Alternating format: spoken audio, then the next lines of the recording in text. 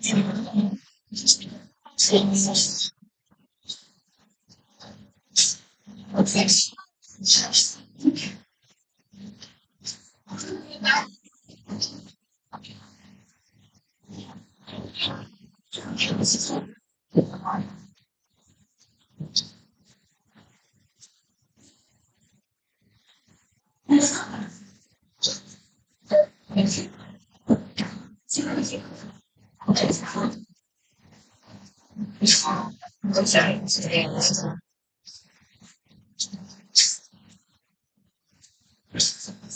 attention to the screen and understand what's across the side.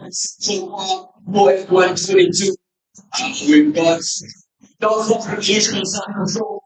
Shortly, no one has managed to get 120. This goes on this morning. Everyone in the globe. Let's see. 2 wins already, right? Yeah. Here the 5 and 7.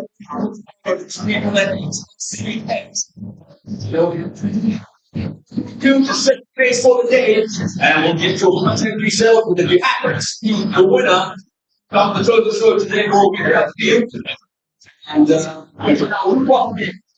you're so far, so possible.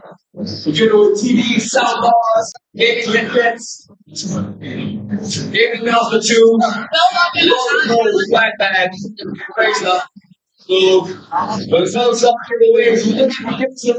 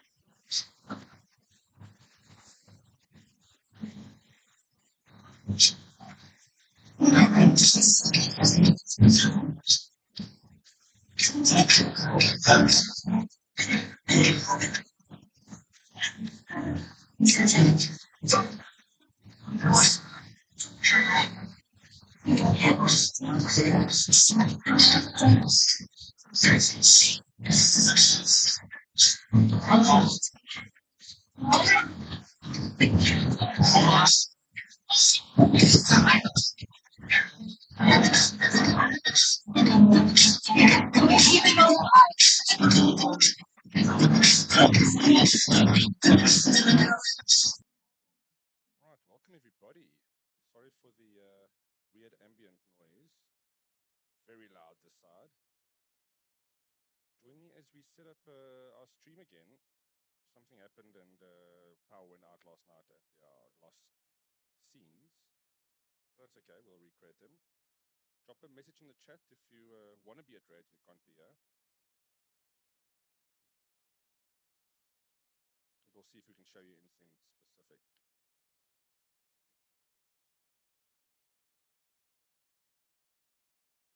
Just adding back some backgrounds for our stream.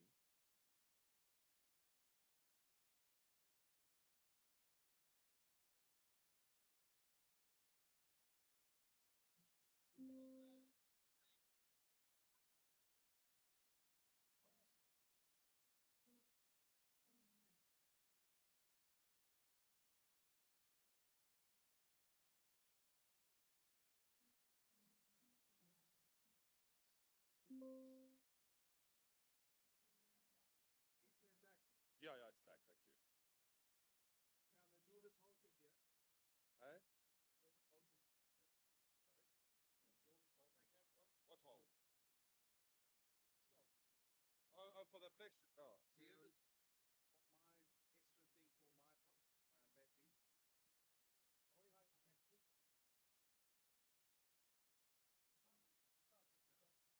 for my battery? The neck phone. Okay, cool. The neck phone. Here's the. Actually, I'll put it in my bag. It is a fast. Start.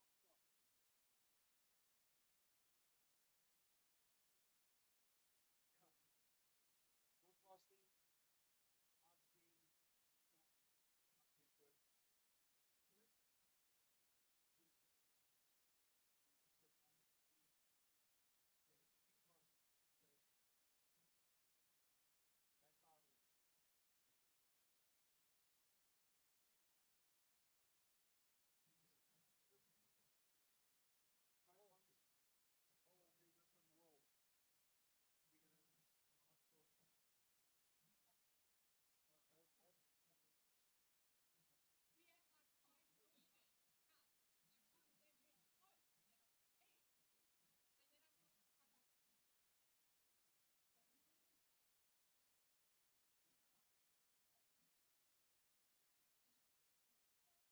Good. Incredible full starting, supporting, so well, one foot, second, but dance revolution, incredible position, and all partners, come on through, line up to the front desk, Josh has tickets to participate.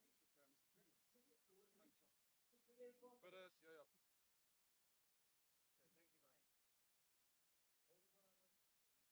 Second, F122 to my right. You got 3 punches on the road. When you come to second, get yourself 10 wins, easy peasy, free for grand final people at PlayStation 5. And on the side of FIFA, get yourself 5 wins in a row, easy peasy, and get through to tomorrow's grand final.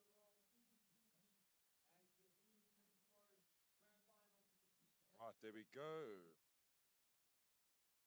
So,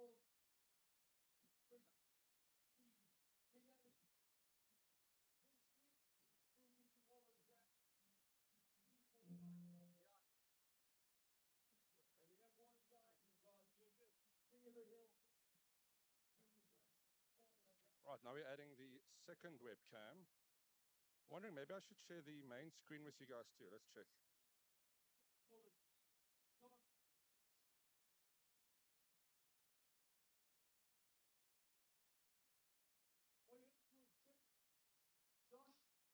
This is going to be interesting. This is an ultra wide monitor. I'll throw it up on the stream now.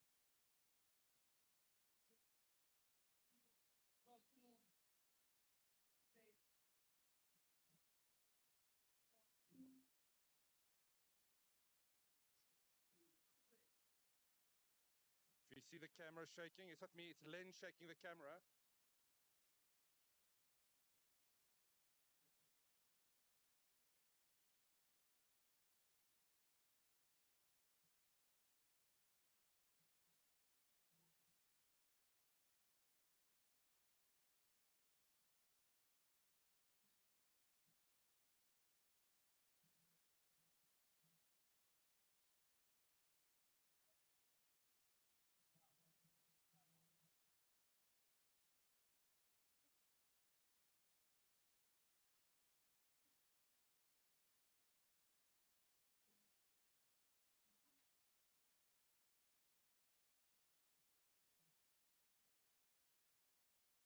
check us out at the Incredible Connection All-Star 48 Pro.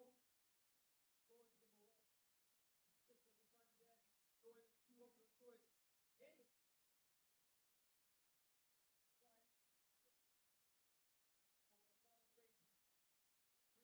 You must just keep me up to date with your ultimate game master. You didn't hear that?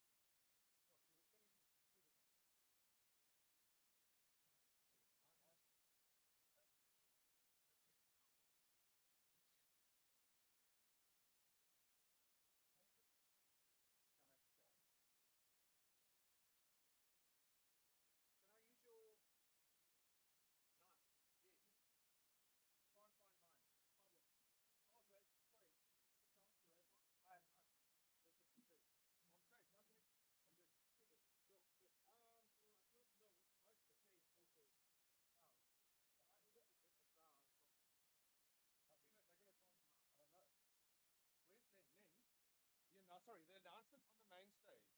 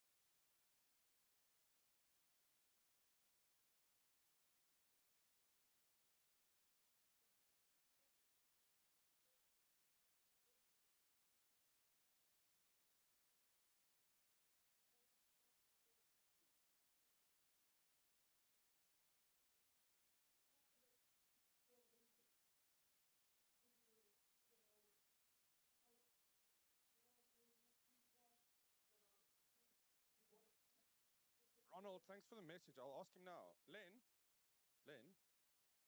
Mr. Len Neary, calling Mr. Len Neary. He won't hear us over the noise.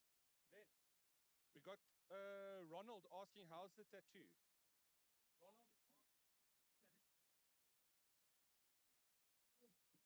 Ronald, I think you can have your answers. Turn this side, turn this. Hey, Ronald, there's a bit of blood.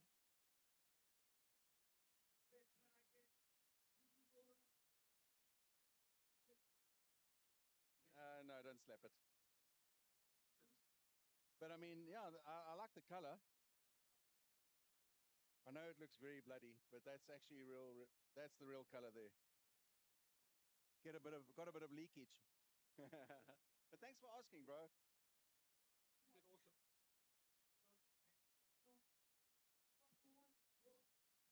Yeah, I think we should get him to do another one on stream. Sadly, we do not have the tattoo artist back today.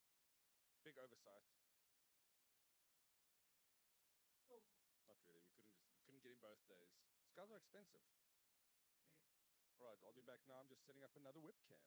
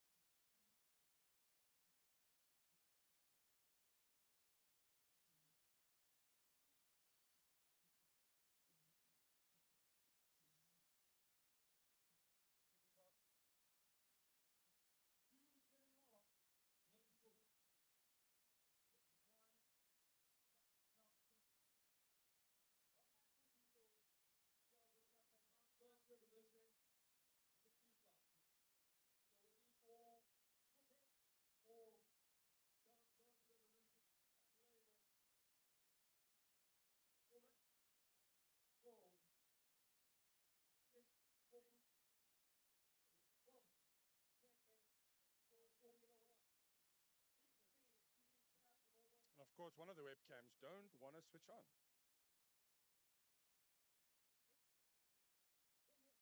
Let's try something else.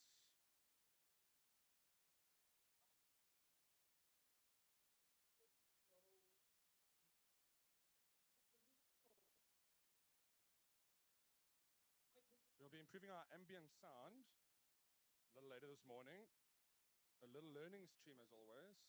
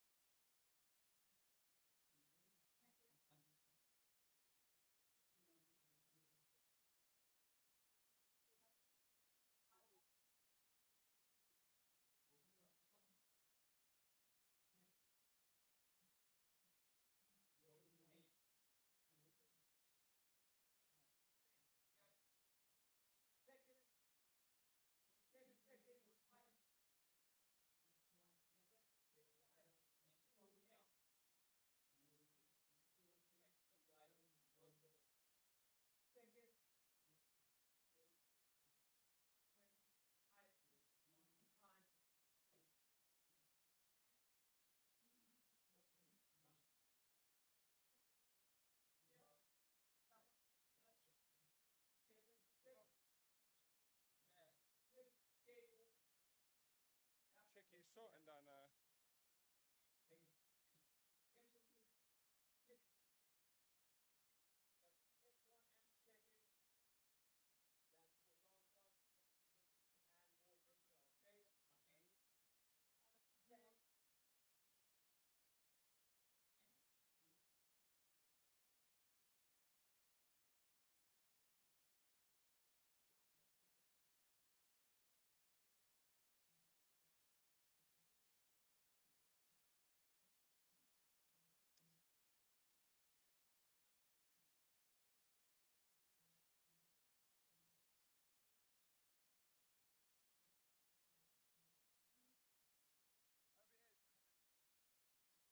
I don't know why it's not picking up. Ugh.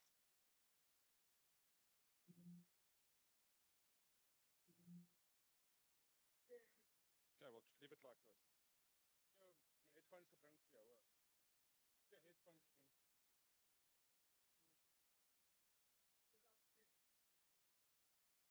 Okay.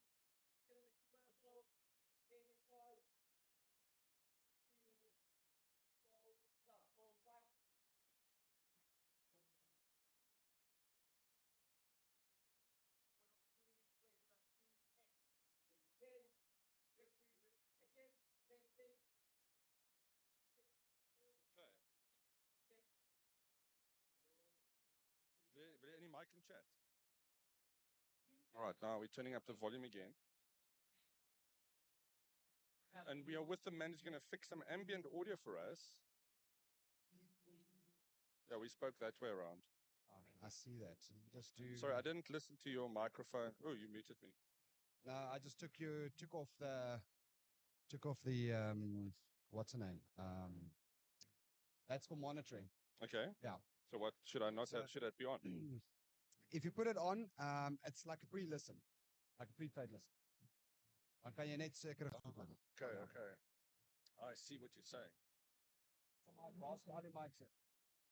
So what Is I it think, dying? what I would like to do is, I would like to let's set up that on another channel, on channel 4 maybe, and because I've got that other mic in the car, so I'll go get it later. But if we can set up that channel to give you the ambience, then I'll just set it up on its own boom later. Yeah.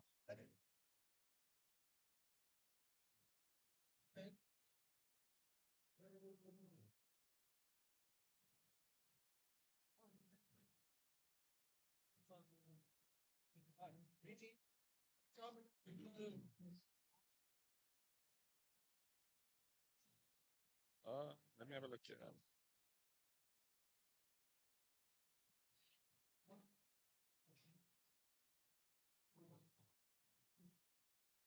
What time are you free, Russ? What time is going to work for you today?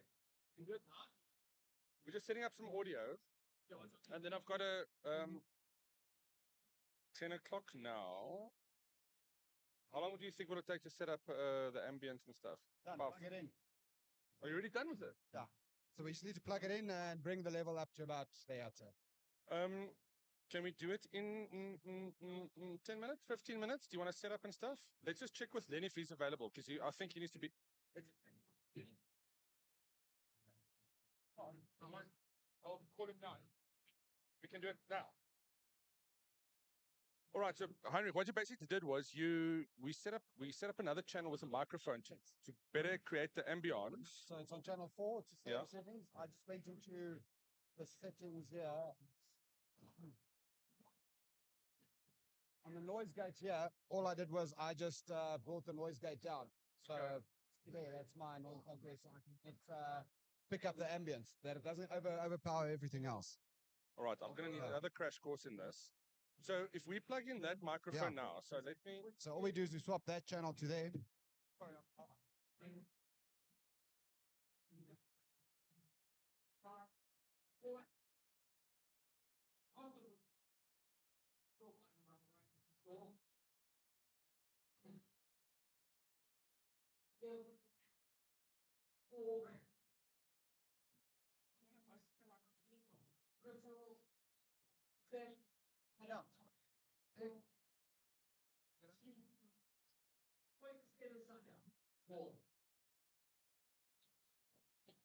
I'll be at 10:15. We'll be ready for you now. Thank you. Okay, so now the stream should sound significantly better because we're going to bring in a lot more of the background ambience. And if the microphone's cut, it won't sound like it goes completely quiet. And I think that's what in an expo like this is something that's desperately needed. Obviously that. Hey? Is dit hoe hy hom wil hê? Klink hy goed genoeg? Yeah, soft. I think, I don't know, it sounds quite loud in my ear. No, but that's because you've got your Oh, is that me? at your headphone level is very loud. Yeah, but if I'm listening to me versus the background noise, that sounds, yeah. Is this the one? Yeah. So you can bring it down there. So then what I want to do, because you can bring it up. Okay. Because one of the things I realized yesterday when I was listening to some of the stream is because our audio cuts off, it's processing so hard, Yeah. right? It sounds terrible if there's no background No, tone. no. So what we want to do here is eliminate that. So what you're doing now is bringing in some of that, Yeah. just adjusting the levels. Exactly. The screen that we're looking, the noise gate that we're looking at now, basically that's telling us where the noise levels are, and then you basically just bring it down and from that, right? So I don't want to attack it too much. I don't want to bring it the noise lower there. So what we'll do is just bring it up. We bring it up here. We'll actually hear it come in. But yes, a bit nicer. So depending on how that's the noise that's happening here. Yeah, that's loud. That's That's loud. loud. So if you bring it down here, just to give it some ambience. Yeah, so because what Yeah. I want, I mean, if ideally when you stream like this, right? Yeah. So just sorry, I can't. Are we even soft? Well, it's about there's a bit of a delay, so let's check again just now. Yeah. We just got somebody telling us we're a bit soft, so let us Okay, know on no the stream. problem. So what I'll do here is I will up the volume there for us. Where's your running your output via USB, right? Yeah, that's USB-C. Yeah. Yeah. So I just want to check our USB because we're not getting level, so you're just running it straight out. Just I want it. So just explain that a bit more. So normally we can actually see your USB levels going up, but because of OBS, you can actually see our. Yeah, it's in OBS. We can see Yeah. it. Yeah. So you can actually, if you want, you can up your volume in OBS because that's where you're going to get your major levels. Okay, so this Yeah. will be a big boost. Just be Yes, careful, guys. that's You it. might pop So your. do you want to get it just before the yellow? Yes. Because So just yellow's before the actually good. Oh, it is yellow. Yeah, Good. So yellow- don't touch yellow. That's it. Once you're going to red, it starts giving you that. Yeah, starts popping and Do it the- crackling and yeah, horrible yeah. sound. So let's do another sound check here. Yeah. Cody's going to do a check for us. Cody, can you hear us? Let's see where he's at. You don't even see half those people. It's Yeah, it's busy. crazy. It's so ridiculously busy. You can see the people walking behind us. Sure.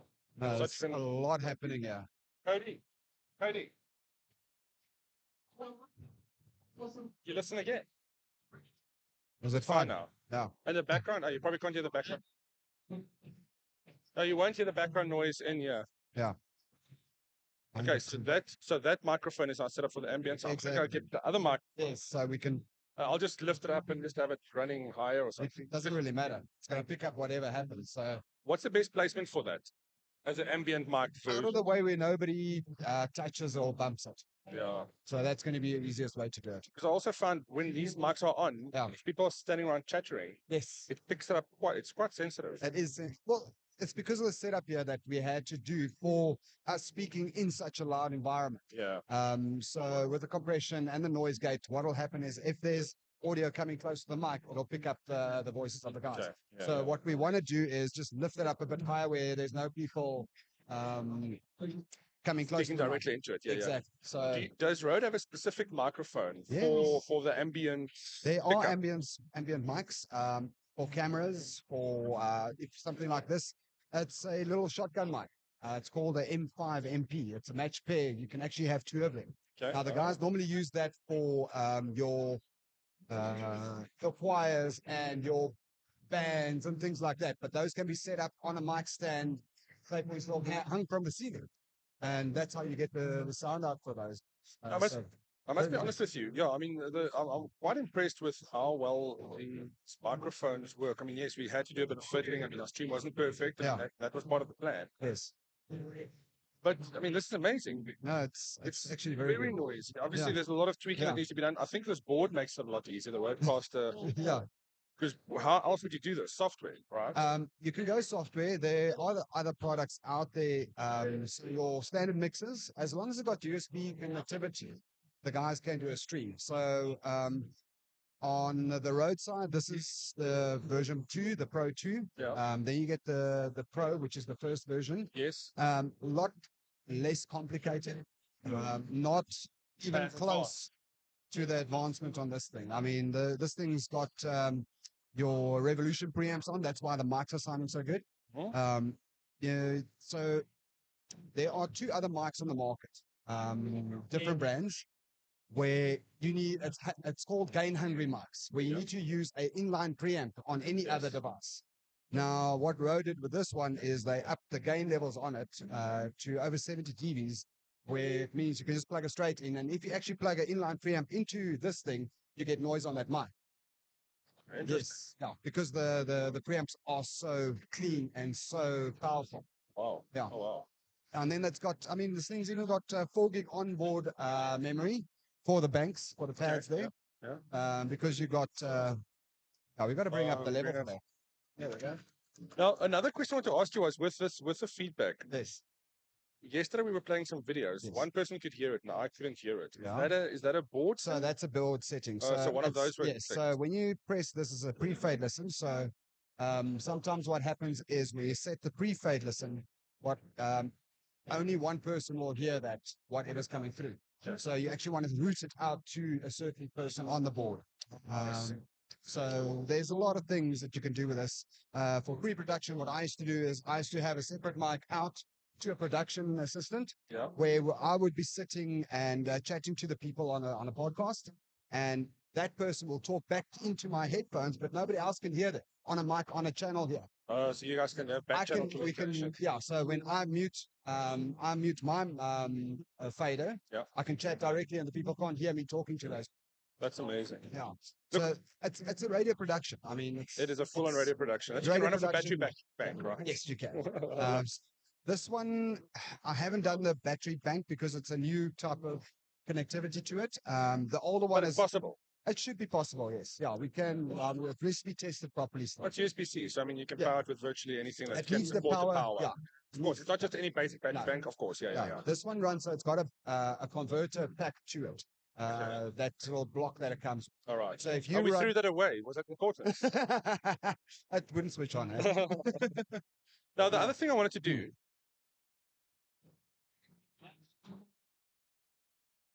So we wanted to set up the cell phone. Yes. So it's your USB-C to USB-C connector. We can run it on Bluetooth as well, eh? Oh, can we? Yes, we can. I wonder if Bluetooth. What gives you better sound? The cable connection. Yeah. Let's do the cable connection. Okay. So this is the cable. Yeah. We need to plug it in the back, right? Yeah. So you'll be going into channel 2 now. We'll have to go and see if we can find channel 2. Let me run. You weren't going around. Sorry.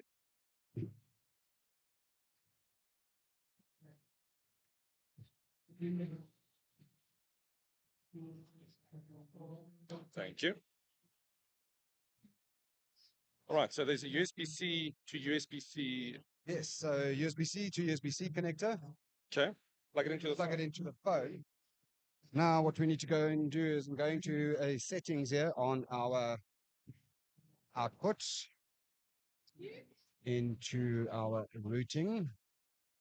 Now we're going to go find channel 2. We're going to go mix minus here. You're going to have to use my phone. That one is dead. Oh, no. Yeah, the only thing is it can't charge via that port. Oh, that's fine. That's fine. Yeah. But no, when I plug it in, how does it pick up the phone? Is it just going through the? That's the processing that it's going through. So everything else is now because I go into your outputs here. You go into routing, and then you'll go into mix minus. So there's a lot of settings on this thing. So let me start from the beginning here. So that's our standard board that we have here with the faders and the meters running. What I'll go do into settings now, you've got your fader settings, so it's each channel fader. You've got your outputs. Now this is the most important part of this machine, is your outputs, because you can set your headphones, you can set your monitor. Monitoring Artis for your speakers, wherever else you're going to go. If you want to do a radio broadcast or whatever else. Then we've got our routing setting in. Our routing, we've got all the channels that's going in and out via USB. Yeah. So you've got your USB 1, that's a standard setting. Then you've got USB 1 chat with mix minus. Now, mix minus is when you are when you don't want a reverb effect on the channel. Okay. It'll give you an echo effect if it's not set on, or it won't even work. That's So do you have to do this for the phone setup to work? Yes. So I'll go into the phone setup here. So that's your USB 2. Oh, the USB 2. I see what you did. Mix minus there. And then there's Bluetooth as well for mix minus. So Okay, that's cool. a Yeah, Bluetooth we'll do that. We will do that in another time. So then we've got that up and running. So that's your Bluetooth channel there, and USB 2 there. So whatever. So if you touch the screen as well, it'll give you the prepaid listen and also your mute on the channel. And then I can go via, when I touch it again, I can up and down the level, depending on what. So is it just a matter of plugging the phone in and then any call that comes in will route through? Yeah, exactly. So that's easy. So any phone I plug in now, somebody calls me, will they hear me through the microphone in there? Yeah, so you'll hear them through the headphones, and you'll talk to them via that, and they'll hear whatever we've got going on this desk. They'll hear. Okay, we're going to try that later. We'll phone up some people. Heinrich, thank you so much for your guidance in this. I hope we're going to chat some more later. No, definitely. I'll come and swing by again. I've got a lot of people to see, meet and greet. You know, yeah. No, you're a busy man. You're a busy man, Heinrich. But so I'll let you go and do your thing. And Thank you. I really appreciate it as always. You've been a great help with this. And I think you're very welcome. once we get one of these, we need to get one for our production next year. We'll do a proper training course with you. We'll sit down and give you all the ins and outs of this. And there's more updates coming out for this thing now. They've just released the new routing setting on a firmware for beta testing. Oh, nice. And once that beta testing is done, that's going to be insane. The new routing, it's ridiculous. So much to explore with audio and streaming for us gamers. Oh, yes. Thank you so much, Heinrich. Appreciate You're welcome. Cheers.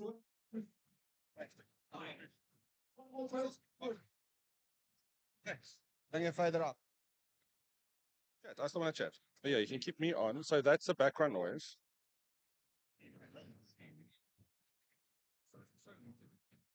Sounding so clear. But what I'm going to do now is I'm going to switch channel 3 back to channel 4 back to channel 3 because I'm going to do an interview now.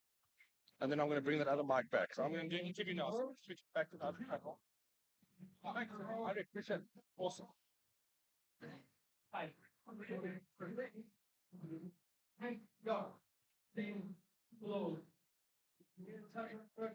So,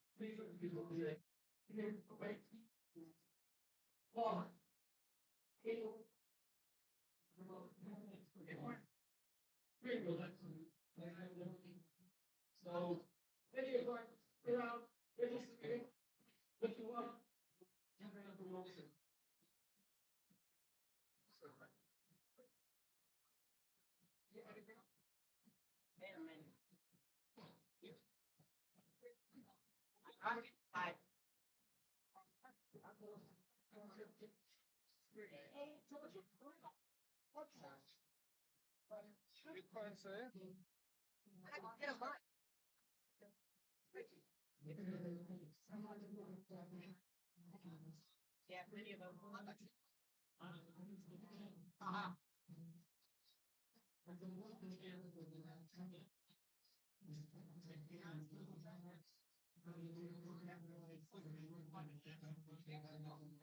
All right, let's just quickly. Can you guys hear me all right? Yeah. Can you guys hear it yourself all right? Yeah. Wait, let me adjust this. Cool. So now with the magic of on-the-fly editing, I'm just going to switch these two around.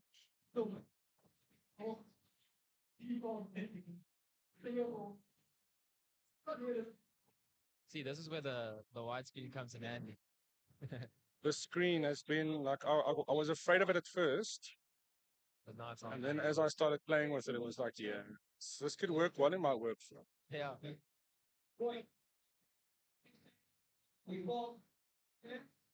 Now, where's my face?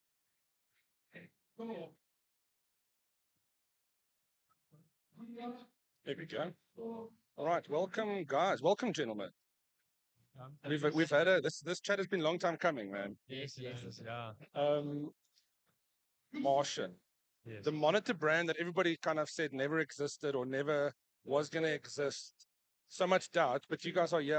I've been playing with one of your monitors for a few days. In fact, it's on the Intel NUC video that we're going to put out next week. Really? For the review on this, and I did it. Just a quick look at it. I mean, because obviously that's a production sample that'll never see consumers' hands. Yeah, but I mean, if that's a sign of what you guys are capable of, I think there's going to be an interesting year next year for gaming monitors. 100%. Yeah. Tell us a little bit about where you guys are from. Introduce yourself, and what brings you to rAge? We can start with Alex. Okay, so I'm Alex. I'm one of the co-founders of Martian. You know, we two best friends from South Africa, Pretoria based, and you know, we saw a market a gap in the market to bring our own gaming technology to South Africa. We wanted to explore the monitor range. That was something we saw as an opportunity. Nowadays, everyone wants an awesome gaming rig, and it's just extremely expensive.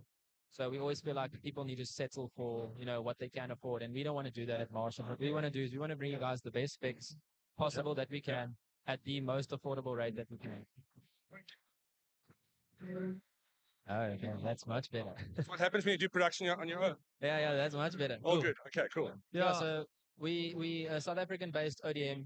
We involved in the process, the engineering, the design, from start to finish with all the monitors. We've been working on this for the past 5 years. You are correct. We did try and start a couple of years ago. Unfortunately, COVID did hit us a little hard, but we didn't let that stop us. We are sorry that we disappeared a little bit. It wasn't really that. We were kind of just working there in the background, making sure that we could bring these developers that you guys see at rAge, and we encourage you guys to come test them. And we're excited to announce we're actually sitting on our 3rd generation monitors that we'll be bringing next year. They're going to be even more impressive. And is that the one that's going to hit the retail space? And that's what you're announcing today in a way too? I mean, you can pre-order these. Yeah, we actually announced it yesterday. But it's essentially just our 4K gaming monitor. Just a few quick specs. It's 4K IPS HDR 600, 144 Hz, 1 millisecond response, all the great things. Quantum.IPS. Yeah, no, look, it's exactly like Alex said. We started the company actually just to come to the market and be able to just change the way things are done. Africa being Africa, it's just a heavy tech dumping site. How many of us grew up wanting just the top of the range or this or that, and constantly having to settle within the space? And we're very much just trying to change the perception that you have to settle. We've been very blessed to work with some very fantastic people overseas and partners. We've got a lot of strategic relationships to be able to do what we do. Our investors are fantastic. We're very grateful for everything that we have. And as far as we've come, to having gone through COVID and to still be I think people don't really realize that was quite a hit. And I mean, to survive that, I think that shows the strength of the dream, 100%. The strength of the vision. It's probably a better way of putting it. Yeah. No, I mean, it's not every day you chat to somebody, especially South African, who wants to South African business that wants to do something that, I want to build a car. Okay, maybe that's a bad analogy because we see what's happening with the old Elon, but it's quite a big undertaking. How do you start a monitor manufacturing, a monitor business, new brand? I mean, you're competing with brands that's been around for 20 years. Exactly. Got brand loyalty over and above everything else. 100%. Well, I think, if you mentioned Elon, that's a fantastic example. I mean, if you look at Elon in the car industry, arguably one of the most solidified markets in the world, those are brands that started more than 100 years ago. Relative to the tech industry, it's extremely old. You've got your Acer and Aces that are 40 odd years old, and you've got BMWs that are spanning generations, when they were building planes. So I think it's the same concept. When you start in the beginning, you very much have to solidify those strategic partnerships. Elon 100% works with and did work with, battery manufacturers like Panasonic and BMW for leathers and things like that. So it's a lot of strategic relationships that eventually help you grow to the point where your economic concept or the principles that you apply in development help you come to market. I mean, how do you bring a Tesla 3 to the market, having worked with strategic partners at less than a 3 Series, for example? It's just mind-blowing. And on open launch, never mind. So it is a bit hard for consumers to understand. But the truth is, we work alongside Acer, Asus, all of them. We're not really a threat to them, and they're not really a threat to each other. It's competition is seen very differently in the eyes of the consumer relative to the eyes of a production house or whatever the case may be. We very much interchange value. Let's call it value. Yeah. So as somebody that may have heard of Martian or not heard of Martian at all, what is that differentiator? Because I've got a lot of options. We've got a beautiful Samsung monitor here. Yes, you do. Expensive. Yeah. And again, niche market, right? This Correct. isn't a everyday unit. This is I want to aspire to have something like that type of monitor. Exactly. But you guys are obviously building real gaming / production monitors for people to get best color, best depth of blacks, best speed. For quality medical, Christmas, for everything. fresh Yeah. rate. What is going to set that version 3 apart when it comes to market? Look, the version 3, like Alex touched on, I mean, Alex was saying, how as a company we've been solidifying, corporate structures to be able to have service for the monitors, posters, logistics, making sure that we can get them to retailers on time, support the products once they're here, etc. I think, Alex can touch on it a little bit. Yeah, so with regards to what we want to bring to the market, and we, depending on the pace at which we can do that, which we're really hoping to Q1 of next year. We want to bring a technology called ADS technology. And for those that don't know what ADS technology, the main panels that are out nowadays is your TN, your VA, your IPS, and then you've got your OLED. TN being, for speed. Your CSGO players love TNs because they don't really care too much about the color. They just want speed. They're not going to be editing video to color grade, right? No. Necessarily.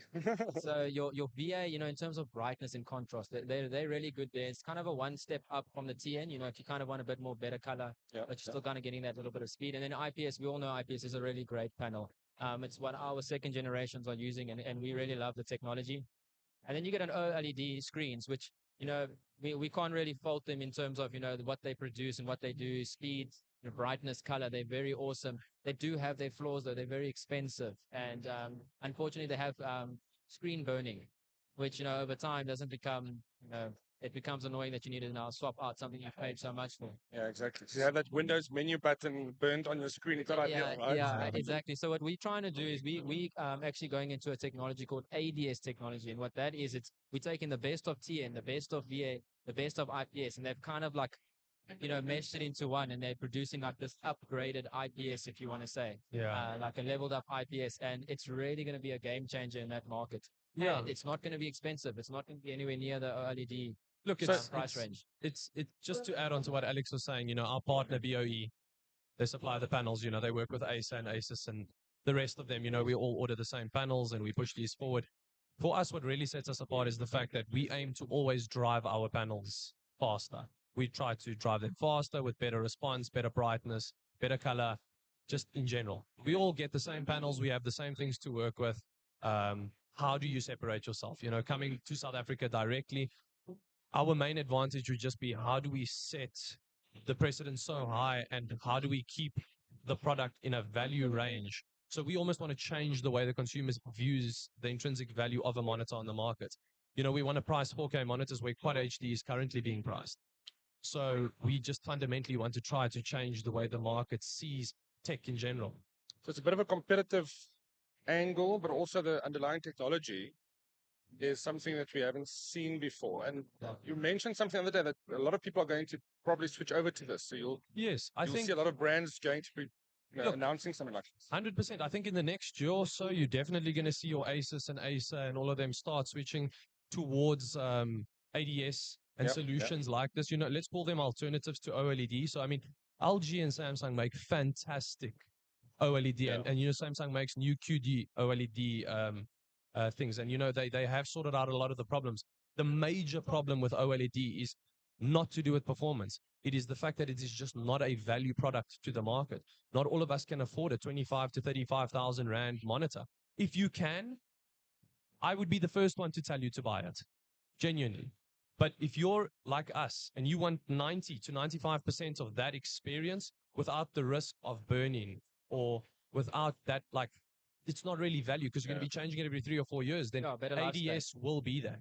And the truth is partners like Asus and Acer and all of them, they are in a situation where they are required to, sort of push this technology forward. But the alternatives will come up strong, and I believe they will come up strong in the South African market and just developing markets in general.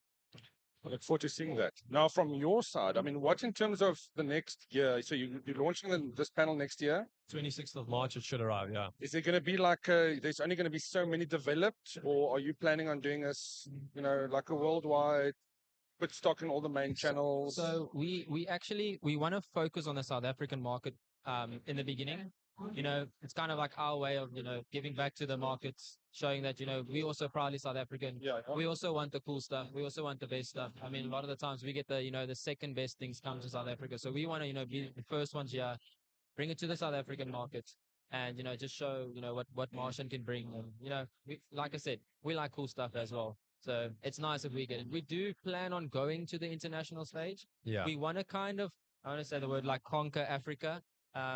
Give back to this side where we're from before entering the international stage. But it's definitely an option. No, of course, people overseas can buy it, right? So it's not the issue. It's more like where you're focusing and who you guys are focusing on. South African gamers, African gamers. African gamers. You don't want to bite off, firstly, more than you can chew. You really just want to make sure that you can do this on market at a time.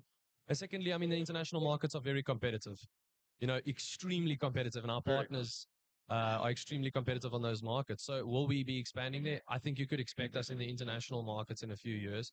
We'd love to expand there as fast as possible, logically, but everything has to be right. I mean, we also have developments in OLED, but we will not bring them to market till we feel we can offer something that is concrete and value to the consumer. That's what Africa needs, I believe. And stuff that lasts. Stuff that lasts. Yeah, lifespan. Because, I mean, if I look at my favorite tech, right? I mean, some of my favorite tech, but if you look after your stuff, the good quality stuff just lasts. 100%. I still use, this is a bit segueing off topic a bit, but my speaker set still is Logitech Z680, 20 years old. I've not been able to find anything that kind of comes close to it. And 100%. It's a testament to good quality product, right? Good exactly. build. I really look forward to seeing what the next year is going to bring. Yeah. I would like to get my hands on that panel, but I also, like I mentioned before, that Gen 2 that I'm looking at, yes, there's a lot of value in that handheld monitor, right? Yes. I mean, that's kind of a showpiece. You want to is. show people, hang on, this is something special. So Yeah. I look forward to playing some more with that next week, I think. Yeah. I'll take it back with me. Yes. And thank you so much, guys. Thanks. And, You must give us your honest opinions on these panels. Yeah, we love improving. We want to improve. We want to be able to bring what the consumer wants. We want feedback from the community as much as possible. And you know what? I know it's an engineering sample. Just look at it like you would a normal consumer. Obviously, don't unbox it. It's an engineering sample. Of course. But you know what? Look at it. Put it through its paces. Tell us if you like it. That's just the way it should be. We shouldn't have to tell you about it. It should speak for itself. Otherwise, it's not good enough. Look, I've played with it for about 2 days, and there's something there that I haven't done a comparison yet, but as soon as I look at it, you can see that there's a crispness to it. I don't know how else to put it. It is. A vibrance to it. Sharp panel on that is really awesome. It's beautiful. I can't wait to play some proper games and really get entrenched in it. So thank you so much for your time, guys. Cool, and then just before we leave, yes. I encourage anyone that would like to test the product. If you're at rAge, or if you plan on coming to rAge, please come past and just try the things out, because everyone knows talk's cheap. We can say it does this, but if you actually get try some hands-on time with this monitor, come try it. We're very excited. We've got an awesome team there. We'll give you all the bells and whistles of everything, and we'll explain to you where we're going. And if you want to be one of the 100 people, I believe it is, to do a pre-order, we're going to lock you in at the stand for a price lock. And you know what? In the beginning, we did actually think, it's best maybe just put down a deposit or whatever the case may be. What we actually want you to do is come there, price lock, get your spots, walk around, do your research, walk around, compare. Make sure that we aren't just saying things. We want you to go around, test. We've got a lot of competition here. We want you to go test the other monitors, go look at them, go talk to the guys about them, come back to us. If you're comfortable, if you're happy, buy one. If you're not, don't. And then just what we mean by price lock, we're obviously running a special, right, for a 4K monitor. Yeah. And the 4K monitor expects, we encourage go look at a 4K monitor for the specs that we're running, and just look at the price. The prices are they're quite hectic. So we're running it at an extremely good price. And what we encourage people to come through, tell us about yourself, and we'll price lock you it. So when we do bring in stock next year, you know, we've got you. You were at rAge. You supported us. We've got your name. We've got your details. You will get it at that same price. What is that price like deposit you need to put down? 2,000 Rand. Okay. 2,000 Rand. And then you've got two options. You can pay it off when you actually receive the unit, when the resellers receive the unit, or you can pay it off over 3 months in installments, interest free. But what we're doing actually is, if someone doesn't, you know, they can't put down a deposit, we do understand, you know, it's quite a bit of money. You want to know, do your research. For something that you still want to look around for. So what we'll do is, you don't have to put a deposit or anything.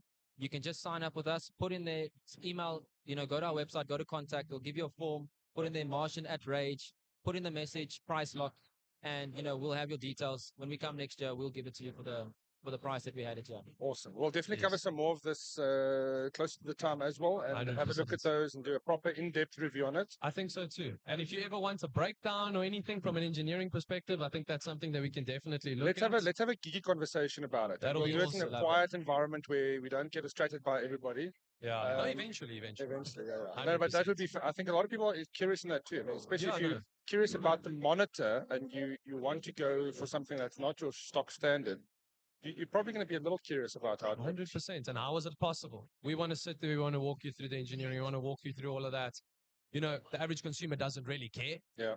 But that enthusiast, the oak that I grew up trying to be, I really want him to like it, and he needs to come see how we worked on it. It's awesome to talk about, and we're just passionate about the market. So I take it you like this monitor. Yes, of course, a little bit, yeah. Now, the other thing, in closing, I want to say, I mean, it's not just buying a great monitor with fantastic specifications, futuristic, dare I say, but you're also getting a cool logo on the back of the monitor. I mean, that is a pretty cool little touch. Thank you. A little Martian in front. I mean, it's nice to see something different. No, we really wanted to. I mean, our competitors do a fantastic job of branding and just the logos. You want that computer on your desk. You know, it's got the RGB. Not a Martian, though. Doesn't sound like a Martian. Doesn't read like a Martian. So we really want that RGB. We really want all of that as well. You know, we want you to buy it because you are proud to have it and you think it's the best and it looks great.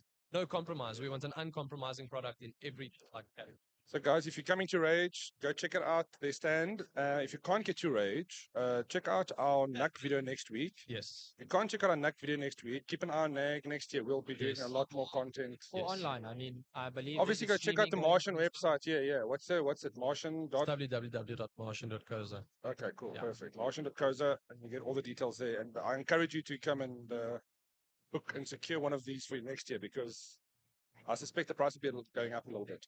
Oh yeah, quite a bit. Well, I mean, we don't know. I mean, the global price is everything is going to get more expensive. Everything right? is so it's getting more expensive. Yeah. So it's good to get a good deal when you can. 100%. Thanks, guys. Appreciate it. Cool, thanks. Cheers.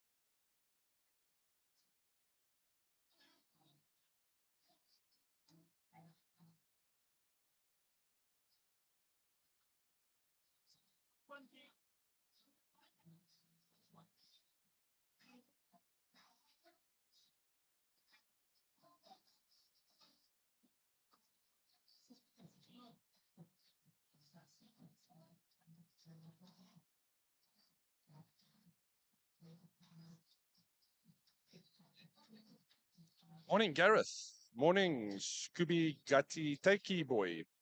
I hope I got that right.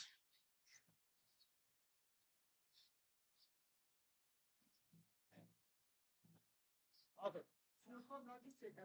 Check Riyadh Super Lights. No Nutanix.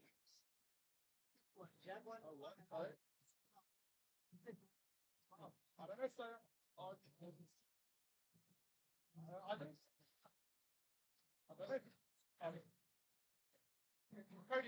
Cody Trent, we have a super light. Super light. What?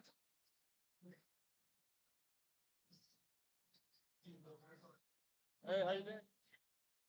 Wow.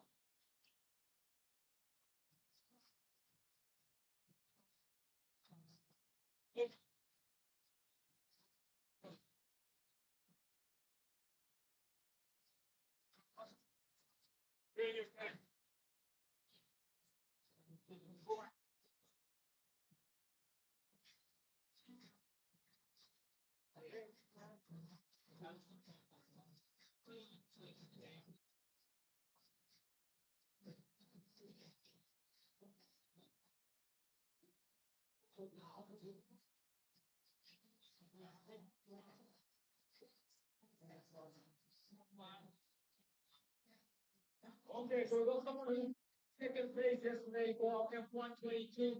They just opened up the new box. Wait, so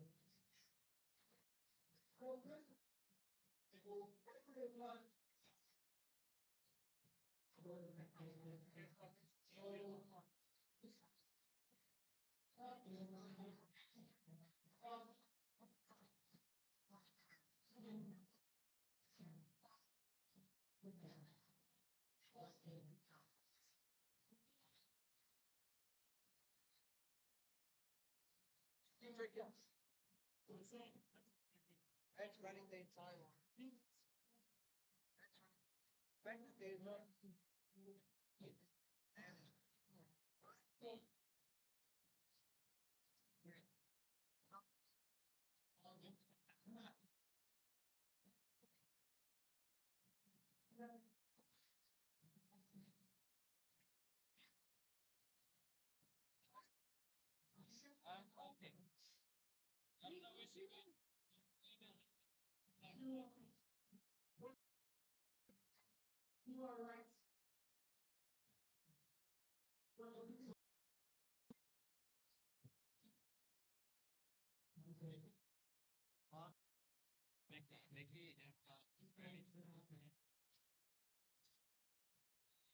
Artis. Yeah, they left like that. Oh.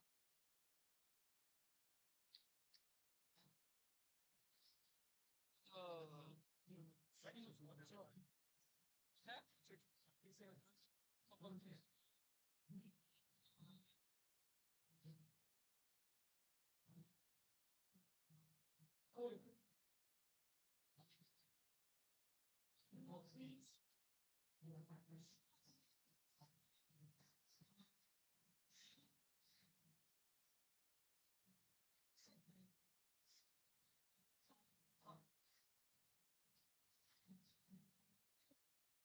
Sorry.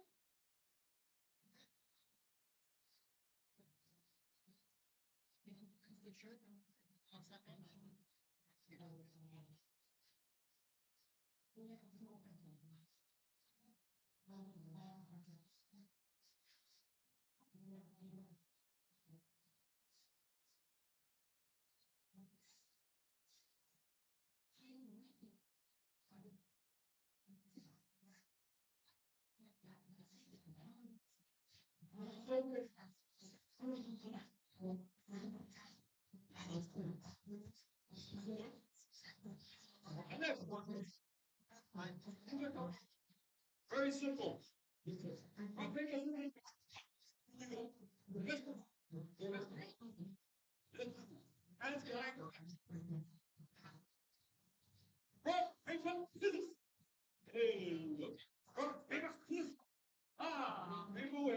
There you go.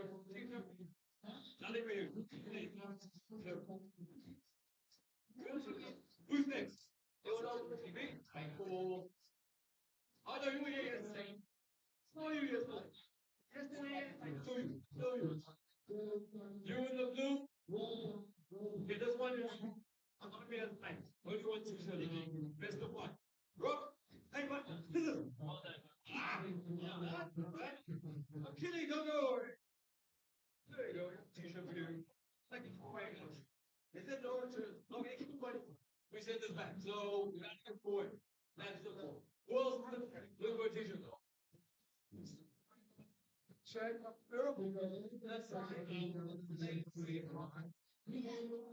best support. Go pick the scissors. Hands it. Here we go. Rough. Scissors.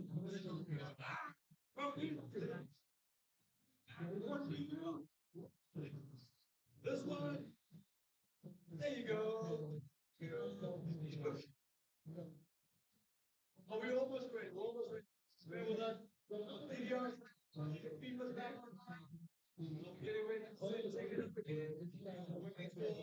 Race simulate the souls get back.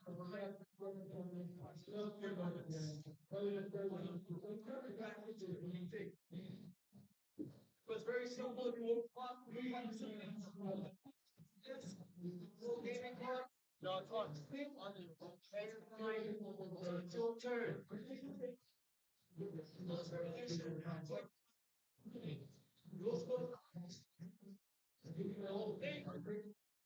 Taking it FIFA, 10 minutes a second, 5 FIFA, back to our compete on Xbox Series X.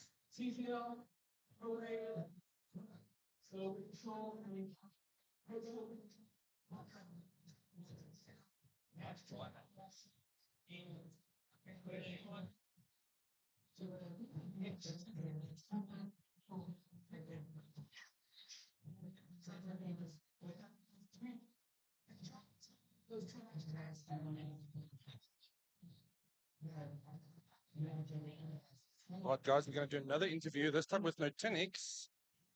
Very interesting company because they're doing very cool things with game servers. And if you're into LANing, hosting game parties, this is definitely something you want to be listening to. Phillip from Nutanix, how are you doing, sir? All right, yourself, Rafa. Good, man. Good, thank you. So for anybody that doesn't know you and Nutanix, please give us a quick rundown on what you do. What does the company do? So Nutanix is we're a software company that play in the private and multi-cloud space, right? Yeah. Cloud is the next thing that everyone is big in. Yeah. But what we're working on is a way to allow people to build their own private clouds within their organizations, data centers, or whatever wherever they want to do that. Yeah. And to give them that gap of bridging between their own private cloud as well as a public cloud environment like a Microsoft's Azure or Amazon's AWS, something along those lines. And what makes it different? Is it affordability? Is it where it's located? I mean, what is that differentiator? Or is it just a different offering? So the big thing is this was born out of when we launched our first product in 2011, when we came out of what the Americans would call stealth, right? Yes. Yeah, because obviously they love the word. We launched a product and it was a whole new way of building data centers, right? We took the traditional way, collapsed it all into modular building blocks, and that was called hyper-converged infrastructure. So we literally took convergence to the next level, right? Yeah. All the analysts credit us for building this whole hyper-converged thing, and the point around that was to completely simplify how people build data centers, how they build IT environments, server storage environments, and the whole lot. And by moving everything into software, right? We all know software can be quickly patched, can be quickly updated, can be quickly deployed, upgraded, or whatever the case may be. So the only reliance on the hardware is to just give me CPU, memory, and storage to use. That's it. There's no specialized hardware, no fancy stuff, anything along those lines. Just a bunch of compute, bunch of storage, bunch of networking, and off you go. So there's a business side and there's also the gaming side that you guys are toying in? Yeah, so we realized, obviously we're an organization, right? We're there to make money. So we realized that in South Africa, there is estimated something like 25 million gamers. And on the African continent, we're looking at about 40 million gamers. Wow. Right. Those are big numbers. I didn't even know those numbers. That's impressive. So that's kind of the bit of marketing study that we did. And then a couple of years ago, we got involved with NAG on the rAge side. Yes. So we provided, some infrastructure for them to run, specifically the LAN. So the caching servers and breakouts and all that kind of stuff with DNS and infrastructure, just networking infrastructure. So all of that runs on our kit, which we make available for them to run the NAG LAN on. Yes. We've also, partnered with you guys where we've got a lab environment here in South Africa where we make some of those resources available, where NAG actually hosts some gaming servers. Specifically at this point in time, it's all ARC-based, but we're in the planning. Because there's ARC fans, that's why. There's a demand for that. There's a demand for that, right. You can go check out the Discord server if you guys didn't know about this. So Nutanix has been the guys behind those servers, and it's really just, again, for us, a bit of more demand. So the more people tell us what games they want to play and have local hosting on, we can make it happen. 100%, yeah. So, that's kind of the relationship. For us, it's to get visibility and, just share of mind and presence within the gaming environment. It's the misconception that people have got of gamers being, someone stuck in his mom's basement. that doesn't hold true anymore, right? yeah. Nowadays, it's CIOs, CTOs, CEOs, those kind of guys are all The they- people that they're grew up us. with gaming. 100%. Exactly. I They're think, us. and this is one of the things that makes, I always say the business of gaming is now fun Yes. because we grew up with gaming, you grew up with gaming, you're 100%. now running this massive organization that does amazing things in a business environment. And traditionally, that's what those companies only do. Yeah. But you see the vision and the need for these gaming Yeah. servers or just 100%. infrastructure for gamers because Right. low latency, local, access to that community. 100%. What are your future plans for that? Because that is pretty impressive. So obviously, to be honest, this isn't like a corporate strategy. It's something that we're doing in the local market because a bunch of us are gamers and the whole lot, and we've seen the need for that. So this is us reaching out to call it an untapped market, and obviously supporting the gaming environment, and then eventually we expect something will work for us in the long run as well. Yeah. Is this a product offering that will be available at some point to customers? So if I want to set up my own server that I can go through and get the setup? So we don't do that directly, and we probably never will. Okay. But we do work with partners. So as an example, the situation that we've got with rAge or the NAGLAN this year is we had hardware earmarked for it and a whole lot, and then life happens. So that had to go elsewhere to help out a customer. So we worked with one of our partners. They provided us with the hardware and all that kind of stuff. We provided our software, set it up, and that's what's running here today. And that was done by Lenovo. So we've got a bunch of partners out there. We also have some of the service providers today running our products in the environment. So this is something that we can do through them and, in partnership with those service providers and then, obviously make that available locally. That's fantastic. I mean, it obviously means you just get things done. Yeah, 100%. Tell us a little bit about what's happening at the NAGLAN and the service. Because a couple of years ago, everybody just had a network switch connected to each other's machines. Then the NAGLAN upgraded to having a dedicated server to cache some of that bandwidth when people download stuff. Where do you fit in, and how does that dedicated server work for a NAGLAN environment? So what we've got here, you had a single server in the past, which is obviously, from a technical perspective, that's a single point of failure. That dies, everything dies. End of story. Yeah. Thanks to ESCOM, that could happens all the time. That couldn't be too much of an issue to happen nowadays. What we do in our environment is everything that we do is 100% fault tolerant, right? So there's no single point of failure. We effectively have 3 servers that we've got here that's running in a cluster, with one of them being kind of considered, if you want to think of it in the old way, is it's a hot spare. So 2 of them are actually doing the work, and the one of them is just sitting there for in case something goes wrong, and then they will pick up the load while we get the other one fixed. So we're building a big clustered environment, and everything on top of that is virtualized. So everything runs on top of our own hypervisor. For those that are interested, you get the big guys out there like, VMware's got the SXI hypervisor, Microsoft's got their own Hyper-V, the whole lot. We've got our own, which is it's basically a license-free product. It's just part of our software. It's a tick box. Yes, I want to use that. Yes, nice. Right, which is 100% customizable, made bulletproof to run on top of our environment. On top of that, you guys have gone and virtualized all the services that you provide. So your caching service, DNS, DHCP, all those kind of good things. That's what it is right now. So I actually have some of the stats from the last time we did this was in 2019.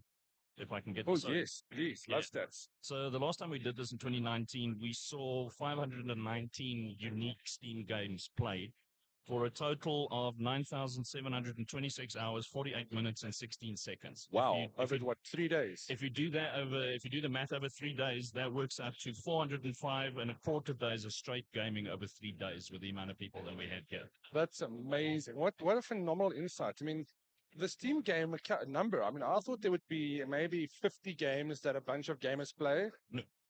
That is amazing. It's insane if you think about it that way. But even people come here and then they're like, oh, Steam game, and then they go. Well, I hear about a new Steam game and I tried and I play it. 100%. Oh, look, my friend's playing that. Can I join in type thing? So that makes me want to go LAN right now. We should just move this desk. We served, call it 72 terabytes worth of data to gamers. That's obviously, part of the 926 games that was unique Steam games that was played at an average throughput of 8 gigabits per second.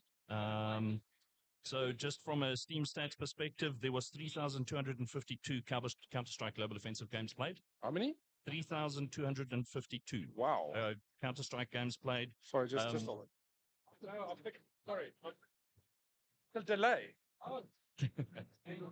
Sorry, the boss is just giving me grief about the blurred. And we fixed it. It'll get fixed now. There we go. Wait. There we go. Action. It's just a delay on this thing. He was panicking.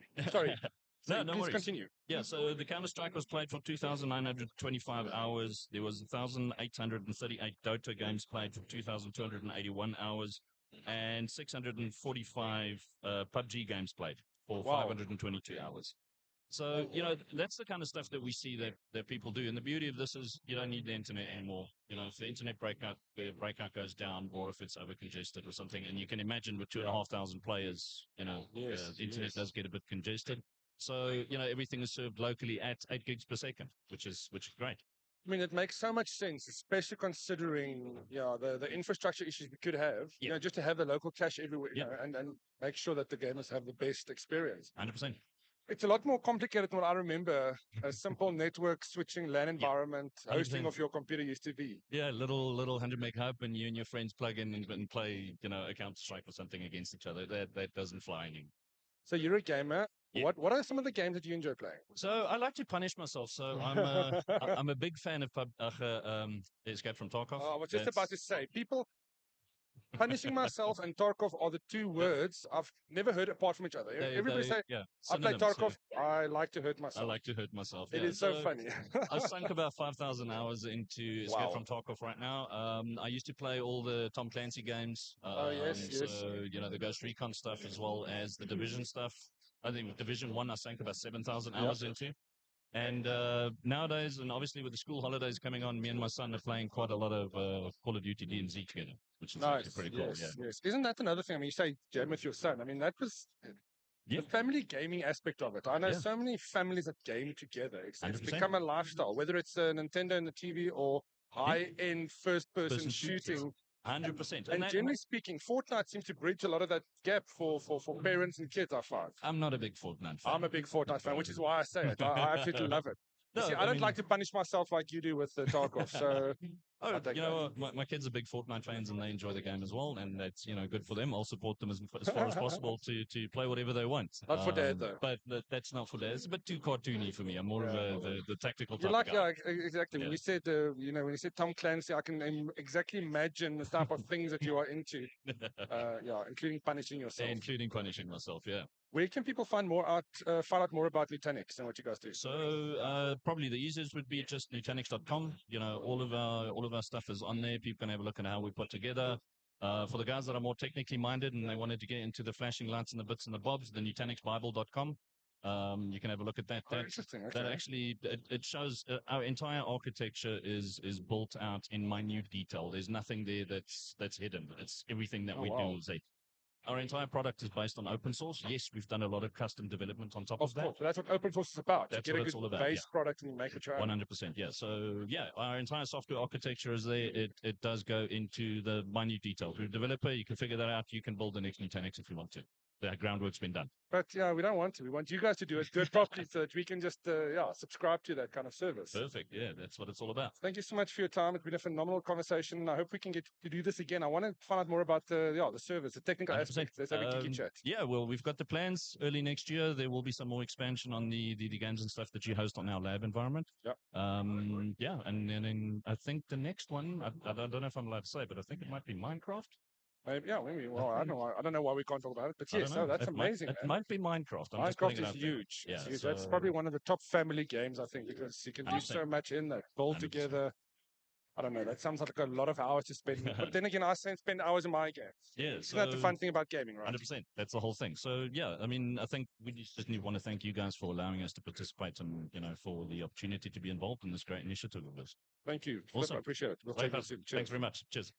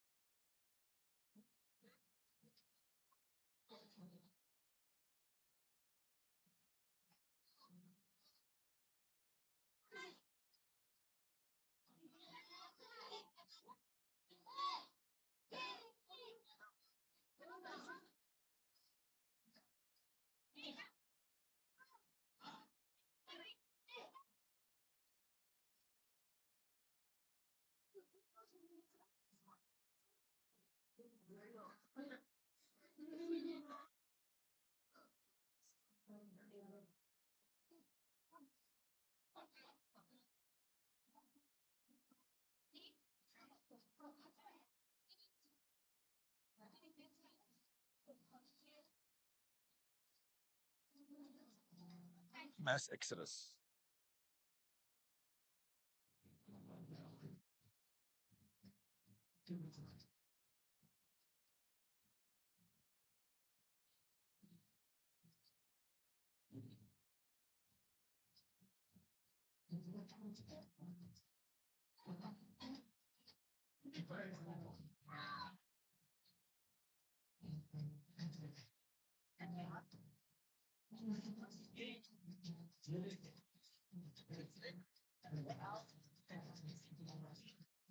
Check to the setup, yeah.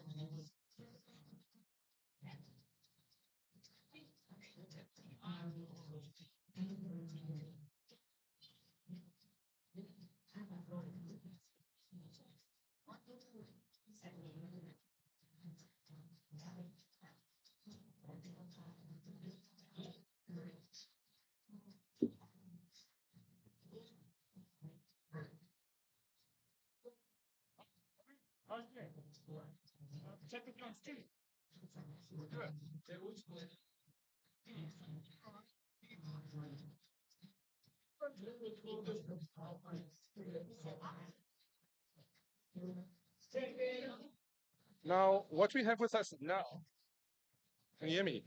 Yeah. All right, I'll bring that up. Yeah. A very special guest, guys. Look at this. Hang on, let me just do this little.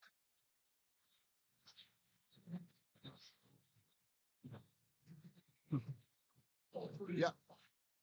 So, well, what's up? Can you hear me? Can you say something? Yep. All right. Hi there. How's it going? Hey, so how are you? I'm thirsty too. Lekker, man. Lekker. Please introduce yourself because I don't think we really know each other. Yeah. My name is Caller. And what brings you to rAge, sir? Well, all the awesome stuff. Are you a gamer? Yeah. What? This guy's been at the LAN for, I don't know, since, I don't know, since like 2003 or something, 2005. So you're a gamer by proxy, basically, because your owner is a gamer. Now you have to sit around and wait for him to finish your games. Well, I'm better at him than in the games. So what is your beat? What do you play? Well, I play Dota 2. Yeah. Yeah. So usually I tank with axe. And what do you play? PC, console, mobile? Bit of everything. Been playing the new Pokemon, and with all the bugs and glitches, like my arm here, it's basically the same as the game. So yeah, and some PS4. All right, all right. Yeah. So tell me, what are some of the challenges you face as a dog in gaming? Because I don't see a lot of representation for canines in this industry. Well, not much as a dog, but as a puppet. Not enough puppets in gaming. So yeah, the thing is, I live stream with some other guys in the with a hashtag Cotton Connection. So you can find us on Snowdove's channel. Yeah. Yeah, the other guys are all in America and stuff. So usually it's about 4 o'clock on a Sunday morning. But yeah. You're an early riser. Is that basically what you're saying? Early rising for gaming. Well, yeah. Early rising. And yeah, we've got some other gamer puppets there. And yeah, the thing is. Well, tell me a bit more about your community of gaming puppets. Well, not all of them are gamers. Yeah. Yeah, they're all into pop culture and Star Wars and all of that kind of stuff. You know, Lord of the Rings. It depends. We're a very diverse group. Just we don't Clearly not do the mainstream stuff. So yeah, we don't really like the way the Muppets are heading, so we just decided to do our own thing. All right. So you are actually leading a new rebellion. So your t-shirt's actually correct. I see. Yes. That's more than just a clever shirt. So what are you expecting out of the rest of the weekend? What can we expect from you for the rest of the weekend? Well, from me, I make some more videos, make some more appearances on other live streams. Yeah. Yeah, that's the plan. And what else? Let's see. What is your message to gamers out there who has not played or encountered a gaming puppet yet? Well, be nice to them. Be nice to noobs. And understand that when you're a gaming puppet, you only have one hand. So you're going to struggle. At least initially. So yeah. Oh man, thank you so much. That was hilarious. Good luck for your puppeteering. Awesome. No, and enjoy the land. Yeah. No, thank you very much for having me on. Thanks, man. Thanks for popping around.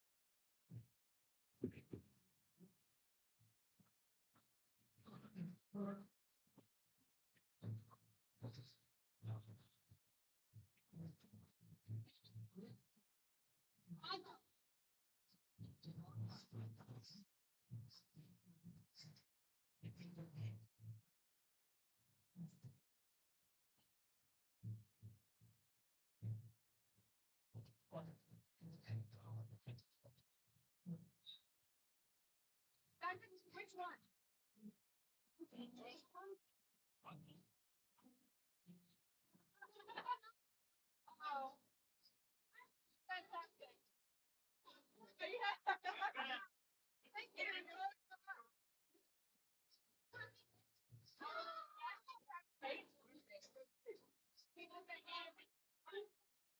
If you guys say farming, whoever gets the best Lord Okay, guys, we're going to throw a challenge again a little bit earlier. Okay? The two sides. Okay.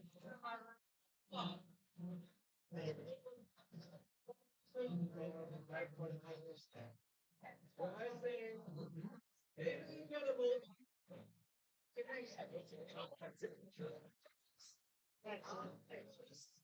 say five.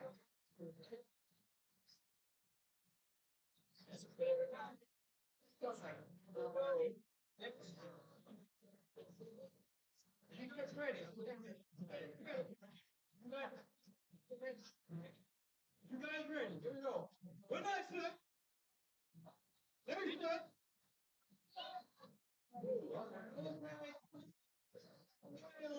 When you say, there's love. Oh, I think you're right on this side. You guys get one of the sorry guys. Okay, let's start picking out some stuff. Don't do it wrong. You know the stuff, give it away. And just see what we talk about. I'll bring this legs closer here. Give everyone in there something. Hey, you see how that box? Make sure it looks like you. It looks like the box. Let go of the box. Yeah. Okay. That was pretty good. All right. And there's people walking up the road shouting, don't give them anything. We'll see you guys later. When you come back and shout. There's people here that are walking like that. Only the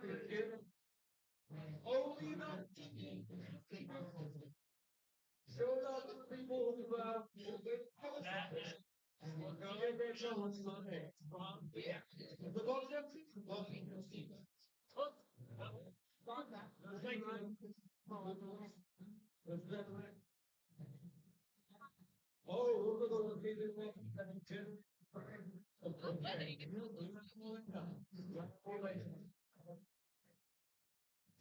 Big up to the guys who made noise. Inside, boys and girls as well. Good right. Thank you very much.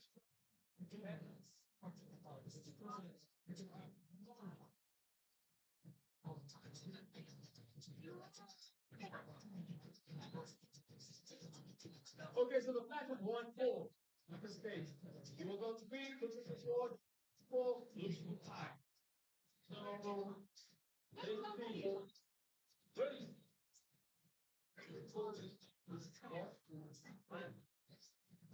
See you on. My game. I'm going to be able to beat the back. Looking good. One more game to win.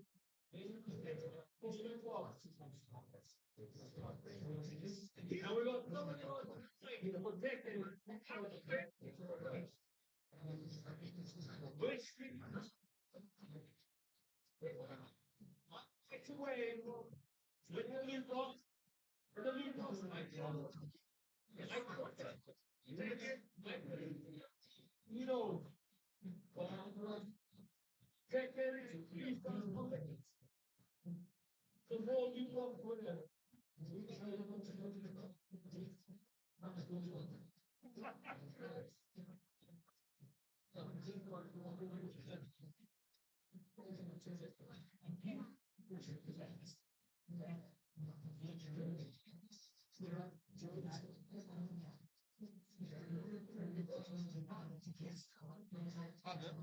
All right, we're looking for. I'm from Quick to ask. Check the lady over here. Okay, there you go. That's it. Take it, 10.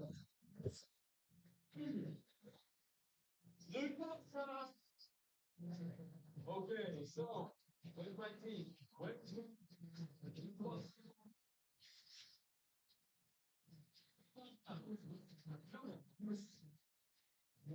Hold on, wow.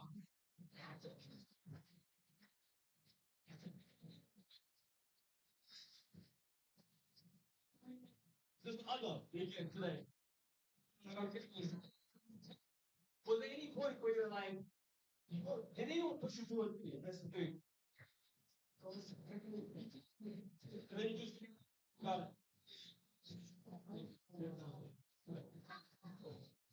you guys ready to stick around? Have a seat. Hope you get into this. We'll talk about it all this time. I'm going to go look at. So we're putting on balls. And who knows? Prior sitting in front of my new box. No, have you? Feel right at home. We'll find one of the new homes tonight. That quick street technique. An opportunity to take both guys. Show them all. One of the two players don't watch me. Speed together. Ready to do. We'll go today. Take away from open trees. The dash will need to make it wild. If he doesn't go for the box.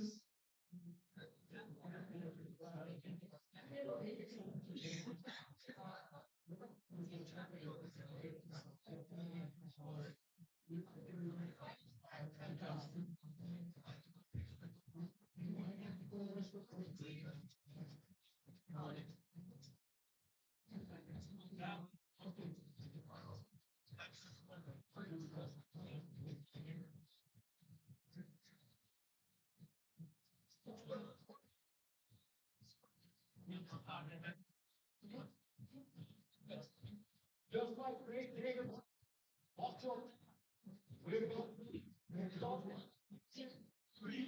what do you want to do?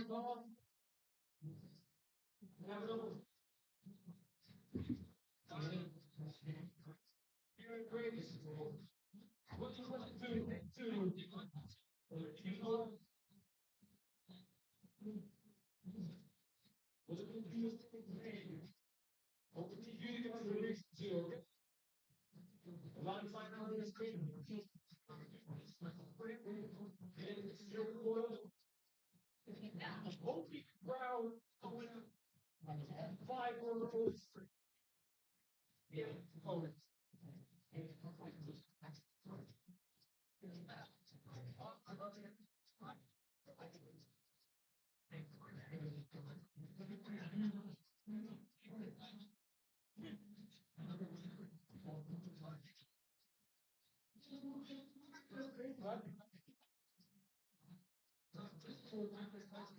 On the people side, you go gold, you go gold game rose, before it was like, what?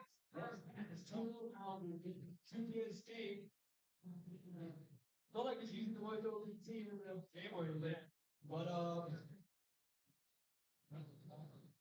yep. Spoiled. This is World War II, current score. On the roots, look for a five, straight victory.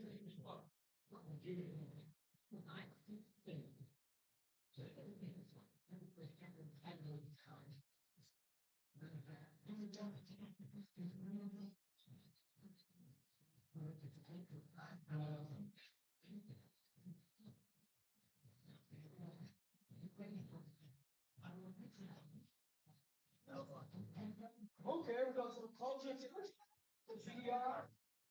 You go there, like, usually what happens today, like, what is it? So they're very well. It's going there it is. Smoke the day. Smoke it. I'm done. Will it hold? And that just time.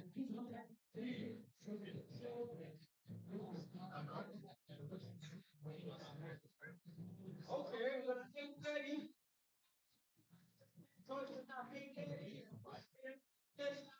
The salt or double touch it out for the top one. They have it. Ready.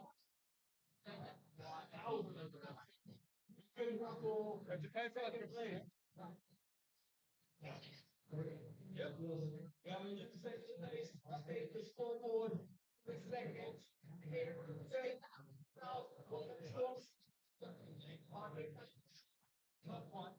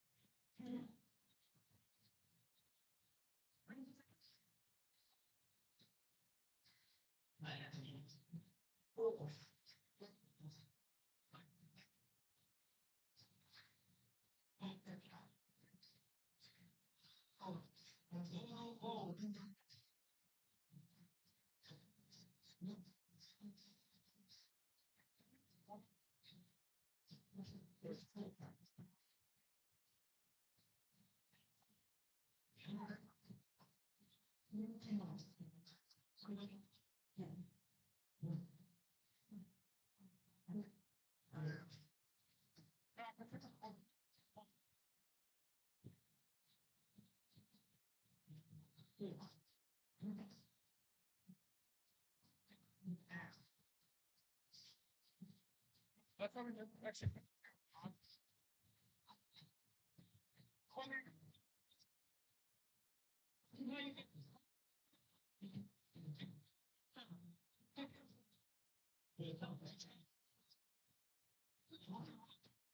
Stay on this camera. Countdown to Christmas. 2, 1. Not 22. Copy 2. Second.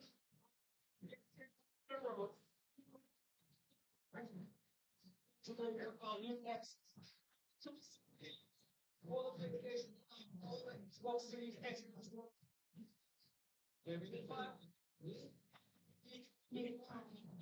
No problem.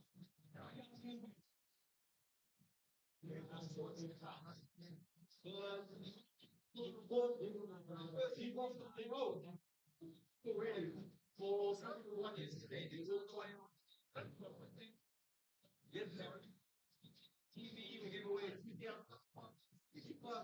give away more gaming headsets. That's good. Good man. 22. Keep your eyes peeled on the scoreboard. Keep up the big. Then light up for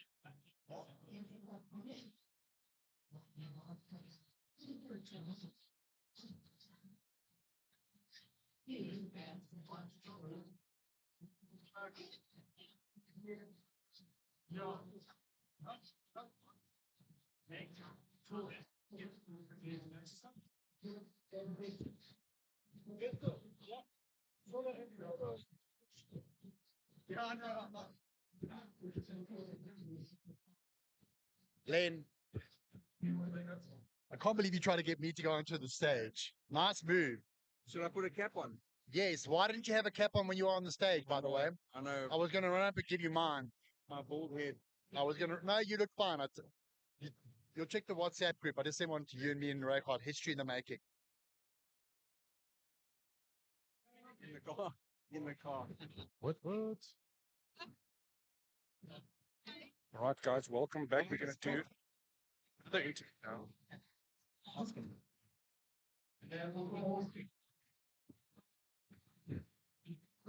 So the audio is going to fluctuate a bit. I do apologize about that. That's lovely.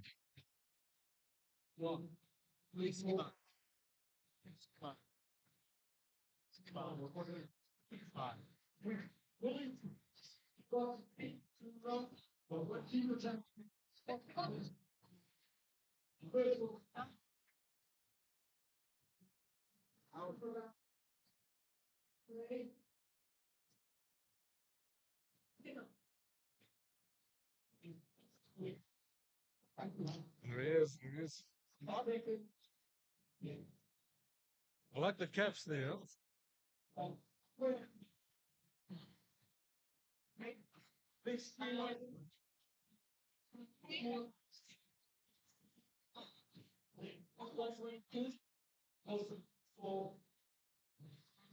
Right, Andy, we ready? You can't share a headset. You'll just say you'll just say the microphone. As always, we're waiting for Len. What's that? Stony. Stony Zero. It's the only. Oh,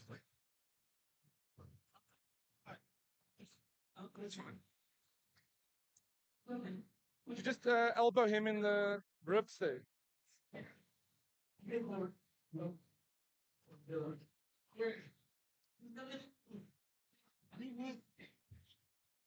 I think I can. Trying to see, Dave. Yeah. What do you mean that? Yeah. Better. When you rise in the morning sun, I feel your touch. Nice. Yeah, please keep us busy with some cool tunages.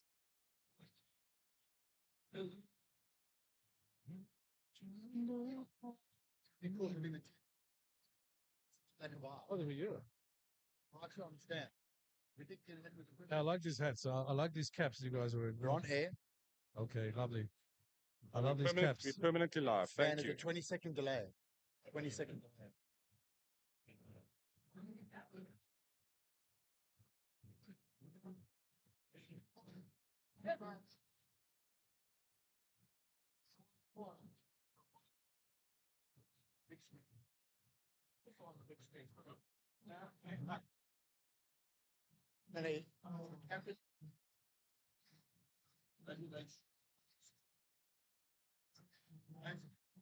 These mics have such a lovely Raycard, are we ready? sound. I'm just waiting for him, yeah. Yeah, these mics are amazing. Amazing. Shout out to Rode for the supply of them. Beautiful microphones, yeah. Here we go. Come.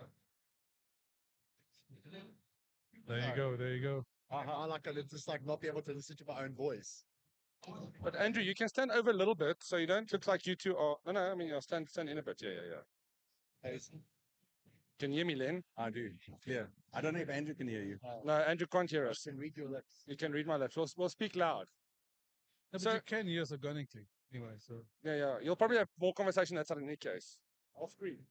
One way to keep it. So, guys, we have a pretty big announcement. I mean, it happened on main stage now. For those of you that don't know, please, I don't know, who am I going to throw to? Len. Throw to Len. Len.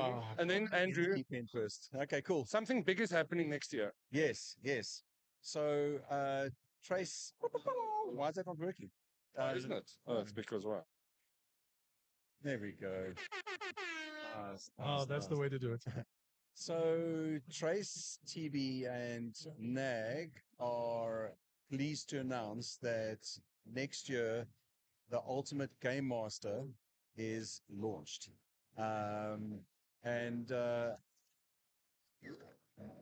So why the partnership between Trace and NAG? Well, Savan will go into a bit more detail on from a Trace perspective. Personally,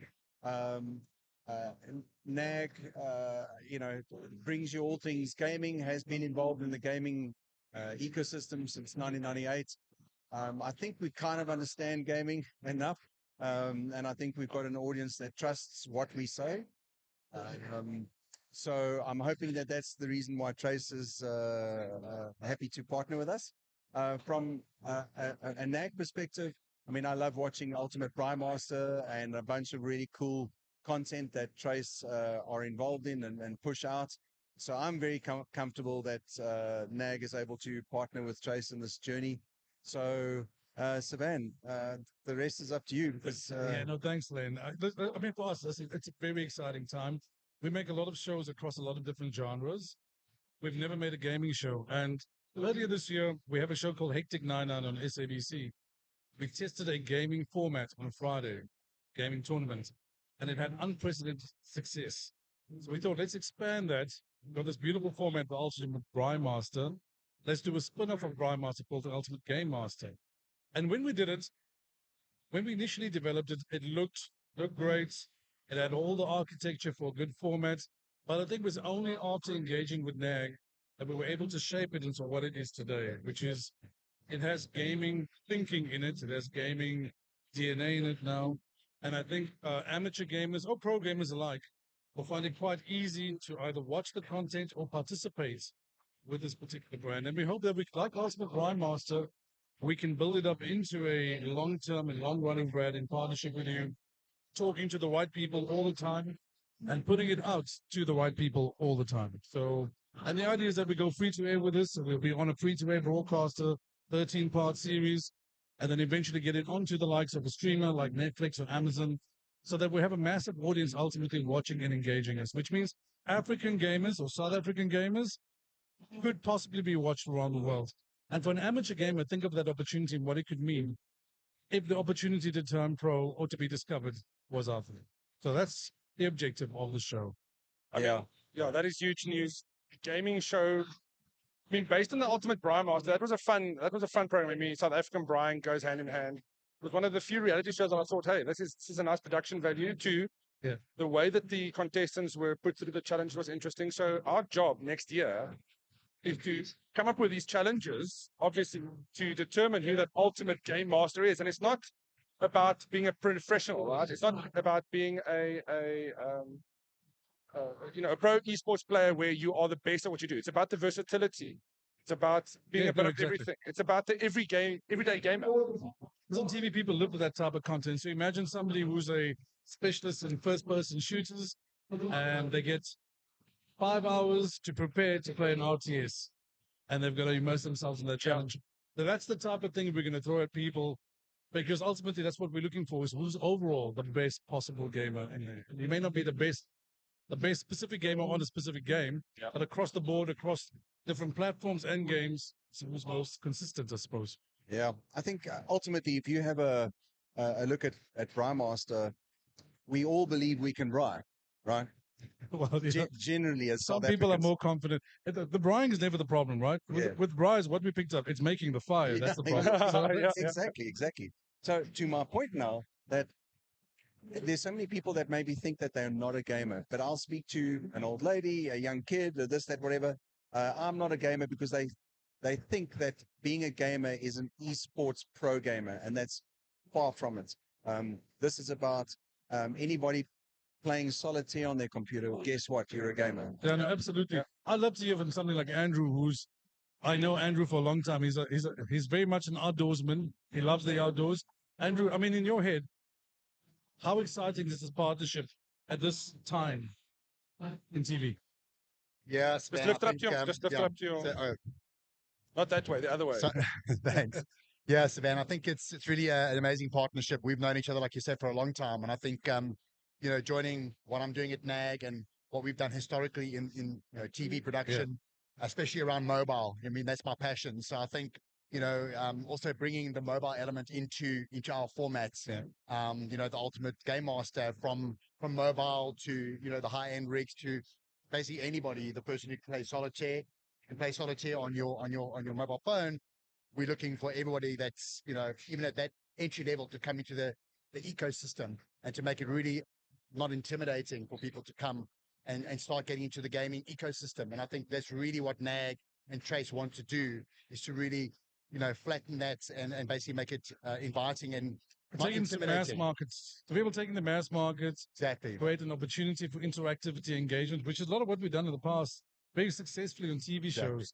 The great thing about gaming, though, is that gamers are naturally immersed in what they do. If you follow Twitch or Discord, it's really incredible that they have multiple platforms running at the same time. Yeah. And they have incredible networks. And they're all sons of somebody or dads of somebody or daughters of somebody. And the idea is to really take this into the mainstream by saying, listen, it's not as complicated as you think. Actually, you have more for chance than you know. And, that's what this show is about. Spot on, Savannah. So yeah, I mean, this is a really exciting partnership from that perspective, and I think there's a lot of like it's early days. I mean, the press release hasn't gone out yet. I mean, so anybody that's interested in being involved in the show, from brands to people, we really are reaching out to everybody. This is the announcement, and more to come on Monday when the press announcement hits the news wires. So reach out to us all at Trace at NAG and see how you can get involved in the show, because it's open to everybody, So we're really excited about what doors this opens to everyone. Well, I think that's the exciting thing for us. If you look at Ultimate Brian Master, it's 100% sponsor funded, which means we have brands who are involved in outdoors, whether it's the Unilevers of the world, Vintuk, people who are linked to that particular environment and sector are involved in the show and have supported the show for now, what will be the 9th season next year when we go into it. And we hope to do the same in gaming, to get brands who are involved in gaming, whether it's connectivity, whether it's platform, whether it's console, whether it's developers, to be involved and partnered with us. Because I think having NAG already is a big bonus for us, right? Because you guys are very credible in terms of the gaming sector. But to have those sponsors and those potential partners coming in gives us a solid engine to work from. It's easier for even gamers and non-gamers to recognize, because most people know those brands. And hopefully, if they can support that, it gives this particular format a very, very long-term platforms. Oh, yeah. And I think longevity, and as the industry and the gaming industry changes, I mean, games adapt and change to the technology around it. Who knows? Maybe you can have a full-on VR Ultimate Game Master in a couple of years, right? There's no reason why it can't spin off into that. And also, because of the nature of that, it means we can also move this into different countries. We can move it into different areas. Yeah, definitely. I know, Andrew, you can't hear anything. Sorry. He's missing out. But I think what you need to do is... What's that, Andrew? I can't hear anything. But look, I mean, the craziness of rAge is this. So we need to set up another chat, proper sit-down podcast, and chat through a few ideas and let everybody know kind of what really is happening, and then how people can get involved. I think that's because everybody's going to want to be part of this. Cool. I have one question for all of you, right? Yes. So I collect caps, and you guys are wearing very cool caps. So I'm just saying, make a mental note. Savannah likes caps, and I like your caps. Come on, Len, we can hook him up. I'm sure. I can hook you up. I'll hook you up right now. But then you got to take that one off and put a NAG on. Okay, fair enough. Do an official handover now, Len. While the hat handover is happening, like Reinhard said, we actually want to open this up. In terms of the show format, we're going to open up to the NAG community to kind of drive what they want to see in the show. So reach out to us if you think there's something really cool that you want to see in the Ultimate Game Master. We want you to reach out to us and say, you want to see this in the show. We want to hear from you guys as well. So please don't be shy to reach out to us. Look at that. Look at the cat representing. It's all come together. Thanks, Len, for hooking me up. Pleasure, man. And I'll hold on to this one. But guys, we look forward to it. I think next week's a big week for us. A lot of comms will be going out into social media. Yeah. And we'll be talking and starting to engage with the partners. And I think this is a great way to do things, right? As we take every step, is to do these little podcasts and little announcements and let it feed on social media, let it simmer. It'll find its way to gamers, you know that. I mean, I think And, organically. I mean, that's what people can expect next year. There's going to be a lot of interactivity from the show itself through to NAG. And so even if you're not on the show, there's going to be a lot of chance for you to be participating in what we're doing at the Ultimate Game Master. Fantastic. Look forward to it. And may 2023 be prosperous for all of us. Yeah, I couldn't have heard better words come out of your mouth. Like it, thanks. All right, thanks, guys. Yeah, thank you, Len. Thank you, Andrew. Thank you. Excellent. Thank you.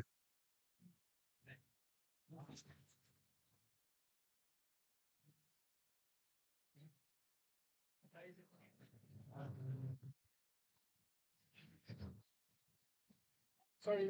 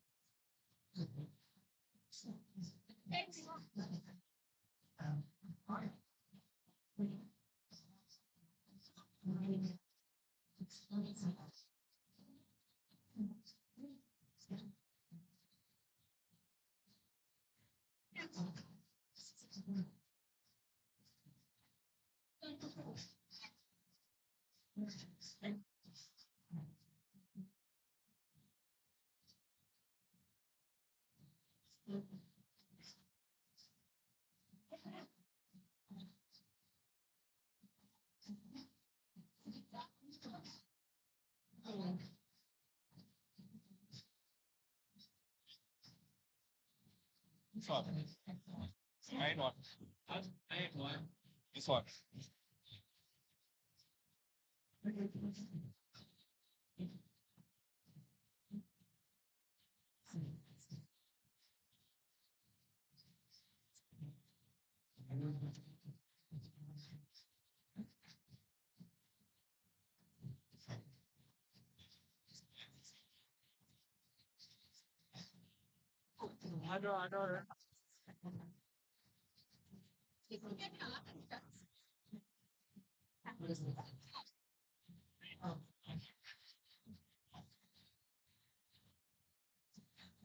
I know. See this one. This one again.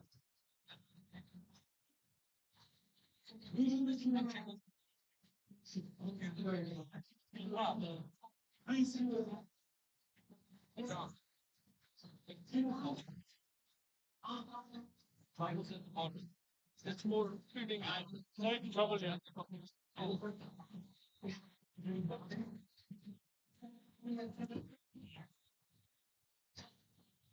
Yeah, listen. This guy has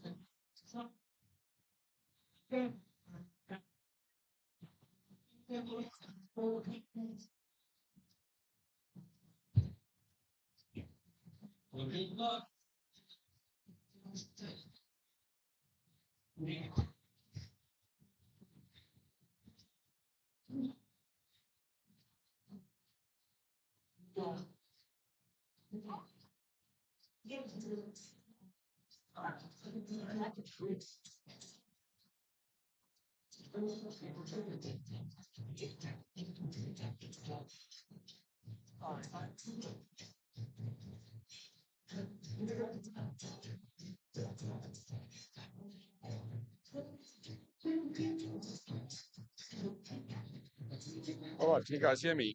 Yeah. Yep. Yeah. Len, just give me a sound check for me, please. Hello, hello. Okay, that sounds good. Dag say. That one we don't need. Okay, so with us now, Len, please introduce us. This is Glenn. He is from Acer. He's the country manager of Acer. Sorry, yeah. No, Let's much talk better. right into the mic. Yeah, so the country manager of Acer South Africa. And Glenn, you and I had a chat at your stand just now, your awesome stand here at rAge 2022. Sorry, you shouldn't have heard that. You shouldn't have heard that. The unplugging. Yeah, I shouldn't have heard that. Sorry. Go for it.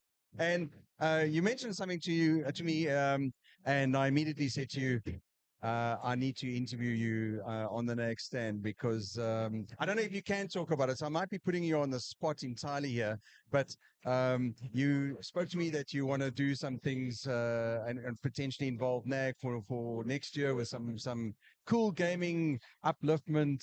So I've got you on the spot. I love it. Yeah. You can either deflect and talk about your stand, or go straight into the meat of it. So Yeah, I don't have to talk about the stand. The stand speaks for itself, I suppose. Then, yeah, we were chatting. Just a bit of background for everybody who's online is that at Acer, part of our Predator and our gaming strategy, our esports strategy is really around development and investing in developing not just the individual gamer, but the infrastructure in and around gaming. So yeah, you caught us a little bit. I threw out an idea to you, and you put me on the spot. I think this is like a verbal contract that you suckered me into. Len is cleverer than what it looks. He clearly is. He clearly is. Actually, that's not so hard. But Len, that's I'll take that compliment.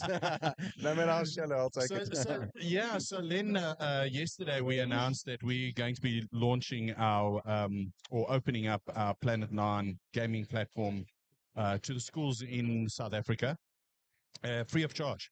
Congratulations. Because what we found from a development, there's a lot of schools that are trying to adopt gaming and esports within their curriculum from an education point of view. We firmly believe we've got to grow the gamers from the base up. You can understand that we're a PC-based business. We're not console. Very difficult to switch somebody from console to PC when they, 25, 30 years old. We got to sort of focus on developing them. But then obviously there's the learning side of it, which also goes hand in hand. But one of the biggest barriers to entry really for the schooling communities is the ability to host micro tournaments, a little regional tournament between them and the school down the road, And what we wanted to do was go back to our head office and say, hey, we've got this fantastic tool which runs in the Northern Hemisphere called Planet 9. And essentially Planet 9 is exactly that. It's a gaming platform which allows micro tournaments to take place. So each school can have an organizer and everything. And they can then put a couple of teams together and they can host a tournament. And we're going to make it available free of charge. And what we wanted to do with NAG was really say to you guys, hey guys, listen, are you keen on getting in on this? We've got a community of school teachers who have asked us and they've said to us, we want to get involved. We want to do it. This is all off the cuff conversations from yesterday, but this is how the tech business rolls. 100%. Yesterday we had a conversation with a couple of teachers and they say they're in. We got a couple of teachers from the Kira group. We got Stain Schools. They quite keen to get involved from their personal side, not from a schooling point of view, but from their personal, volunteer their time. And looks like we're going to go ahead and do something around for schools, by schools, and we're going to take it to the market and we're going to start building, microcosm esports tournaments within the schools. And that's what we're wanting to do. And we invite you guys to come on the journey with us. So, yeah, the fact that you spoke about grassroots level growth speaks directly to what it is that we, from a NAG perspective, want to do. So the conversation that we had just now on your stand was born from you and I me telling you that the Gauteng government have decided to back rAge and NAG. That's awesome, man. Yeah, so it is really, really fantastic news for us. And the press release went out, and they're very, very excited from a provincial perspective to get involved. Obviously, there's a lot of things that we can expand from there, but the fact that Gauteng Trade and Industry Tourism understand that by getting involved with an event like rAge is grassroots level development. Yeah. So imagine Gauteng, NAG, and Acer, Cloud9, this whole Planet Nine. Planet Nine. Sorry. Cloud9's a betting company. That's where you go and sleep after you've been playing on Planet Nine. That's esports team as well. So that's what I was thinking. So look, I think there's some amazing things we can do. I can only commend you. While you were talking, I didn't lift my sleeve to show you my NAG tattoo. I wanted to show you my goosebumps, because that is exactly what we want to do.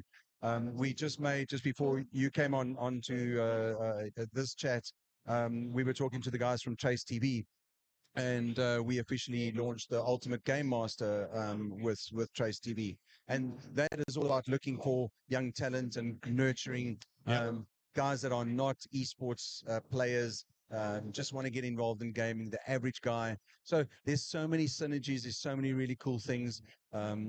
And so that's why I asked you here. I mean, then this is just exciting. I really, as we're sort of gaining this traction in this post-COVID world where we're talking to each other face to face again, and we're getting around the tables and sharing a beer or coffee or Red Bull, whatever it is that we're drinking at the time, is that we've got to pull our ideas together, because there's a lot of stuff happening. There's, even our rivals within the gaming industry, the guys are all putting a lot of effort into trying to go.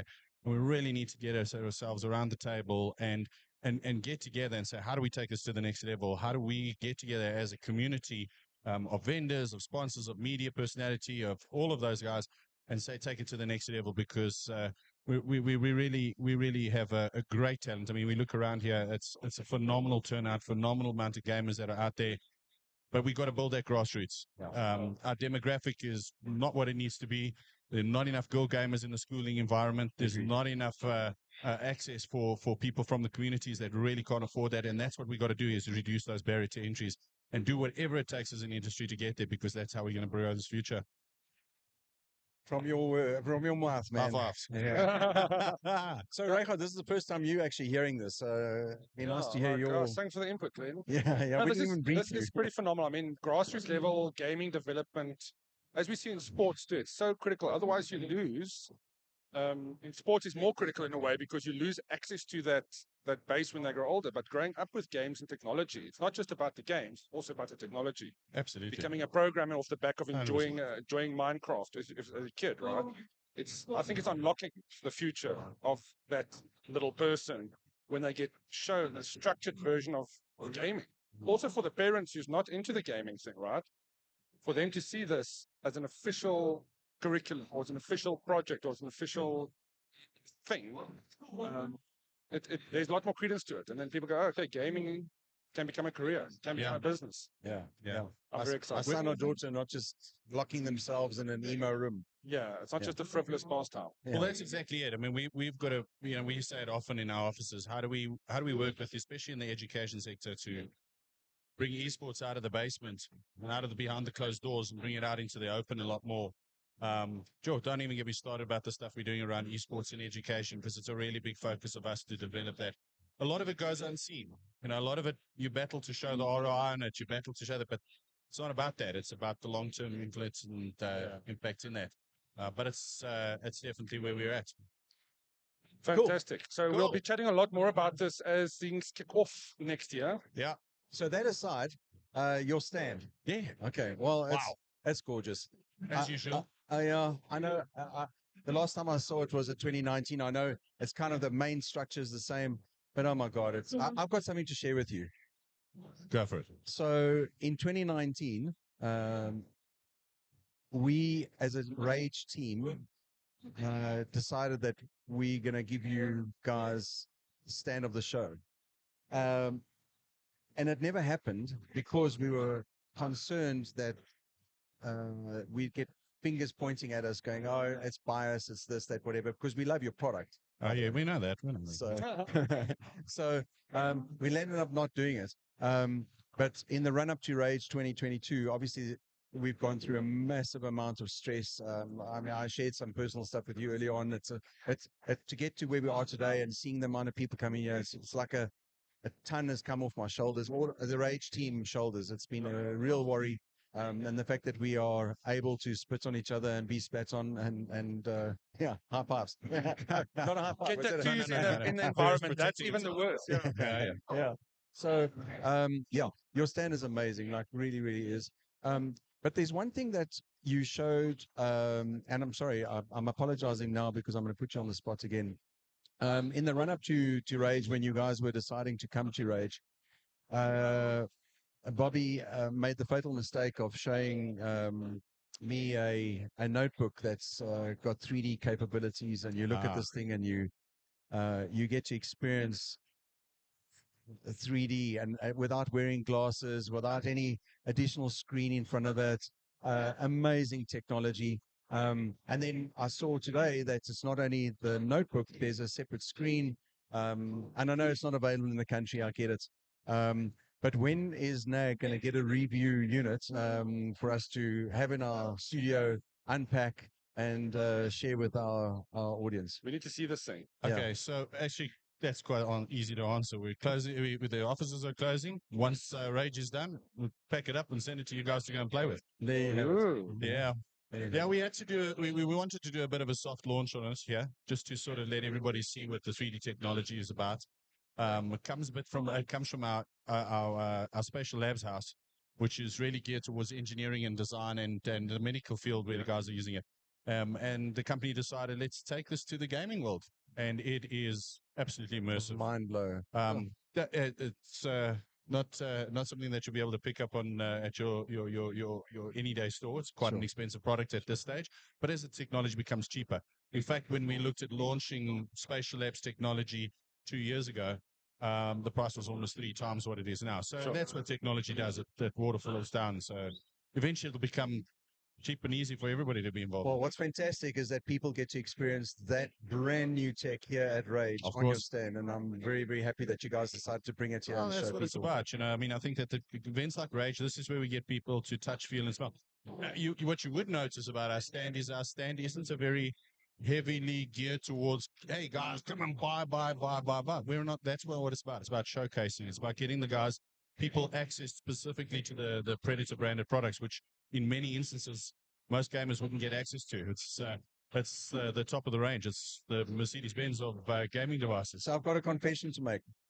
When Acer brought the first Acer Predator into the country, that orange, I remember that. Yeah. I got one. Yeah. Okay.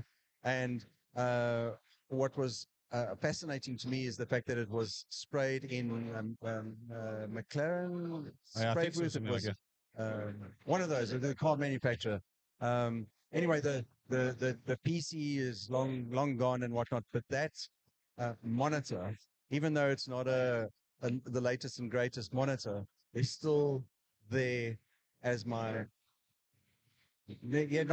main screen, because it's it is. I think it was 2004. That sounds about 2003. right. What are you trying to say? Is it not a good monitor anymore? No. He's trying to say he needs a new one because the one he's had has been there for the better That is part the of the world's last 20 biggest years. scump if ever I've heard one. But you're not wrong. I mean, I think one of the biggest unsung areas and heroes of the Predator range and our Nitro range as well are our monitors. A big keep secret, we don't generally gain access to the range that we need to put into South Africa simply because the requirement for us to bring it in is just ridiculous. It's ridiculous. And of course the duties and all of that stuff make it quite expensive. But the monitors, I mean, the monitor business is some great quality. And I mean, we looked around at some of our competitors out there, and I mean, monitors are so important to your gaming experience. And if you don't have that right, you have the best PC, but can't exactly game on a monitor that you bought from your local big box retailer. Yeah, exactly. But yeah, so from a big fan, Glenn, to you, thank you very much, man. Thanks for allowing me to put you on the spot. Is there anything else you want to share with us on your stand? I know that I saw some sim racing stuff you're doing. Yeah, so, one of our big attractions on the stand is we've got a sim racing going at the moment, and the winner tomorrow we'll be giving away a gaming rig that's worth 130,000 rand. And that's the full rig. That's the chair, the table, the desktop monitor, the whole bang shoot. Wow. Yeah, 130,000 rand. So get down to the Predator stand, come and stand in line, kick somebody's ankles to get to the front of the line, and go and do your lap and see if you can qualify to come tomorrow's final. Reinhard, before you say anything, no NAG staff is allowed to enter the No, of course they are. You just don't want him moseying away from Yeah, his he's stand. faster than I am. Yeah, see, I'm not allowed to leave here, so somebody's going to have to enter on my Ah, there we behalf. go. Although I can justify getting that machine on stand here now. We need it. We need to showcase something. I think so. Let's work with you. Oh. Not going to happen.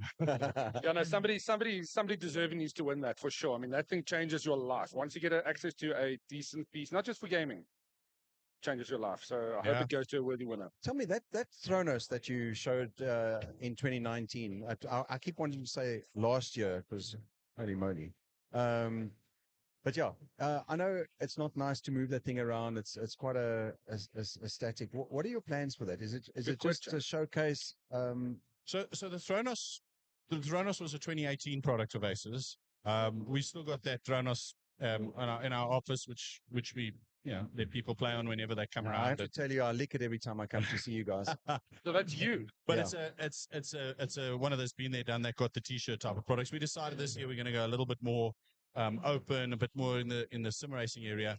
And we're already talking. Bobby and I had a walk around yesterday, and we walked around again today because we're plotting our next year's stand.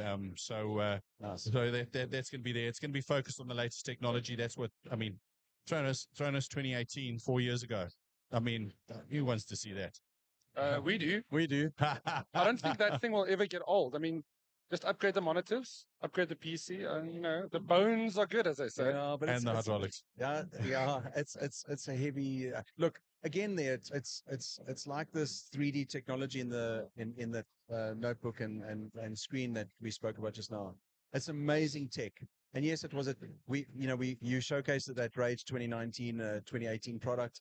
I mean, it was amazing. I'll never forget the first hour I sat in it and experienced these monitors, these 3 massive monitors come down, and just everything about it, just amazing. Where my feet rest, it's everything. It's just that was amazing. Then are you looking for one of those? No, I'm not that guy. I don't take free stuff. You're not going to get it for free. You're going to have to buy it. My nick isn't free. Maybe it is. Yeah. But again, listen, I can't thank you enough. Thanks for allowing me to put you on the spot. No problem, man. sharing This was some amazing. Thanks very much for the time. It was great to be able to talk to everybody about the Acer and Predator product and our Nitro stuff. And it's always nice to speak. We're salespeople, so give us an opportunity to speak, and we're going to chew your ear off. Well, I look forward to sitting in your boardroom next year and potentially. I think maybe what we do is we put Gauteng government on the spot as well. Maybe later on when Nonnie is here, I'll go for it. Yeah. Because it's important that they're in that meeting. I'm going to let you in a secret. I said this to you yesterday, in fact, sorry. So it's not so much of a secret with you. But this is a vision that I had, oh, goodness gracious, beginning of end of 2019, 2020, when I started getting more involved in the management of Acer, was how do we curate this formidable esports organization that really takes it from professional to amateur and really sticks out. I've met with a number of people in and around. We've done drafts of constitution. We've done all of that, but we really need to shift from talk to action now, and that's what we're hoping 23 is. It's got to be an era of action. Yes. No more excuses, no more masks, and no more reasons for us not to get together and do this more often. I like the way you said that, because I think this is showing us the industry's back. Oh yeah, ready to tackle bigger things. Oh yeah, and as we like to say, the best is yet to come. I had to throw that in. It's mic drop. Leave the stand. Yeah. Leave the stand. best is yet to come. But what you should do as you walk away, just slap the mic. No, we'll do that later. Guys, thanks so much for the time. Glenn, thank you so much. Glenn, all right, then. Cheers.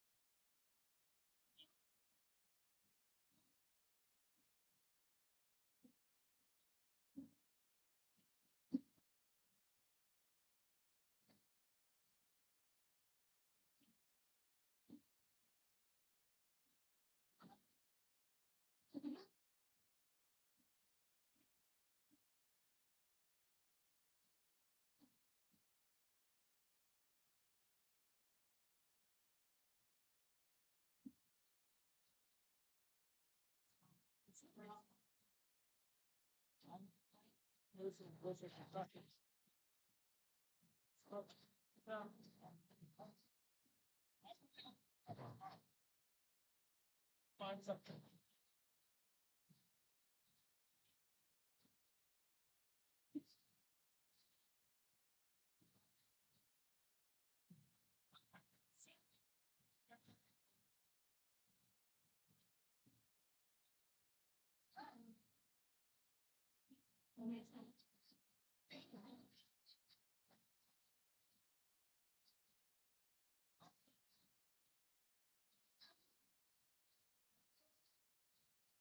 Maybe the hanger on. Perfect. So, small.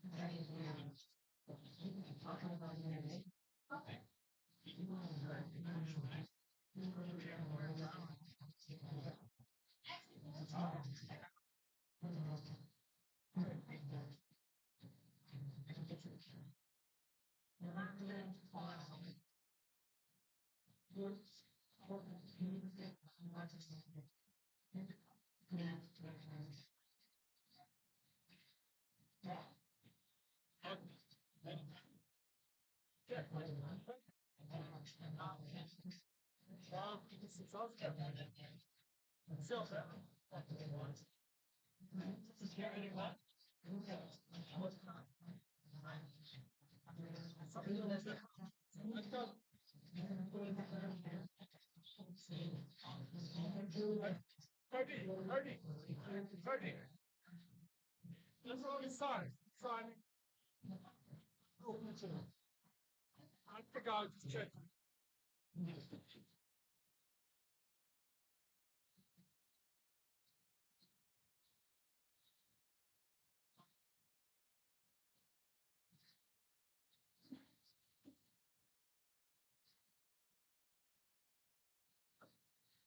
Doing real giveaways. Now, pick up.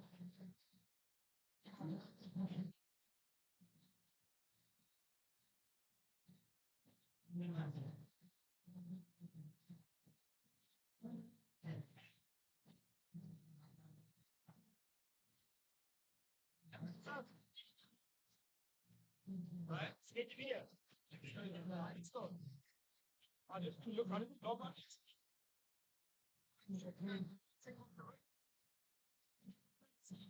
Right?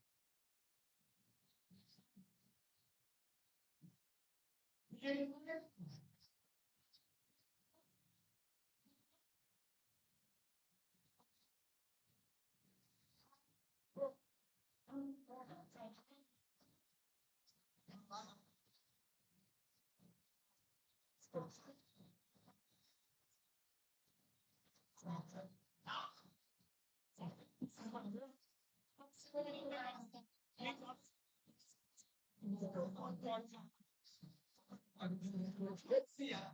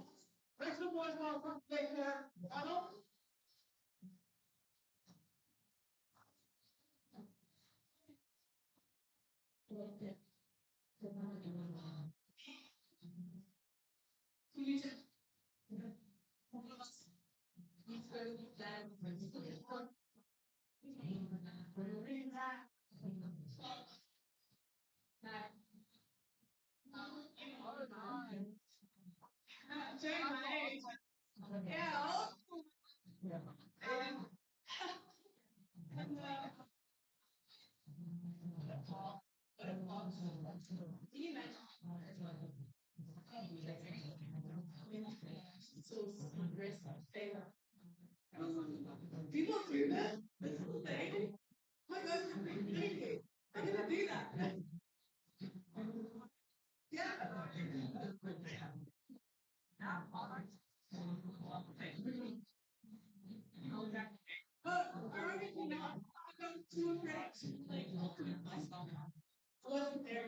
gonna do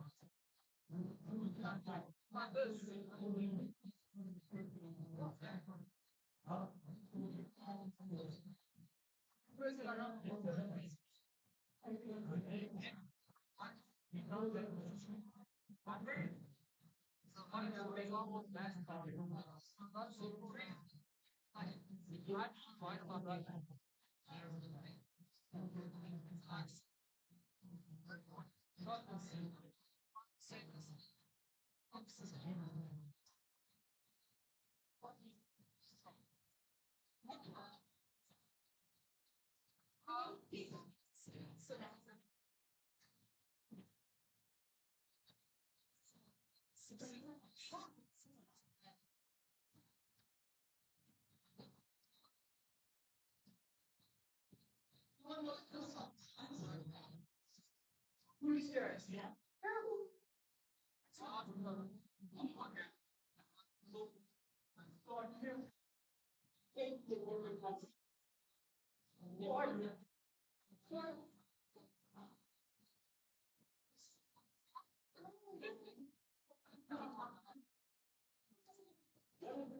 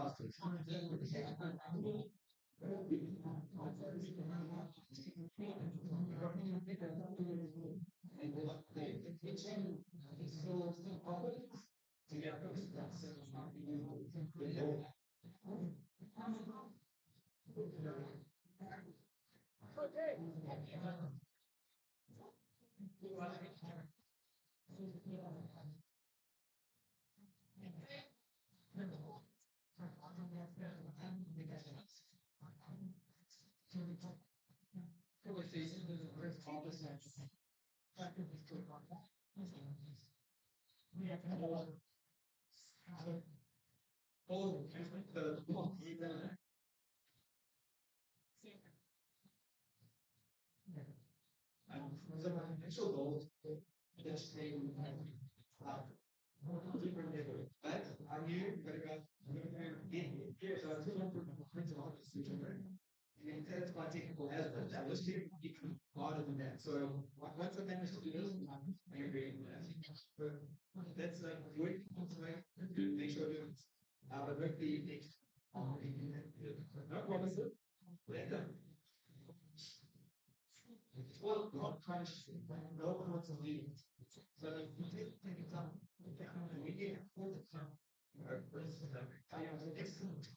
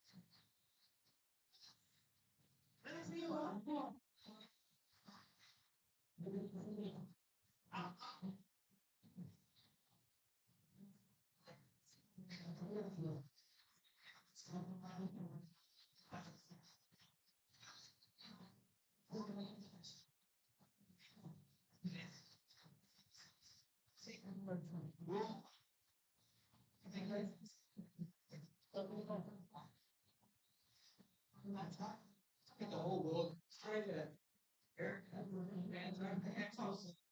done.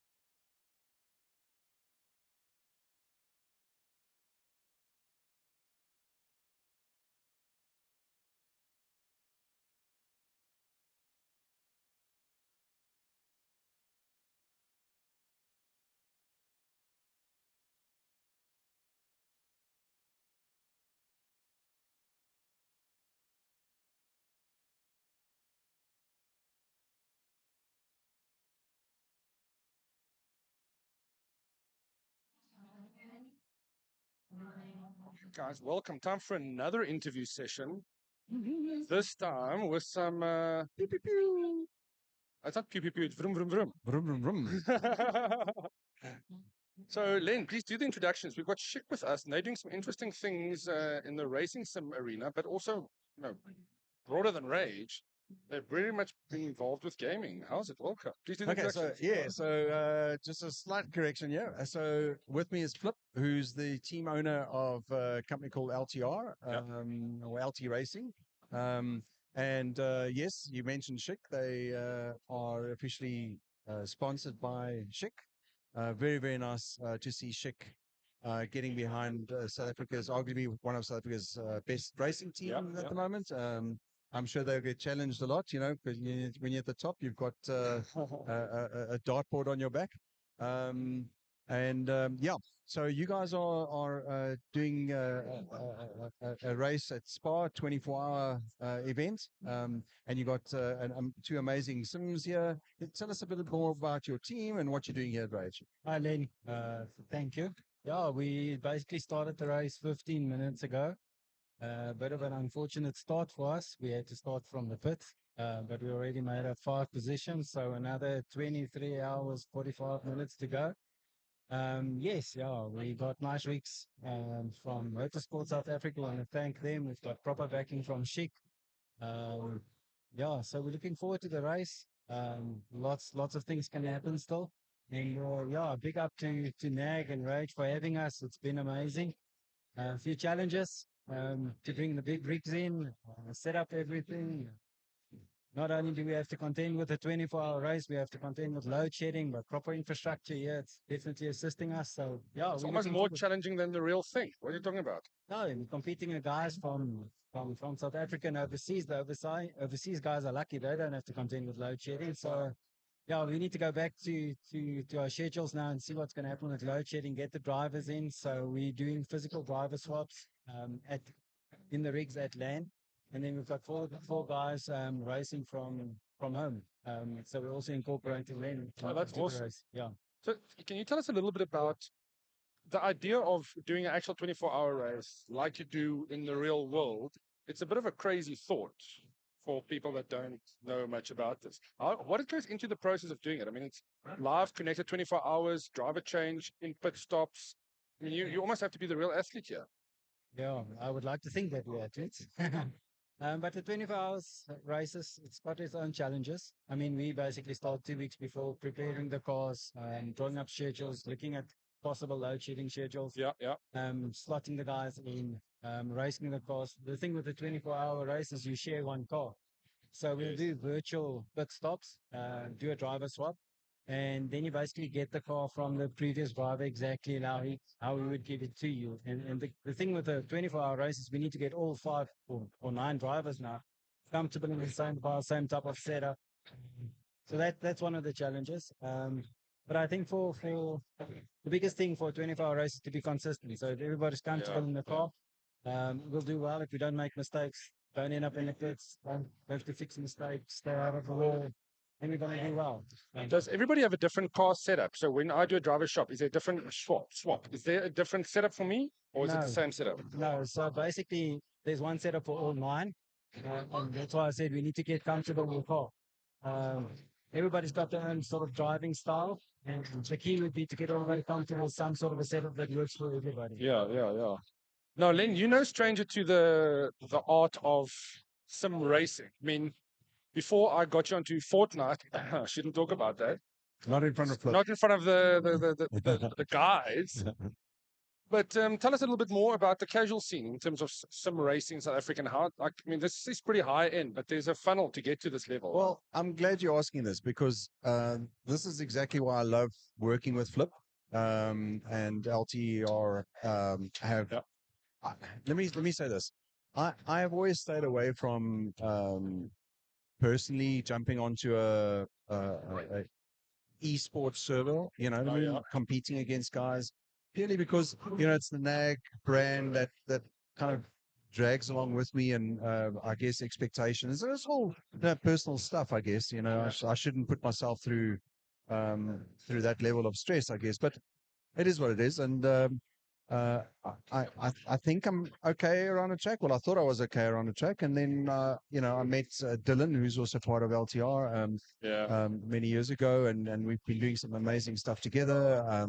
And that's how I kind of find my way into doing some academy driving for LTR. So I'm by no means the pro. I'm guys like Flip are here to help guys like me who I love sim racing so much so that I spent a lot of my own personal money making a sim, my own rig, and you know what I mean. So like I've invested financially in something that I truly love, not because I'm good at it. It's because I enjoy it, and having teams like LTR around that will uplift, people, like-minded people like myself. That's not the pro racer, but shaving off 1/10 of a second here and there, how to brake, how to set up a car, how to, and that's cool. So I certainly respect what Flip is trying to do. And then going further to that, and Flip can expand on that, I guess, from a grassroots level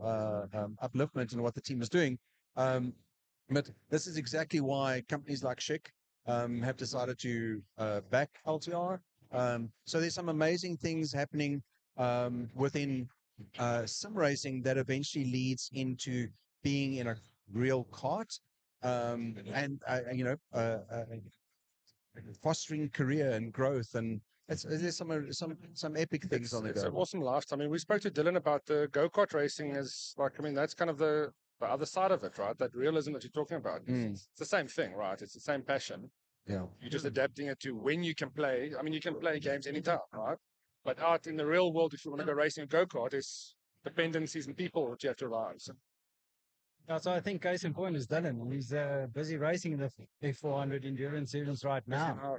Real life racing. So with his kid. And that's also an important thing if we talk development and stuff. For us, I always said some sim racing must lead to something. And I think Schick and Bulldog made that possible for us. Because we're racing around in rigs, we're sitting at home, but I just wanted more out of sim racing. So what happened now is we've got that link with F400. Schick is also sponsoring them, their karting endurance series. And then the Mobile One V8 team, Schick is also involved there. So between the three of us, we're basically looking at a whole development program, to get guys involved in sim racing, get them, to feel the car and then get them into karting and eventually later on to real life sedan racing. So for us, that's something that's very important. And I think I mentioned in my introduction, we're 9 guys racing. So for us to be a proper team, we need to develop drivers. Yeah. And with Bulldog, we're starting an academy now. We're going to find 2-3 drivers. Through Sarko, our online partner. And then we need to develop those drivers, like Lane said, set up training, how to drive properly, driver assistance, stuff like that. And we're slowly getting those guys into the team. So when we do an endurance series, we always have 2 or 3 people on invite that's racing with us. Because if we want to do something like this, we need 9 proper drivers, and in development, it's important for us. Yeah. So for somebody that wants to get into this, because it looks great from the outside and glamorous in a sense, but it's expensive. You have to kind of know the game. What you want to go. Where do you start? Can maybe take myself for an example. I mean, I started on PlayStation with a controller, just driving around. Next step is buy a wheel, buy a set of pedals, install the rig. What game do you play? What game do you start on? Set up also competition. But you can basically any simulator. Okay. Where's Forza? Yeah. The reason that's a little internal joke here. We received Forza to review the new Forza Horizons, and I didn't enjoy it, and I've yet to publish the review, and I'm like. Anyway, I know there's a lot of people that's going to probably send me a whole lot of hate mail and whatnot. That's why yeah, 100%. Yeah, it's no, fair enough, fair enough. But it's yeah, so you'll get that review, rAge, at some point. When Forza 9 comes out. I sort of tongue in cheek want to say you get arcade games and get simulated. Yeah. And there's a space for both. But some people like the arcade scenario and others like the sim. Yeah. So but sim, I guess sim in itself just does it. I mean, same with fight sim guys, right? It's a different breed, different dedication that you need and want out of that game. Because you want to get your joysticks, right? You want to get the setup, the kit. Same with sim racing. Yeah. You want the steering wheel. You want to, ideally, a sim rig to feel the realism of it. So you start with a Assetto Corsa. What next? Steering wheel. Is that the second most important thing after getting the game? Because you can play the game without it. You're not going to play pro level. You can play keyboard and mouse. Maybe learn the basics. Or do you need to get a steering wheel from day one? I started off console with just the controller, the D-pad. Just the controller, D-pad. That's okay. You can do it, but I think your first step definitely is just a proper decent wheel and set of pedals. Some of the guys even now they race from desktops. You can sort of get your rig later on, fit it in there, and then it starts really to snowball. When you get your proper direct drive wheels, proper load cell pedal, yeah, you never stop. It's a money pit. Yeah, you lost me there. So where did the helmet come in the suit? Oh no. we basically take it as far as gloves and boots. Yeah, Len, you showed me some socks, special socks to like it's got grip in it at the bottom. Yeah. My mind was blown. Like, really, there's such a thing? Yeah, well, they see that's exactly what the money pit. It's like yeah. Look, I never thought that I'd go and buy. God, I can't even. I think like 700 Rand for these racing socks. I never thought that I'd go and do that, but I did, and it's one of the best add-ons to the money pit. How many seconds have you shaven off your lap that times? I blame you and roping me into Fortnite.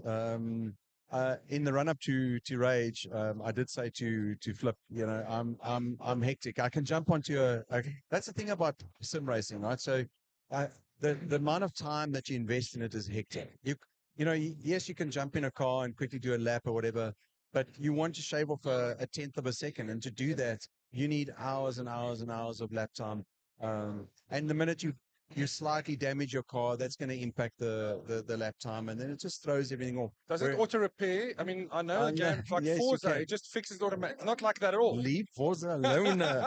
So yeah, look, I haven't raced like I should, and that's why it's just look. We all gamers, right? So we enjoy a game here and there. I'm sure that Flip will play a bit of solitaire every now and then. But yeah, so the sim racing, once you get into it, it's such a commitment that from a time perspective, and the enjoyment is what sustains it and what keeps people into it, and why you go and spend money on it. So yes, it does take lap times. It does bring your lap times down by investing in things like racing gloves and racing shoes, or I started even lower with the racing socks. And yeah, so you will see a difference. And as Flip mentioned, direct drive wheels, they make a difference. They do. It will take time off. But yeah, money pit. You know, it's how serious you want to be. I think anything we love is a money pit, right? You can be into the most mundane thing. At some point, you're going to find It's going to cost you more money if you want that other thing to help you with this thing. Yeah. It's the fun part of it. Just need to work harder to earn that. Well, right? that's one of the things that again, I keep paying Flip too many compliments here. I think is, yeah. Anyway, but I love what you're doing with the team because they've actually got a way to help nurture guys that perhaps don't have enough money to buy the rig or the gloves or the whatever. The minute they see potential in a person, they'll help nurture that and get him a card, a graphic card, or a this or a that, whatever. So they're all about upliftment, and that's the main reason why you're standing here on this stand talking to us, because I honestly I respect what you're doing within the community. So yeah, thanks for that. Oh, thank you, Len. We're enjoying it. I think for me, when we started the whole thing, it was all about getting friends together to do something that we love. And like I said, for me, it was honestly, we must give back in some way. We're privileged to have rigs and steering wheels, and there are guys that really want to race and just can't afford it. Yeah. So that's what we try and do through the team. It's like Len said, is if we get something sponsored or if one of us is able to upgrade the equipment, we just simply pass it on to the next guy. Because in the end, for a 24-hour race today, I need 9 proper drivers and I need 9 proper rigs. Otherwise, we're not going to see the end. So, yeah, like you said, the money pits. But we found a nice way of actually doing it, and I want to thank Len and everybody for assisting us. I mean, this setup won't be possible, but also behind the scenes. Talk to Len and the guys a lot. And wherever we can help each other in this industry, I mean, it's very, very... How do people get hold of you? What I can do is I'll give you a link to our live stream. On the live stream, you'll find QR codes and our links and everything. I think that's the easiest way to get hold of us now. We'll show you live stream a little later today, or just Yes. after this, once we get the link, and yeah, 100%. we can share it with everybody. Show some of the racing. Otherwise, it's just LTR on all social platforms. Search us, you'll find us there. You'll probably see the live stream now. Nice. Is there shoutcasting taking place at the same time? No. Okay. So yeah, I think for today, the biggest platforms will be Facebook and YouTube. But I mean, you raise a good point. There's a whole industry around every game, right? Where every gaming situation. Just take somebody with enough keen interest in the racing side, want to raise their voice, become a caster for that. And we've seen it a lot with popular games. Yeah. Well, if there's anybody out there, Dylan does a lot of the shoutcasting, so that I'm sure tomorrow during the final couple of hours, he'll be shoutcasting a bit. So well, let's tune in for that as well and kind of hear that, because that's another unsung heroes is the shoutcasters behind the scenes. Exactly. Telling people what's going on, because people like me don't know. We're clueless. What is this thing? What is that thing? Tell us more about. Not Forza. Not Forza. Forza I know a little bit about. So a Assetto course, I definitely need to put it on my wish list and get it one day. But yeah, steering wheel, one day. What are yours? I tell you what, Flip, just to support you a little bit more, I'm going to get you to choose one of the Lego boxes that we have on the next stand here, and anybody that connects to your stream, you can give it to them. It's maybe we should make it like this. I can either send it from here, or you choose the box, take it with you now, and you can show it on your stream, because I'm sure you got a camera pointed at your face. 100%. I think we'll do the Overwatch one. Overwatch one. Good choice. 100%. Yeah, that's a great choice. To make it even more interesting, I'll take it. Yeah. And you have to comment on the YouTube channel during our live stream to be able to. Nice. That's a good one. That's a good one. Okay, Sounds cool. good, We'll yeah. do that. We'll Thank switch you, over Len. to the stream and check it out. Yeah. Awesome. You guys. Good luck with the rest of the race. And yeah, another 24 hours ahead of you. What? Another 23 hours by now? Yeah, I think we're up for the next pit stop now, so I need to get back to the rig. Well, tell me, what's the forecast for weather? No, this is an easy race. It's totally dry for the 24 nice. hours. Okay, So, cool. yeah. Only day-night differences. So, yeah, the game is that good that in the morning hours we're going to have a bit of view and stuff. So, but that's cool. Normally a Spa race is wet. The race face was good to us and said, listen, it's difficult enough with all that we need to contend with. Let's just do a dry one. Spa is notorious to have wet one side, dry the other, and just ridiculous downpours, rivers. Amazing. Thank you, guys. Thank you. Thank you. Thanks, Len. Cheers, man. Good luck with the rest of the race.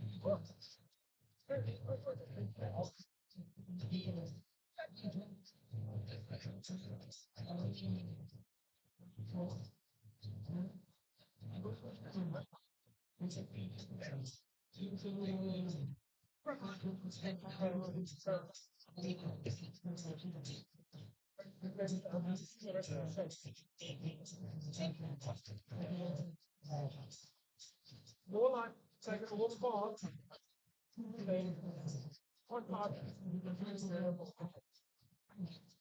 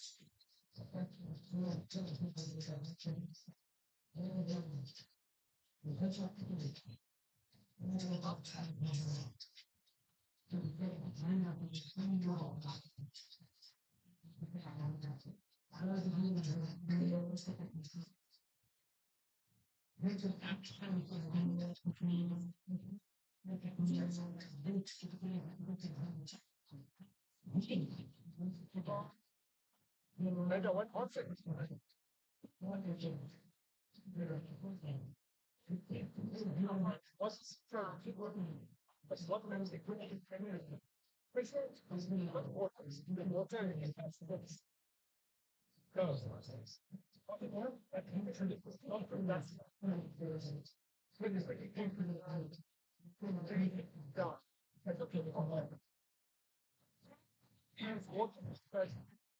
What productive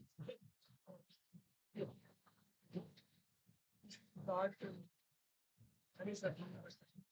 Also, it's slow, right? Price for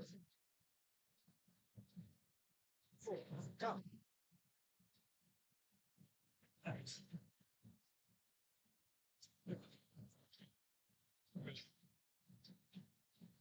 Stop man and the game lane.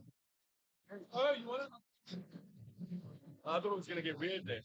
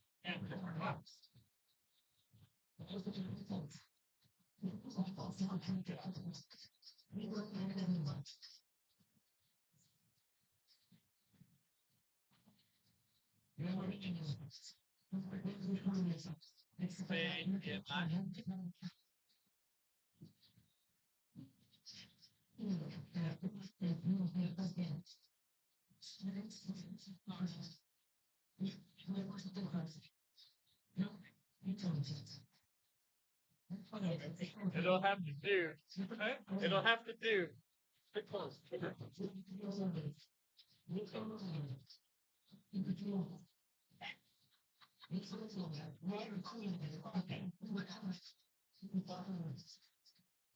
Race on. I'm going. Busy running around.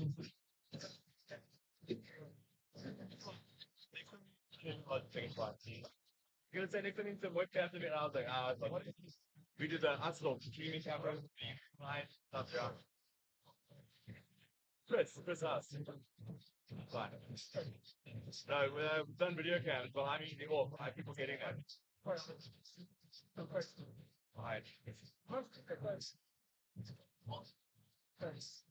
Yeah. Yeah.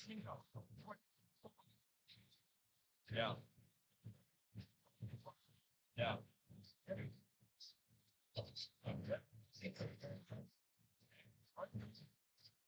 Really big today. We are, we snaps. Yesterday was required, but today we've been That's wonderful. So we've got people there, Jami, all the brands that I mentioned. Yeah. How is it really well.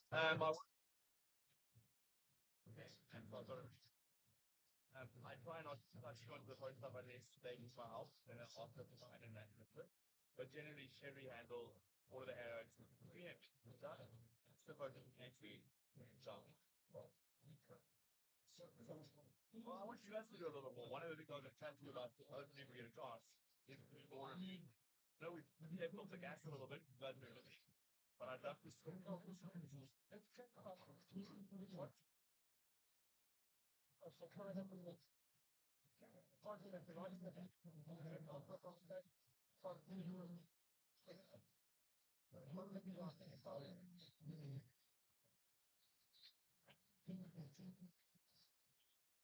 And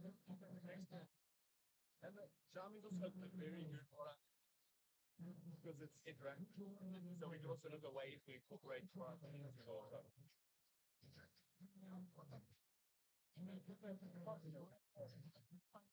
No, but you can hey Google and control lights, right?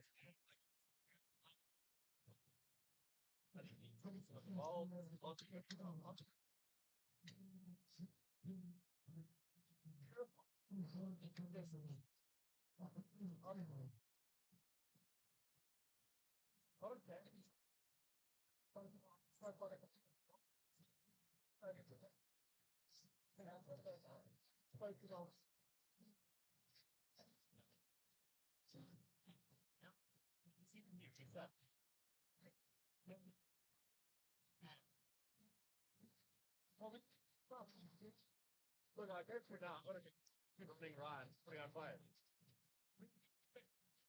What gas did you have? Straight to one. Once you pop her on, if we do like full time, be much better prepared. Just in the but it's quite cool because we've got like the interaction thing that you pop them off. We're giving over like playing with prizes and like it's going mad. But yeah, I'm cool about it like 5 inch. Yeah, wind down, cool song.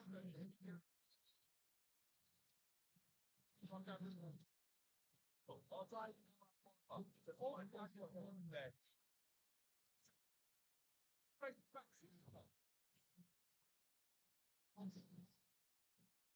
What a legend, Chris House from Syntech.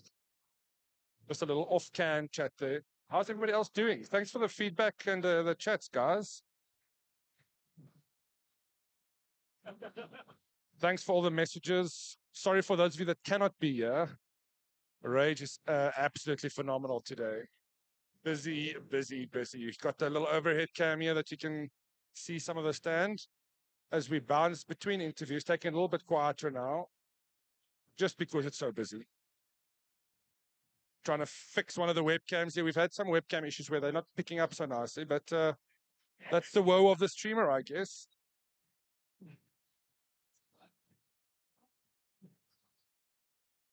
We'll be back again shortly.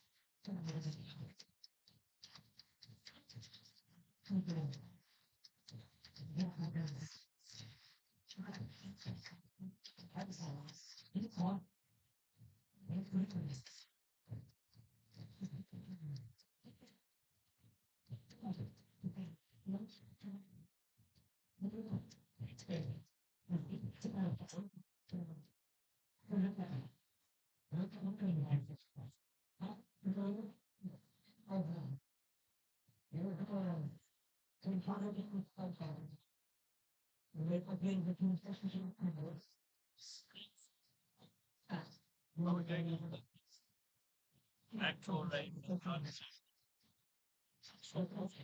No rain. Another rain.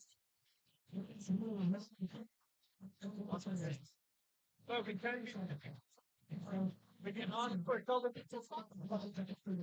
No, that's funny.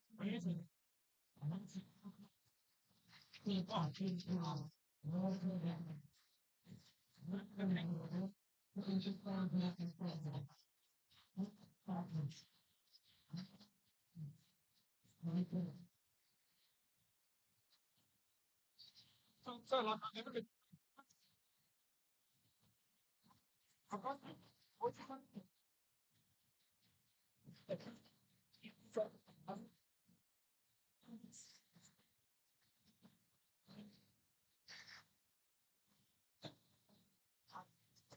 send me that info first. Babe? I'm sure it's okay.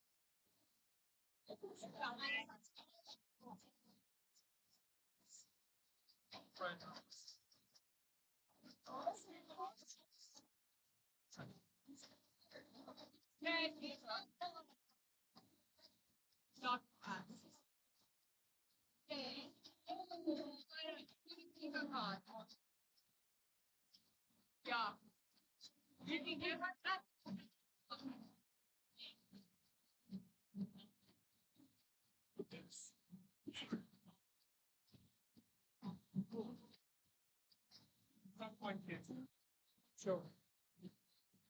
Correct, one people specific. Keep that problem coming. I don't know.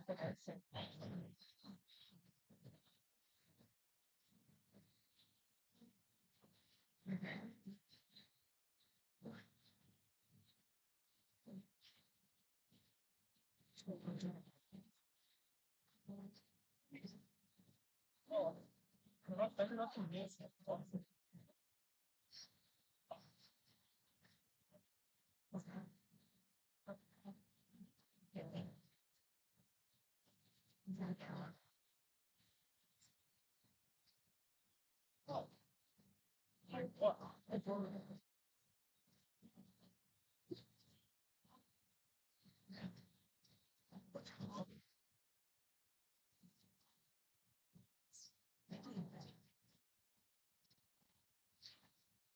What's moving?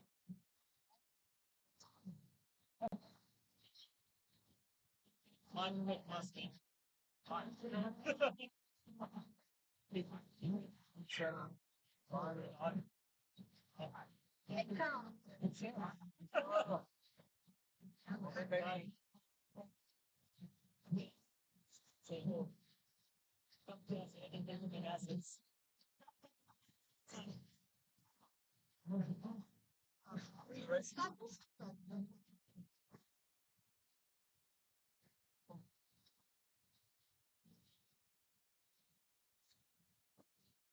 I'm what?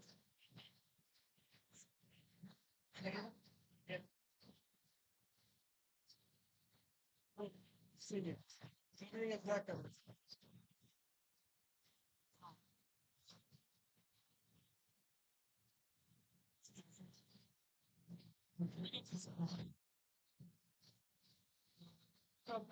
Oh.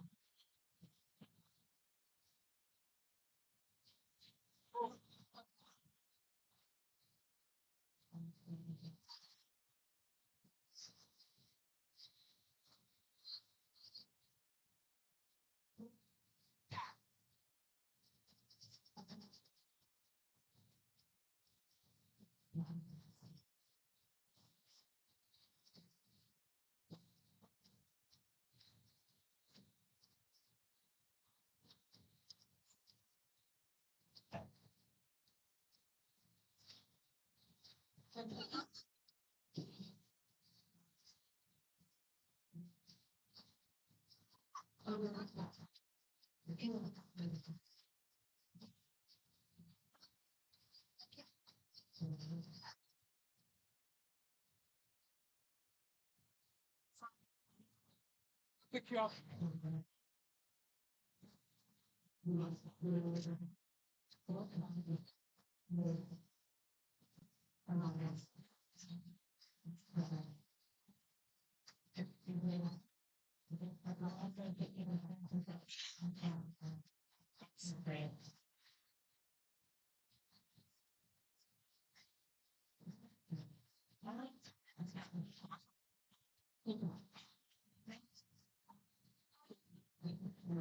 Absolutely.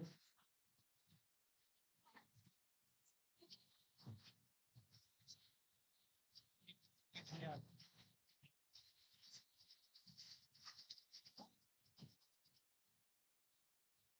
Hey, brother. Hey, just. Okay.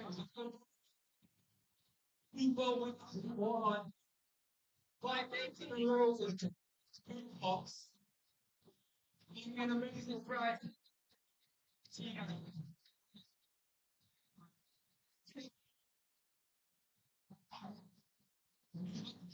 Who's doing my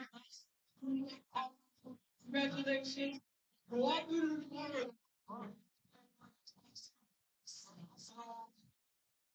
That.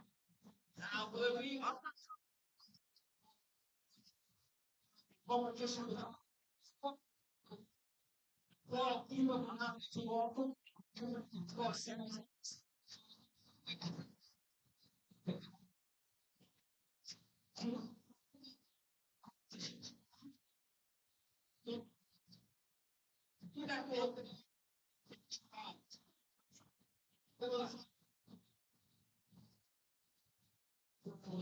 All right.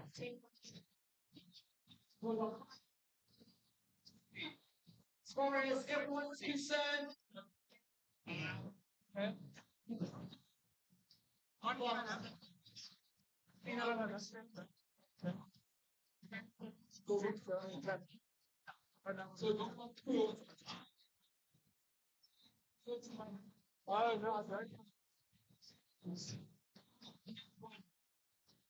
so when it comes to DOS revolution, I think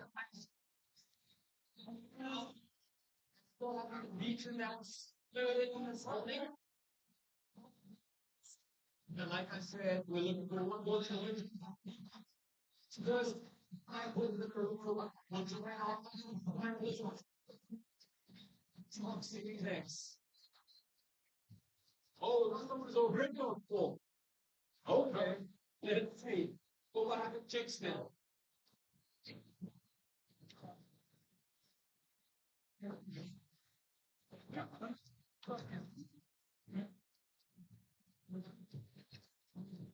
Microphone to stand up.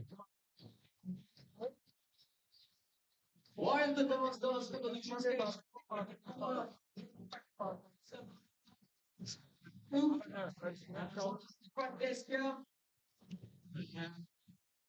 Try sing that high score.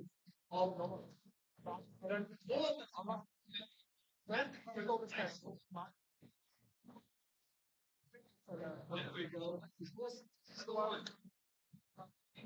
Nice.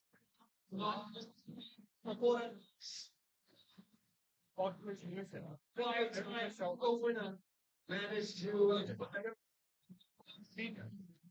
and he's still in the running tomorrow to play Nutanix. For the kid, this thing was fun. One is both.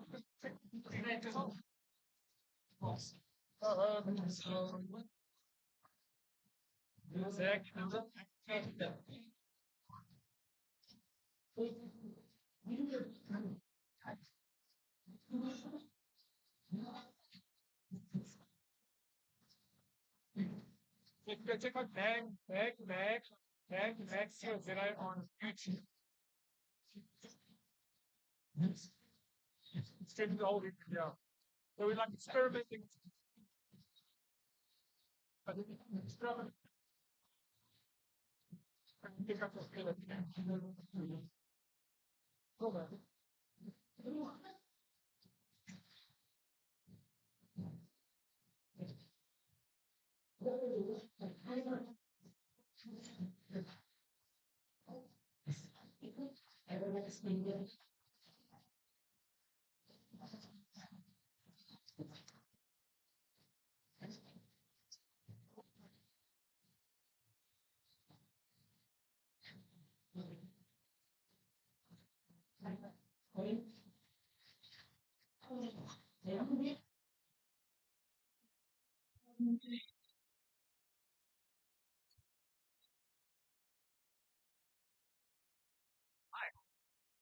How are you? Good, good. I'm looking for man.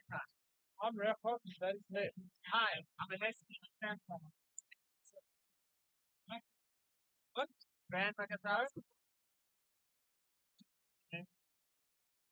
Oh, well done. I'll start 130. Yeah, yeah, right. Student, very different. And what about that one?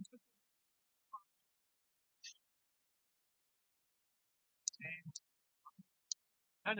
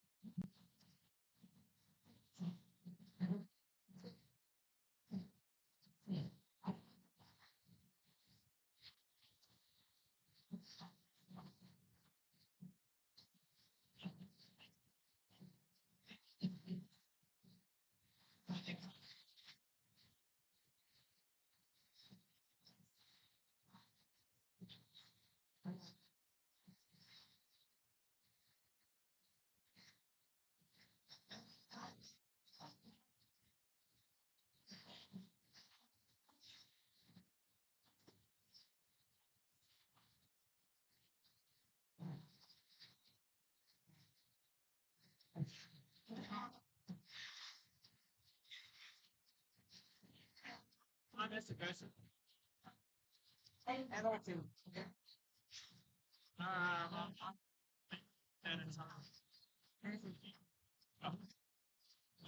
Of course.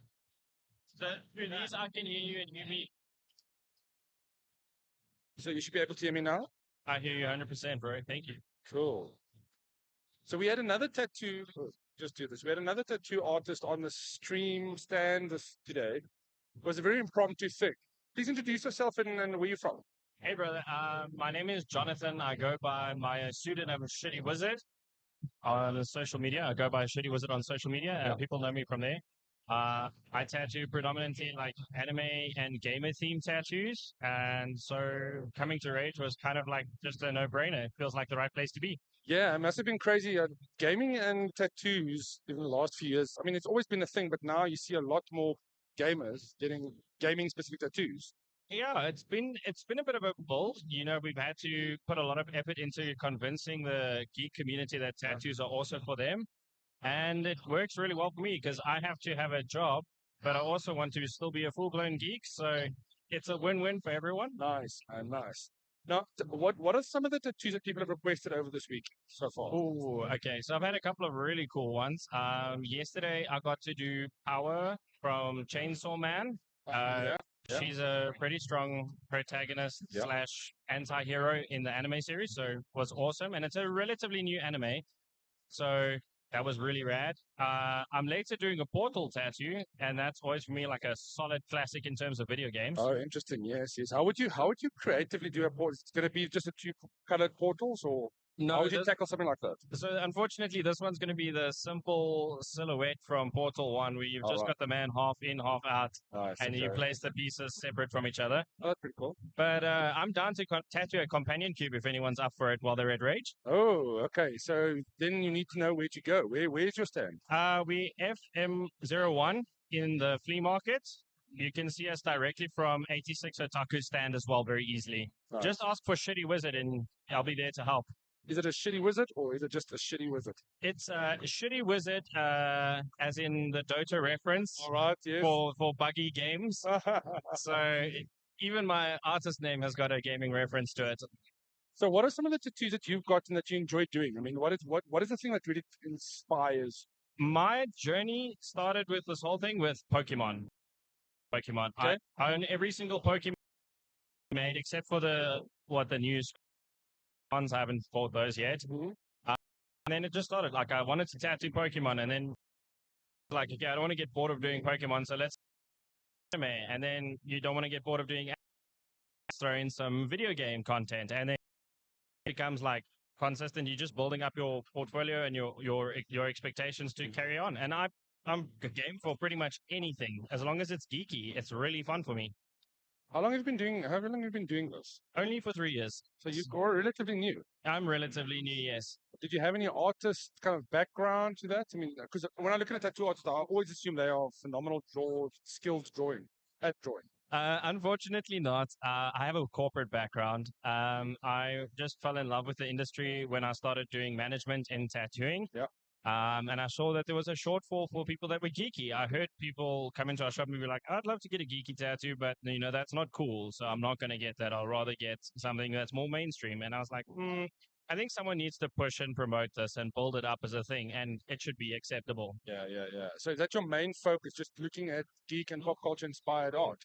100%. That's actually what I'm most passionate about. That's where I'm in my zone entirely. I do dabble in realism, but it's something that I'm pretty new to, and I'm not going to push out as hard as I like the geeky stuff, because that's where me and the clients meet. We have something to talk about, and that emphasizes the experience. You get a great tattoo, but we can also chat for 3.5, 4 hours about the same topic and enjoy it. Yes. Now, seeing as we're at a gaming convention and we're talking geeky things, what are some of the games and things that you enjoy playing? So obviously Dota has to be like #1 video game of all time for me. But then I'm a big fan of the Halo series through and through from beginning to end. Gears of War was something that obviously was just, I grew up with it. I really enjoyed it. Yeah. I think a lot of the games that I'm attached to is stuff that pretty much comes from the mid 2000s to late about 2010 or so. Yeah. I struggle a bit with the newer video games because I'm still stuck in the older ones, but I'm always open to learn. I played Elden Ring this year, probably one of the best video games ever, and From Software has always outdid themselves. Yeah, look, Elden Ring is certainly did one or two good things there with that game. Man, alive. I think it was so cool to have the Dark Souls, or actually, should I say, the Soulsborne, you're born to suffer experience, but in an open world. Yeah, you're right. That made it amazing. So, what are you looking forward to for the rest of the weekend? Just more skin and ink? I'm hoping to make connections. I'm here to network with people. I'm hoping to make new friendships. Yes, I'm here to make a bit of money as well. That's definitely not something I'm going to hide. We're here to do business. Of course, that's what we're about. I've got my merch line. I've got stickers, hoodies. I've got tattoo so flash. It's more than just art. Okay. Oh no, we're growing. We're growing. I'm trying to stay relevant in today's day and age. That's the key, right? Yeah. Where can people find the art? Where can they find all the merch and things to do? It's at our table. Just come to our stall and just ask to see the merch. We've got the art on display. We've got the stickers. We've got the hoodies. Everything. We have a pretty big team. We've got 6 people on hand all the time. So we have people to help deal with you guys and help you out, answer all your questions, and work with you. Phenomenal. Thank you. And yeah, I would really like to meet as many people as possible and network. That's why we're here. Phenomenal. So I hope more people come over to your stand, get some tattoos, get some merch. It was nice meeting you, man. Always nice to meet a fellow creative. Oh, thank you, bro. Likes to push the boundaries a bit with doing what they do best or doing what they love most. I appreciate that, man, and it's been an honor to be on your show, bro. Like Nag has been like one of the biggest parts of my youth, so I never thought I'd have the opportunity to hang out with you in person, let alone be in an interview. So thank you so much for your time. That's so great to hear that. Awesome, brother. Thank you so much. We'll chat again soon, and I'll definitely pop around. I'll come check out the shop one day, and you get you to do your stamp on me. Let's see what we can do there. That would be my biggest honor, brother. Awesome, man. Thank you so much. Cool. Thank you for your time. Have a wonderful day. You too, man. Cheers. Cool. Bye. So that's awesome.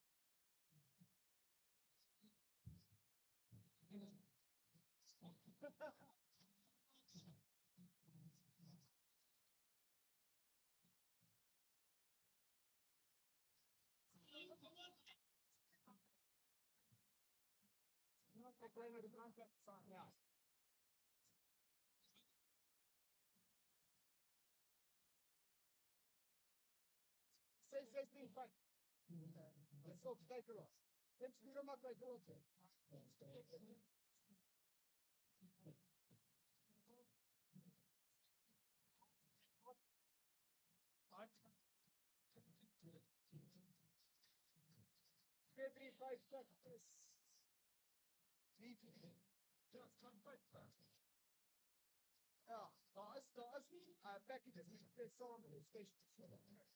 Ons companies wil gaan voor.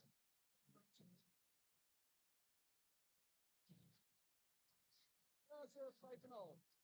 Vir hierdie set. Ja. So ja, dis net klaar. Okay. Ek net gou. Ja. Ver. Okay. Maar daai kant ja, exact, ja.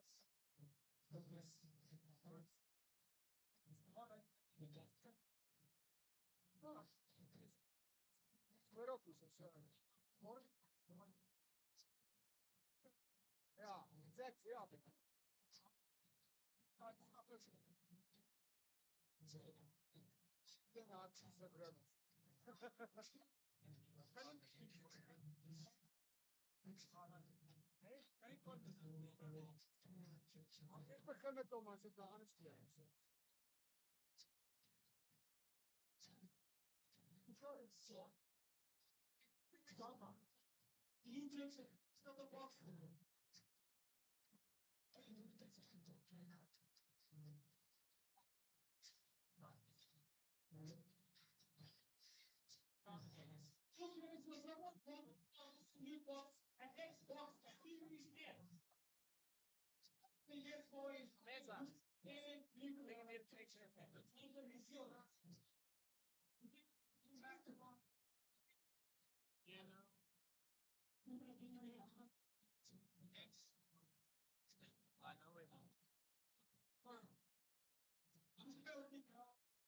What?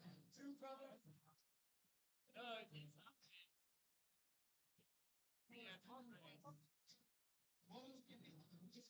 No, right now.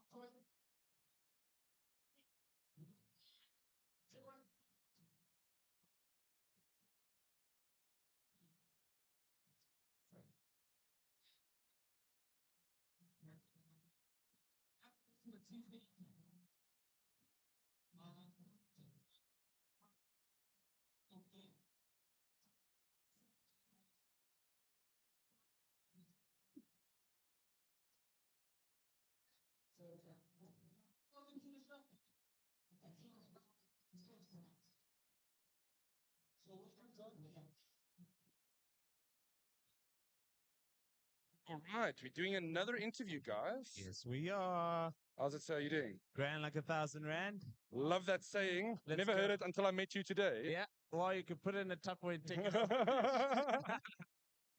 Brilliant. Love it. Please introduce yourself. Where are you from? Well, my name is Anessa Melissa, but you can also call me the Black Sparrow. Oh, love that. And I look after Samsung's Future Generation Lab in Africa. And yeah, representing Team Samsung. What do you do at Samsung? So I look after their Future Generation Lab in Africa. And what does that mean? So basically, our job is to connect Samsung to the next generation of consumers. So we're basically an exploratory marketing lab, and we get to do some cool stuff. Which includes what? What does cool stuff mean in a corporate environment? Cool stuff. Well, basically, with our operations, there's obviously some research, but also we do some campaigns and content, which is one of my favorite parts, but also some board experiments, which is all about, looking for cool out-of-the-box opportunities, collaborating with brands Gen Z is love. Interesting. Okay. To connect with them in new and cool. exciting ways. Yeah. Now, one of the things we want to talk about that we've kind of been giving some highlights on is that bad boy over there. Yep. I've been absolutely blown away by this thing because I didn't expect this to do what it can do for its size. Yep. And then you have a battery on it. Yes. And this is the Freestyle from Samsung. Yes. Which is a projector, guys. I mean, look at this thing. It's a bit ridiculous. It's a smart projector. So it's not just a projector. It's a smart, portable projector. And it's got, by smart, it's like a TV with built-in smart functionality. So you can connect up to Netflix and everything straight off. You don't need to have your phone connected to it for it to work. Yep, 100%. So everything that you'd find in a Samsung Smart TV is all packaged in this little guy. Everything is self-contained. It can connect to Wi-Fi, it can connect to Bluetooth. everything that, as mentioned, that you'd find on a smart TV. It's all packed into this little guy. Oh man, that is phenomenal. Now, more than just the projector itself, and unfortunately I didn't bring it along because you guys did send me all the accessories. Yeah. There's a bunch of accessories for this thing. So 100%. you now turned this into a lifestyle product, not just a business thing, right? so, I mean, the skins, you can remove this. This is getting a little bit dirty because everybody's touching it, but 100%. What can you replace? What can you add onto this? All right. So as you mentioned, the skins. So we have different colors because we're all about personalization, making it your own. So we have different colored skins. As you could see, there's this battery pack, which can be purchased separately. Yep. And then also there's a nice nifty travel case. Because as mentioned, this is all about portability. So you need a case to put it in, right? And yeah, so those are sort of the accessories that you can purchase for the Freestyle. The other thing that impressed me, so let me tell you how I use this thing for the first time. Yeah. I got this 2 weeks ago, and a week ago, I wanted to do movies, right? So obviously you watch a movie on this thing. I didn't want to sit inside, so I thought this thing is supposed to be portable. Yeah. Right?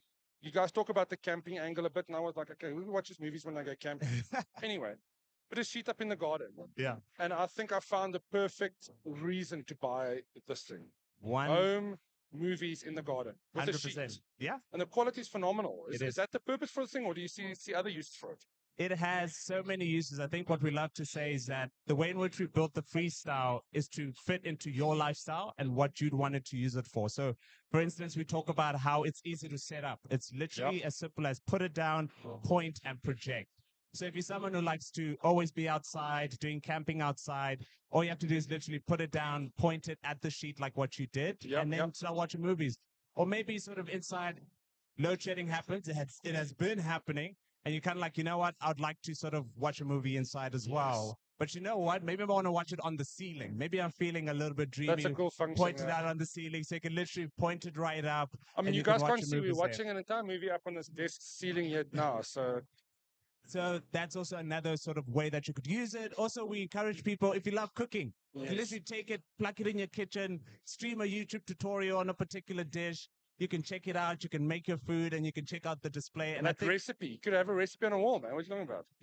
Including if you don't know how to boil water. There's literally a YouTube video on how to boil water. So if you don't know how to boil water, you can stream, you can stream it to this guy.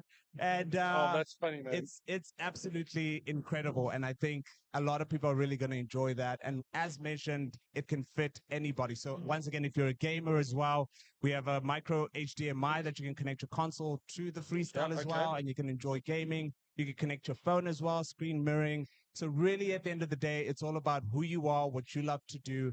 And this guy's kind of like, how can I help you? Yes, I like the sound of that. Now, when I was doing my movies in the garden, I brought out Bluetooth speakers because I thought, you know, how else am I going to get good audio? Yeah.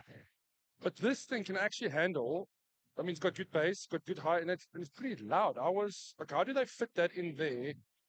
It's impressive, man. You can have a party with a speaker. Like it's a proper little Bluetooth speaker. It really, really is. And I love how you mentioned, obviously, the quality of the bass. And the quality of this is so good. If you're not watching anything, you can literally turn it into a Bluetooth speaker. So that's one of the things that we encourage users to do. And so, for example, you have the little cap over there. So the cool thing is you can put this guy on top and you can go into ambient mode. So if you're playing music via your phone, it starts projecting cool graphics that match the music. So sort of effect. You could be lying on your bed watching a movie and you're like, you know what? I just want to listen to music, connect your phone, and it literally turns to a little Bluetooth. Yeah, that's pretty handy. I think if I look at how speaker is in my life, you take it with you. You always have something with you. This is, I mean, you get a couple of Bluetooth speakers. That's kind of a handful, right? This is no 100%. bigger than that. So carrying something around, you have best of both worlds. Look, it sounds like I'm not supposed to be the marketing guy here. You are. That's your job. But having used this, I mean, I was blown away by the technology. And we'll do a proper review in NAG, like a written, you know, just kind of lay out all the things about it. Yeah. But another thing we didn't even talk about is that auto keystone, auto focus feature, right? Oh. When you're in the garden, you don't want to mess around with. I mean, I've done a lot of projector setups. You've got one, you know, you have to fiddle with the little wheel, make sure it's 100%. That's impressive. How does it work?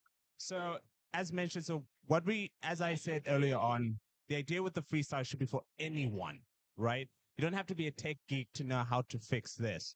So what we made sure that we put into the Freestyle is, as you mentioned, the autofocus, auto keystoning, and also Sorry, I'm pointing the guy where he's looking for the aircon.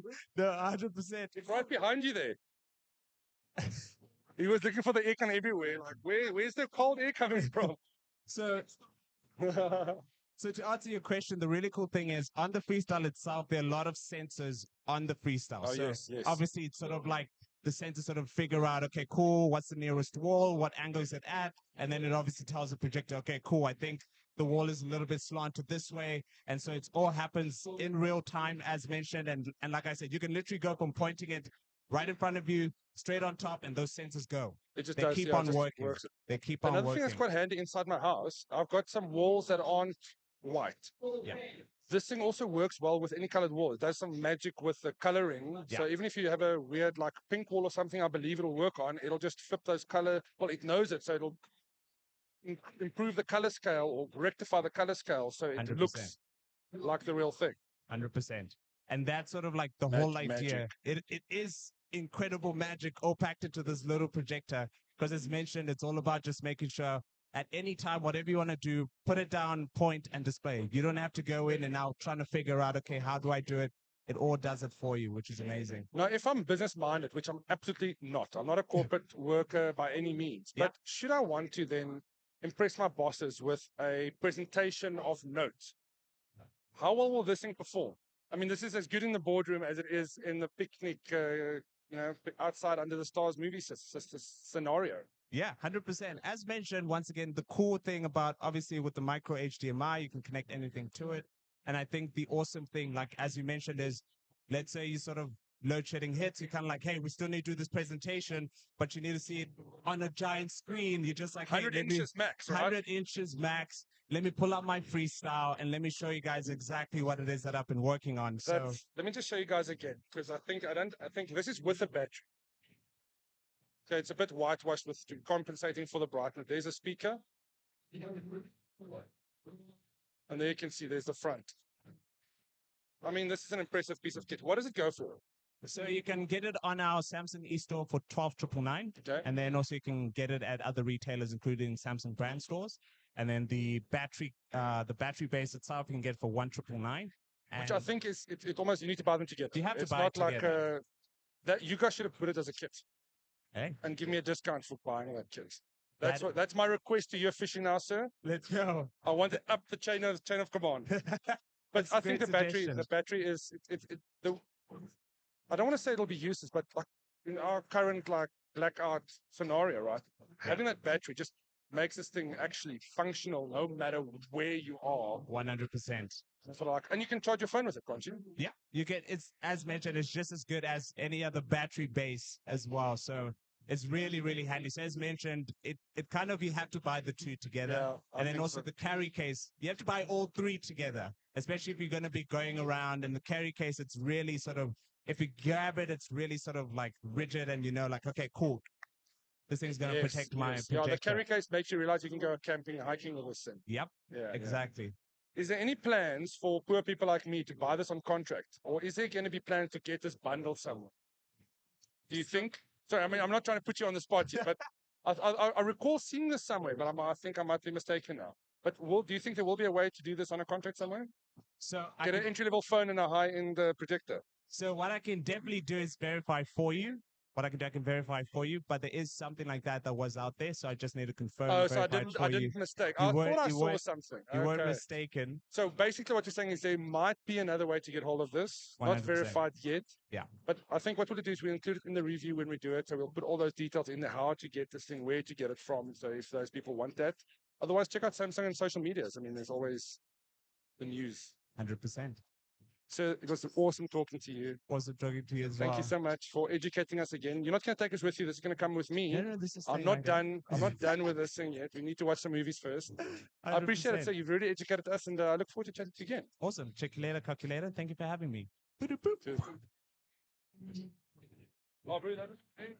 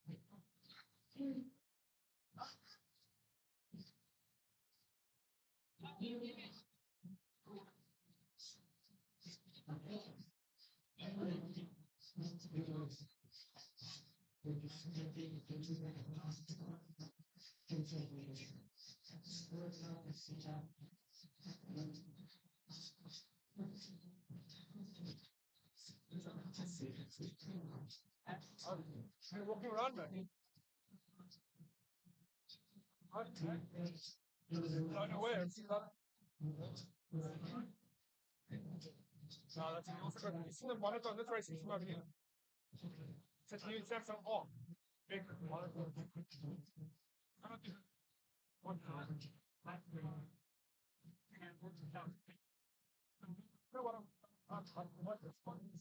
Okay, for usage.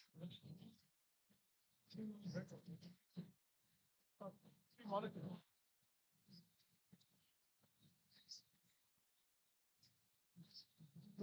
So we got streamer stations, we got streamers that stream. So the Acer set, plan that's it. You got it. It's also like that. Some basically some of the walk on guns. It's just these machines that support streamers and book.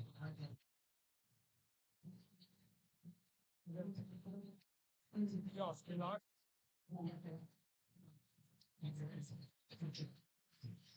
Experiment, right? Well, that's what brings us to hard vision. So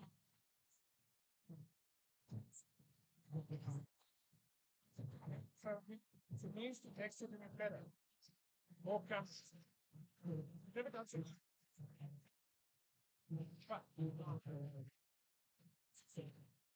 Yeah, look, so even still gets me every time. So much at was like overloads.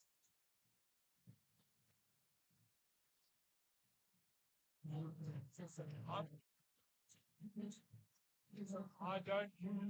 I've been stuck. I'm quite keen, but yeah, like you don't bump it, jump. Same. Oh, bombing. Now it's pumping.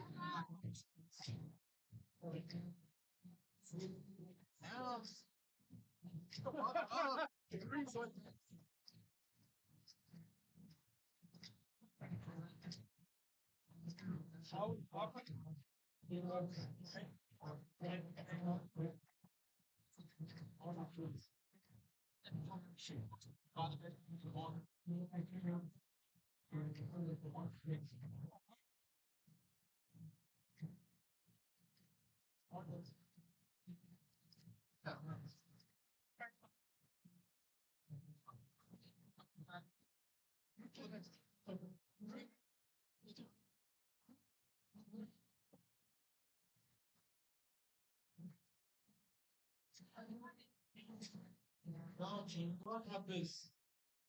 No one just walking down.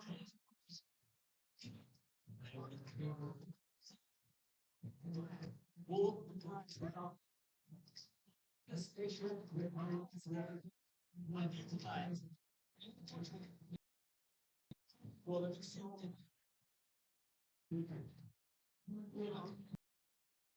that's hold on.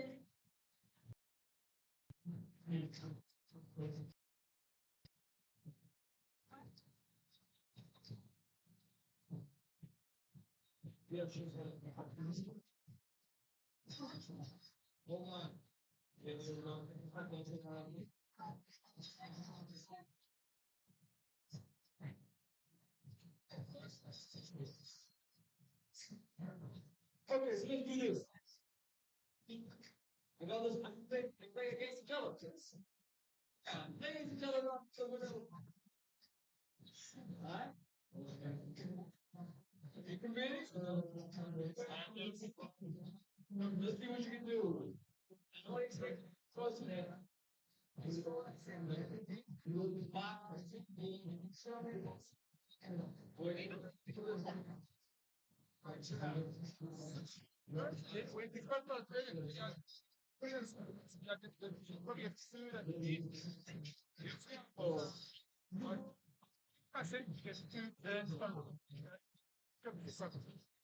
So guys, make stand ready. All of us are going to do. The hot sauce.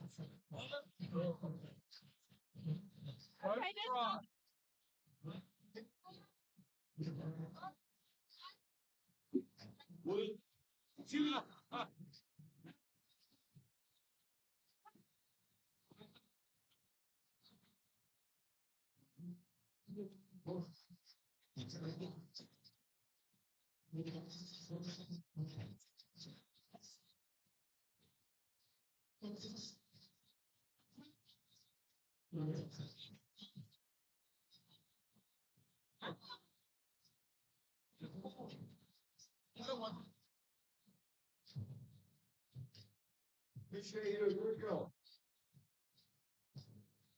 Chuck it. Finish it. Right. Okay. Come on, this. Cool.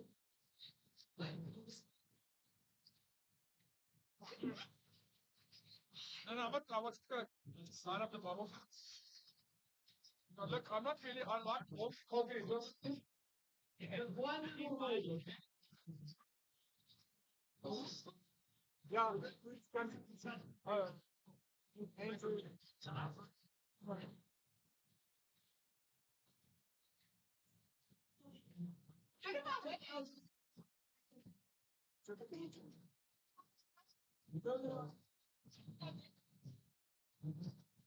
So, that's the turn.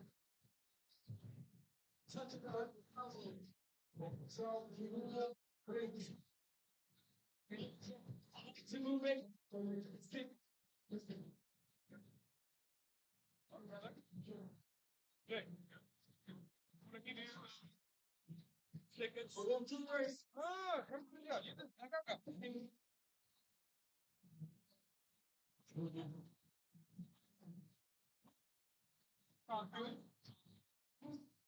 Oh, nice.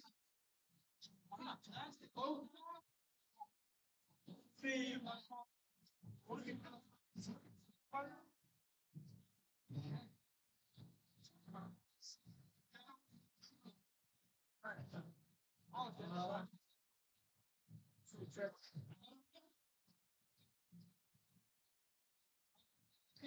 You have a winner. Well done.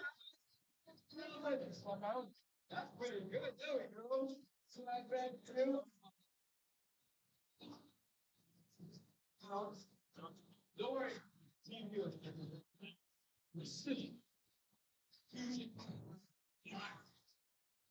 we go. Something like fun.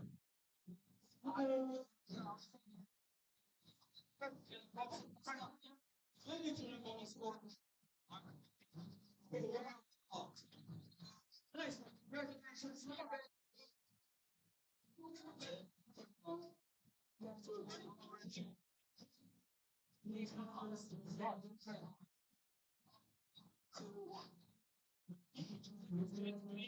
I'm sorry? I'll definitely give everyone one. Let's go on your call. Jack. Thank you. That's the gaming community.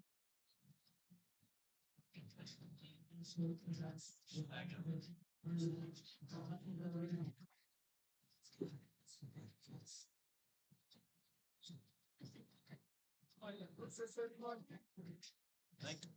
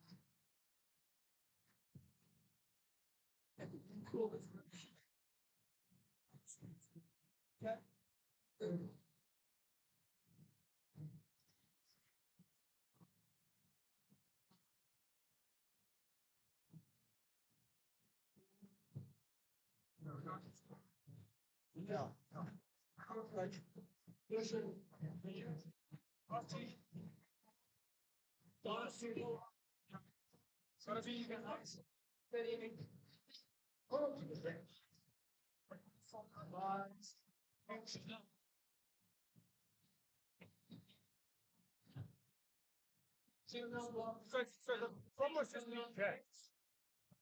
Because the jacket comes with it. Obviously, yeah, but what they did, the price stuff.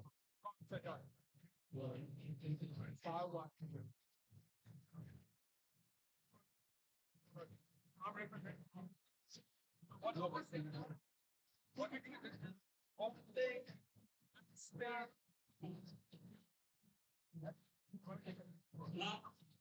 What another 14 because that are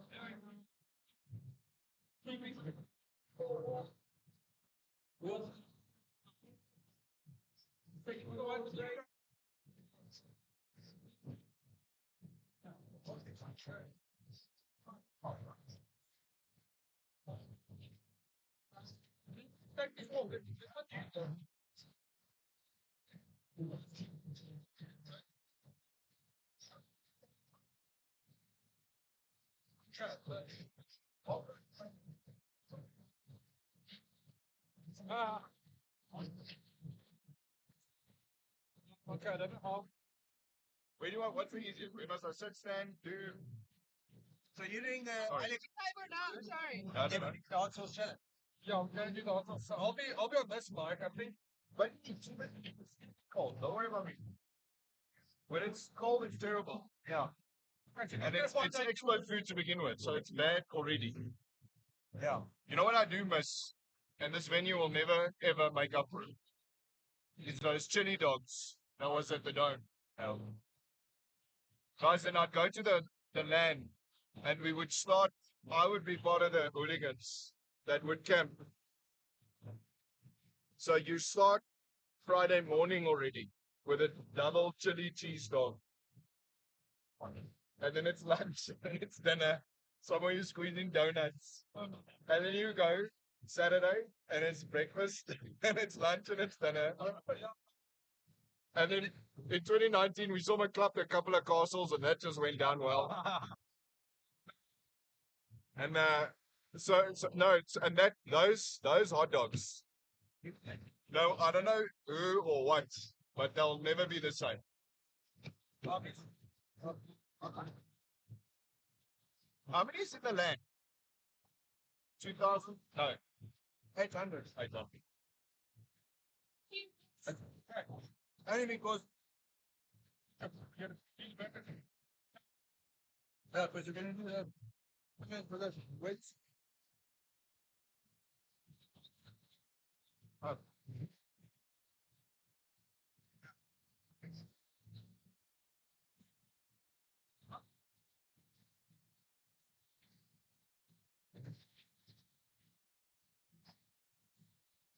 Maybe you.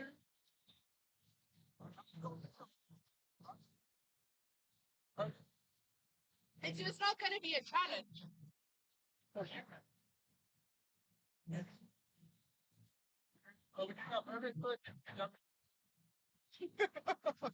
feel like I need to bring you guys a hot sauce that I have that I swear has started to melt the glass jar that it's in. That sounds really like appetizing. You know when you know a hot sauce, it's like because a hot sauce doesn't go off, right? It just remains. But it makes there by the cap, and you take it off, and there's rust, and it goes, and then you put I won't. So then we you can maybe it's upstairs. Very smoke is pot. Maybe stick. Now we guys trace it. And trace is on me.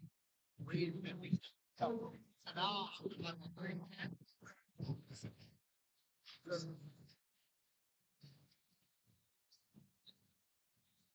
So we're toying with the idea of introducing blue microphones.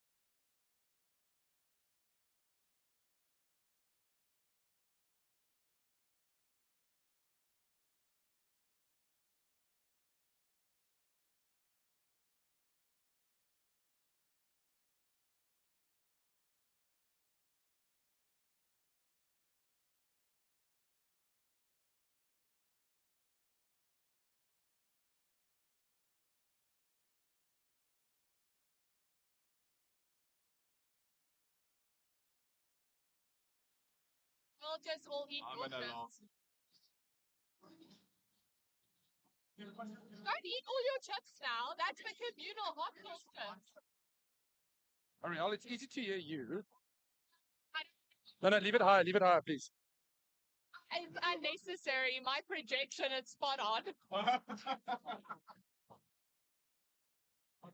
They could probably get me through these mics. Yeah. I can pick you up. There's some noise coming through here. Okay, you guys ready? Yeah. Dana, you ready? I'm ready. Is this laid out in order of hotness or just put on the table? No.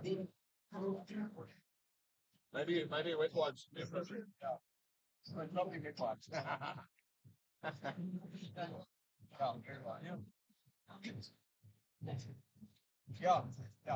Every now and then Where's Cody gone? Cody.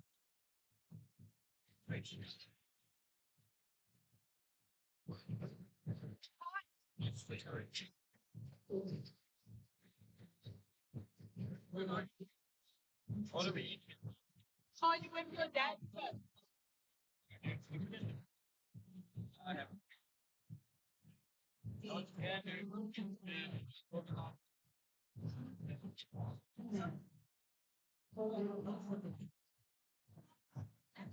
That's fine. It's running good.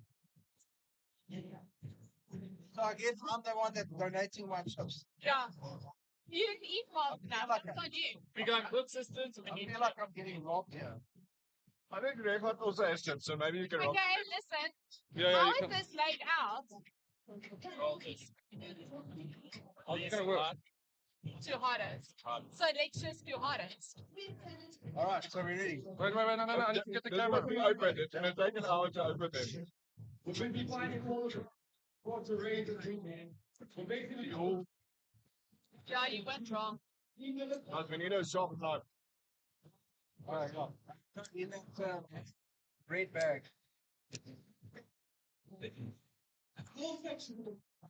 This is going to be a fun stream, just us desperately clawing at bottles. What's going on?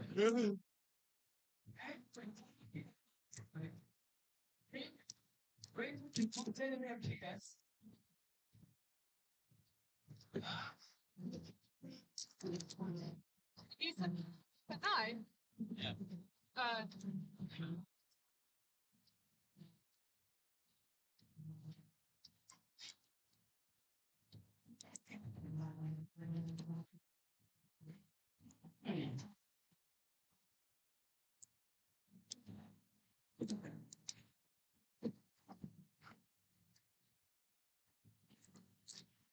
Don't knock the tables out.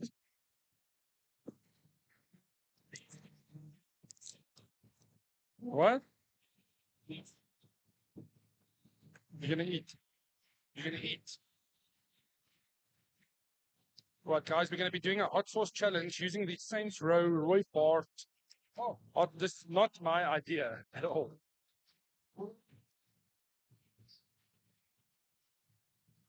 This is cool though. Mm. Yes, the camera can't see.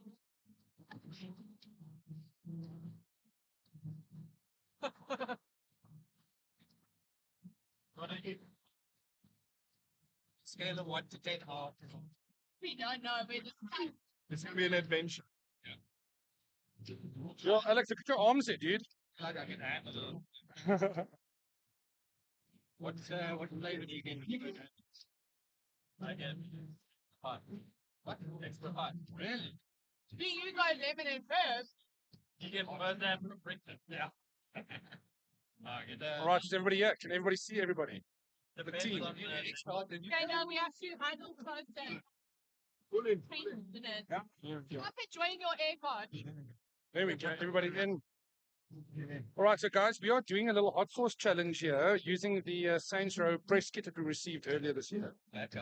And the challenge, I mean, no. Oh, was it mine? I don't recall it being mine. Yeah.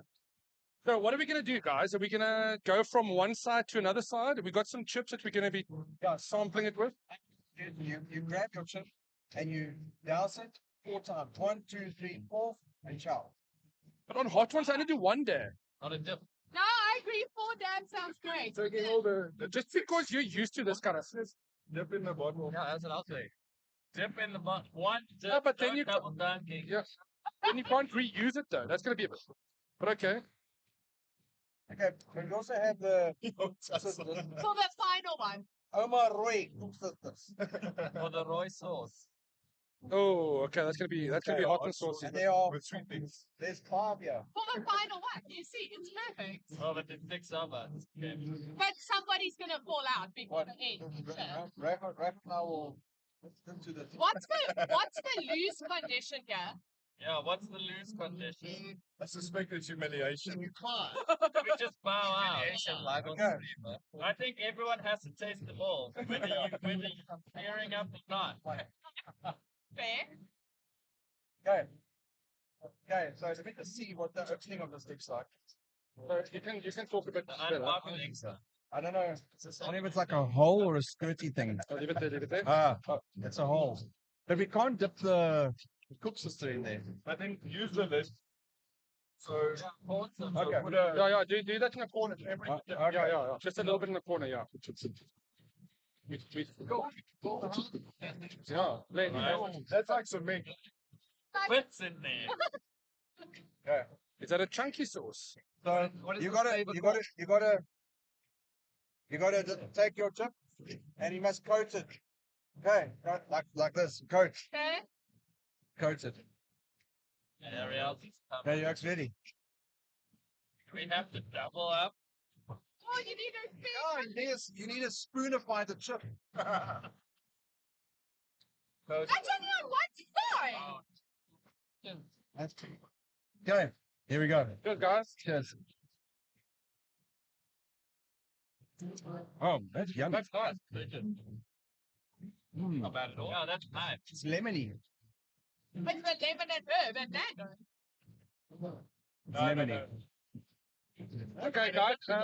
That is nice, but if that is quite spicy, what's the last one going to be?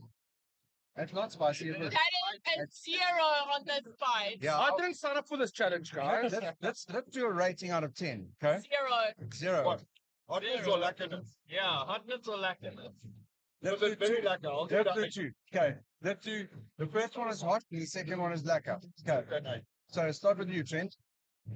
One hot. One hot, yeah. But at least a 7 lacquerness. 7 lacquerness. Cody? Yeah, but 8 on the lacquer. Yeah. 8 on the lacquer, but 1 hot. And hotness? 0 hot. Got big talk, yeah. We'll see. It's an 8 lacquer. Yeah. And rAge? Oh, let me say me. I'm a 9 lacquer. I really like the lemony, and probably a 1 or a 0. 1. What is that? The hotness. I'm gonna say I'm with Ariel. 0 hot, 9 lacquer. I'm a 2 hot, but a 9 lacquer too. Go. This might be a So highly rated. Yeah. Yeah. Oh, we got to say that we got this in a press pack. I've already given the introduction, but show the press pack. Okay, from Gamefinity. Thanks, Gamefinity. And black little hot sauce challenge there. Thank you. All right, cool. Oh, sorry, those. You're messing with the. Okay. So what one was this? This was called Schulz. Skulk. Okay, next Okay, one. next one is called Groen Trui. Groen Trui. What's that? Green. Green jersey? Yeah. Okay, we're going to try it. Maybe it's like a Springbok type of thing where they try to go for green and gold. Maybe. Okay. But because of copyright Where's the laws. gold? What's Okay. this one? Now this is in this corner. When you guys swipe, please don't drag it like that. Sorry, that wasn't me. Well, I had to do it. That was me. And go. 81. You guys clearly have something to prove. Close, get in there. I'm just going to be a whisper this one. Look there. I'm not going to. There's so much I'm now. doing this, bro. Cheers. You're Yay. great. Do you really tasting salt? That was less hot. Yeah, that was the beginning one. Yeah. That one is lemon and herb. Well, this one. Yeah, that's a nothing. Moving on. That's a minus. Yeah. So I do feel a bit better. I thought that So first one. rearranging the Yeah. base hot. Yeah, negative. And the luckiness? That was not hot at all. And luckiness? I'd No. say 6. Six. Needed a Yeah, the first one was better. Like Yeah. a 6. Six. Yeah. Six. It needs that little bit of burn. Yeah. No, it's not from 4. Four. Zero. On the left. Yeah. Zero. I'm with you. I think it's like a 3 actually. It's On on the nice. luckiness and a minus. You might as well Flat. just go buy green Tabasco. It tastes like chewing on a green Water, jersey. watered down green Tabasco. Yeah, green Tabasco's hotter than But after having that hot one, I mean, that one was actually much nicer. It tasted the spicy one, the first one we had, compared to this one. It's actually better sauce. So you prefer? I prefer the first one we did over this one. Oh, right. Yeah. That's what I'm trying to say. It's like, Yeah. I think this one was third. Huh? All right. So I don't know if I'm picking the right order now because that confused I just me. know that this is the last one. Okay. That is the last one. That's all I know. Maybe This that is one. meat paints. Meat paints.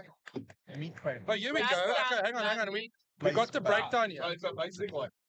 Warning, the sauce is addictive. Meat paint is very mild. Okay, fine. No, wait, we're not supposed Yeah, to do don't it. read that. That's cheating. It's like reading the walkthrough. Don't be like that. It's not. You know what you're getting into. We the authority here. We Right. show what And- is hot and not hot. Don't look what you're messing with the camera here. for. Okay, here we go. We have another lid. Yeah, that's a basic. You put that one on your steak and then on the fire. Yeah, exactly. Okay, so this is Yeah, exactly. You paint meat it on your paint. meat. Meat paint. Like the But you can No, instructions you're not saying say. properly. You're not. Len, you need to do it properly. Come, look here. You're the pro, bro. I'm not the pro. The name has become the instructions. There are 2 instructions on the sauce. Okay. Paint meat. I thought you were standing here. No, he just disappeared. You can see he doesn't want to be pulled into the challenge. You painted that meat lekker daar. Yeah. It was like. The Riegaard wasn't ready, didn't even have a chippy. Can't read this, bro. Yeah, but you, Len, right? Yeah. Like, I'm not you. That's the way to do it. That is the actual technical way to do it. It's sweet. That is Very nice. sweet. That is nice. That tastes like ribs. Which one was that? Yeah, this one. Rib barbecue. That angry red. That's warm up. Original red. Yeah, Rib. it's like A barbecue sauce. yeah. This is a barbecue It's sauce. basting. It's Basting. amazing. I give it a It's a 0 paste. on hotness and like a 7. I mean, if you cooked it, it would be real nice. When it Okay. gets like sticky. But between these two, which one was hotter? No, it's The not. father is the second. Yeah, that one was They hotter. were both nonsense. Yeah, no hot. Okay, out of a running, back there. Yeah. Oh, is this the second one we did? No, this is the first one. Yeah, the first one. I mean, sorry. So that was so far the This is nicest. the first one, eh? Nothing. No, this is pretty here. Oh, Skulk is in the lead. Oh. okay. All right. So Skulk is the one. Sorry. So Skulk is the sauce that's Okay, in so the this is original red. Original red. Was Roy. I don't know what that is. That one, I like its name. Angry Beard. Yeah, my hands are Hot pot. I'm getting doing full now. of sauce. Angry. Yeah. Oh yeah, name original red. They messed up over here. Oh, meat? Which one was this? The first one we did was one. And everyone gave the one. Was that the hottest one we had? No, this is the hottest one.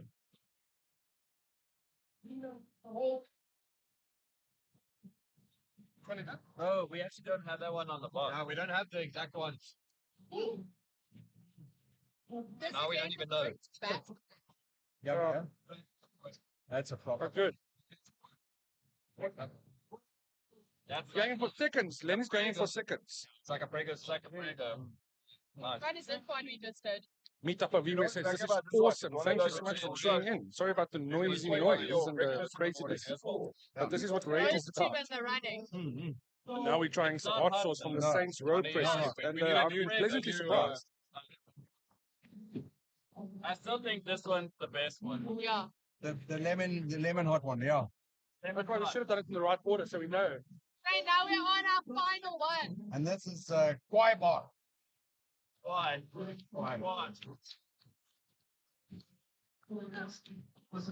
Remind me to wash these bottles. Thank you. So are we each walking away with a bottle today? No, this belongs to Len. It's going into his bar. Oh, really? I think one of these bottles are going to disappear. You don't like the free taste. In a big thing. You get to like double whammy. Just because you got a tattoo now, don't think you can just come in and lick the hot sauce on your finger. No, that one is. Okay, this is. We're getting a bit silly, guys. Oh, chippy's down. Enjoy it on its No, this is the cook list. I've got my cook system. I agree with Alexander. We need to do it properly first. Enjoy it after a bit of double. No, we need to have enjoy it. No, look, it's already in. Cook system. They're changing up the rules as they go along. Now it's a cook system. We must enjoy this together. Yeah. I think Reed, need to have a little bit more in there. No, that's good. I mean, good amount. That chip is dipped as the size of your nag tattoo, bro. Yeah, it's like. That's for babies. You know, like teaching in school, don't cave it to peer pressure. No, but you can, I know. Yeah, exactly. Okay, you guys ready? Enjoy. Cheers. No. Dropped it. You're out. Disqualified. The mix isn't great, I'm going to be honest. Why? Too many flavors going on. That's got a lot of. Slow burn. Yeah, I think the sweetness is hiding the actual. I think we need to do another one with the chip. So slow burn. You know, it seems like it's trying to make a. And there's something it reminds me of, but I can't remember it now. You have the vase of concert. What I think of a water thing. Oh, that's horrible. Okay. Chip and dip time. Woo! It's better on a Yeah, I don't like that. That's not my thing. My eyes are watering already. It's not all that. Nope. I prefer the first one. This is the winner. Yes. This one is the hardest, but this one's the best. Okay. But it's not that hard. But this isn't, it doesn't even have like a long burn in your mouth. I like this one. But anticlimactic. Are you dying? No, it's a walk. I'm not dying, but it's a burn that I don't like. Someone said we have another one downstairs. You can. This is the best one. First one. The original. That one. You know what I can see? Scott is good, yeah. What's that one? If you're making a curry, you just put a bit of that, just elevate it at the top. Give it a bit of a. I don't know what their vibe is here, but like barring this one, the first one, I feel like it's really cooking sauces. It's not Yeah. Well, you're saying the Kwai bot is angry bit. You must cook with it. Really? Oh, yeah, you put it in a chili. So you like proper American style chili, beans, beans, whatever you put on a taco. I feel like I want to throw this. I want to get a burger, lift the bun, chuck this in. That's what I feel like I want to do. Do it. Tomorrow's lunch. And then we video, you do the entire bottle on. See how much you can take. This was nice. Thanks, Reach. Well done. Yeah, look, the first few was good. The last one wasn't very nice. I'm not gonna lie. Thanks for joining us on this hot sauce challenge. And the long-awaited, overdue hot sauce challenge. Yeah, for a long time. It wasn't really a hot sauce challenge. It was just a sauce With the hot tender at the end. Yeah. Not impressed with the hotness. Can we clean my desk now, guys? Thank you. Yeah, I must get a wet wipe. Apparently, Trent has wet wipes. Wet wipes. Trent. What a man. I mean, he's a legend for bringing these things. All right, guys, thank you so much for tuning in. We'll be back now. Enjoy the ambiance. I'm going to put back in there.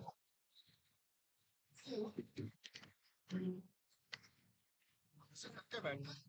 Okay, are you and Alex?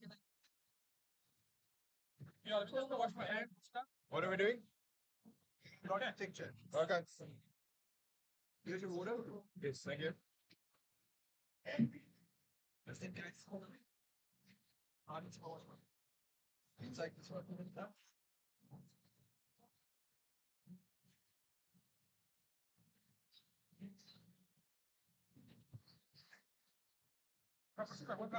Yeah, no problem.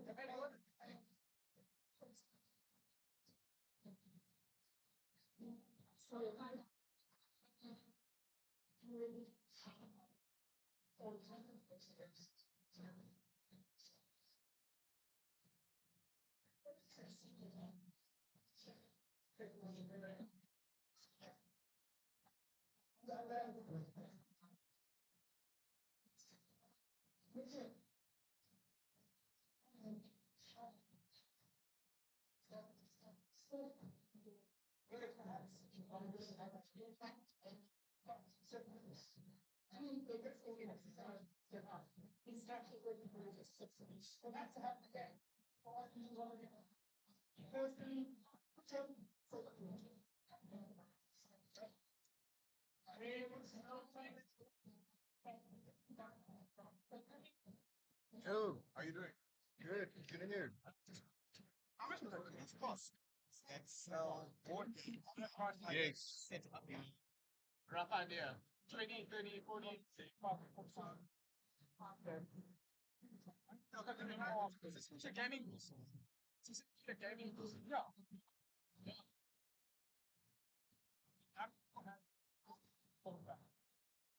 You can mount this in your PC and it's so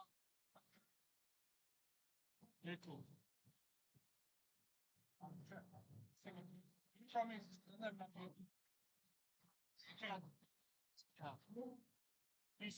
Yes. Wat vir dit? Ek weet nie. Ek is net hier. Ek is seker om hier te wees, so ek sien kyk.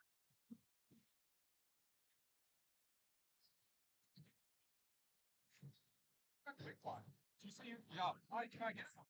Wait.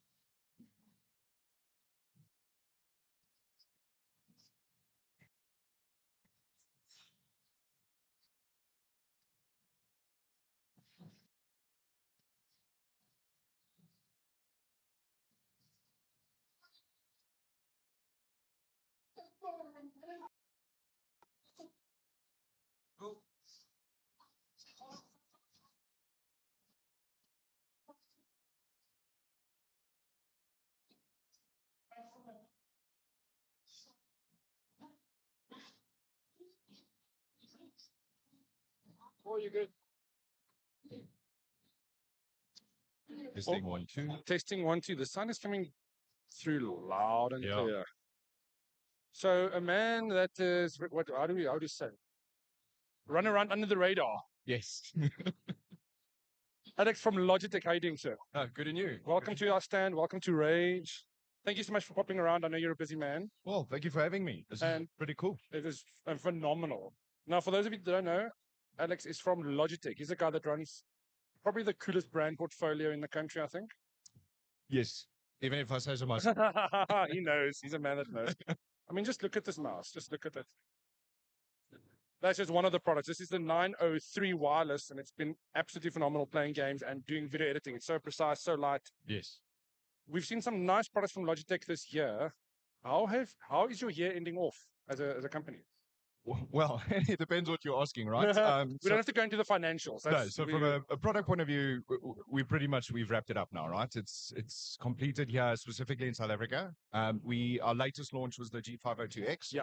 And that's a spectacular product. We are very excited to launch it. It's the upgrade, the new version of the old school G502 Hero and G502 Lightspeed.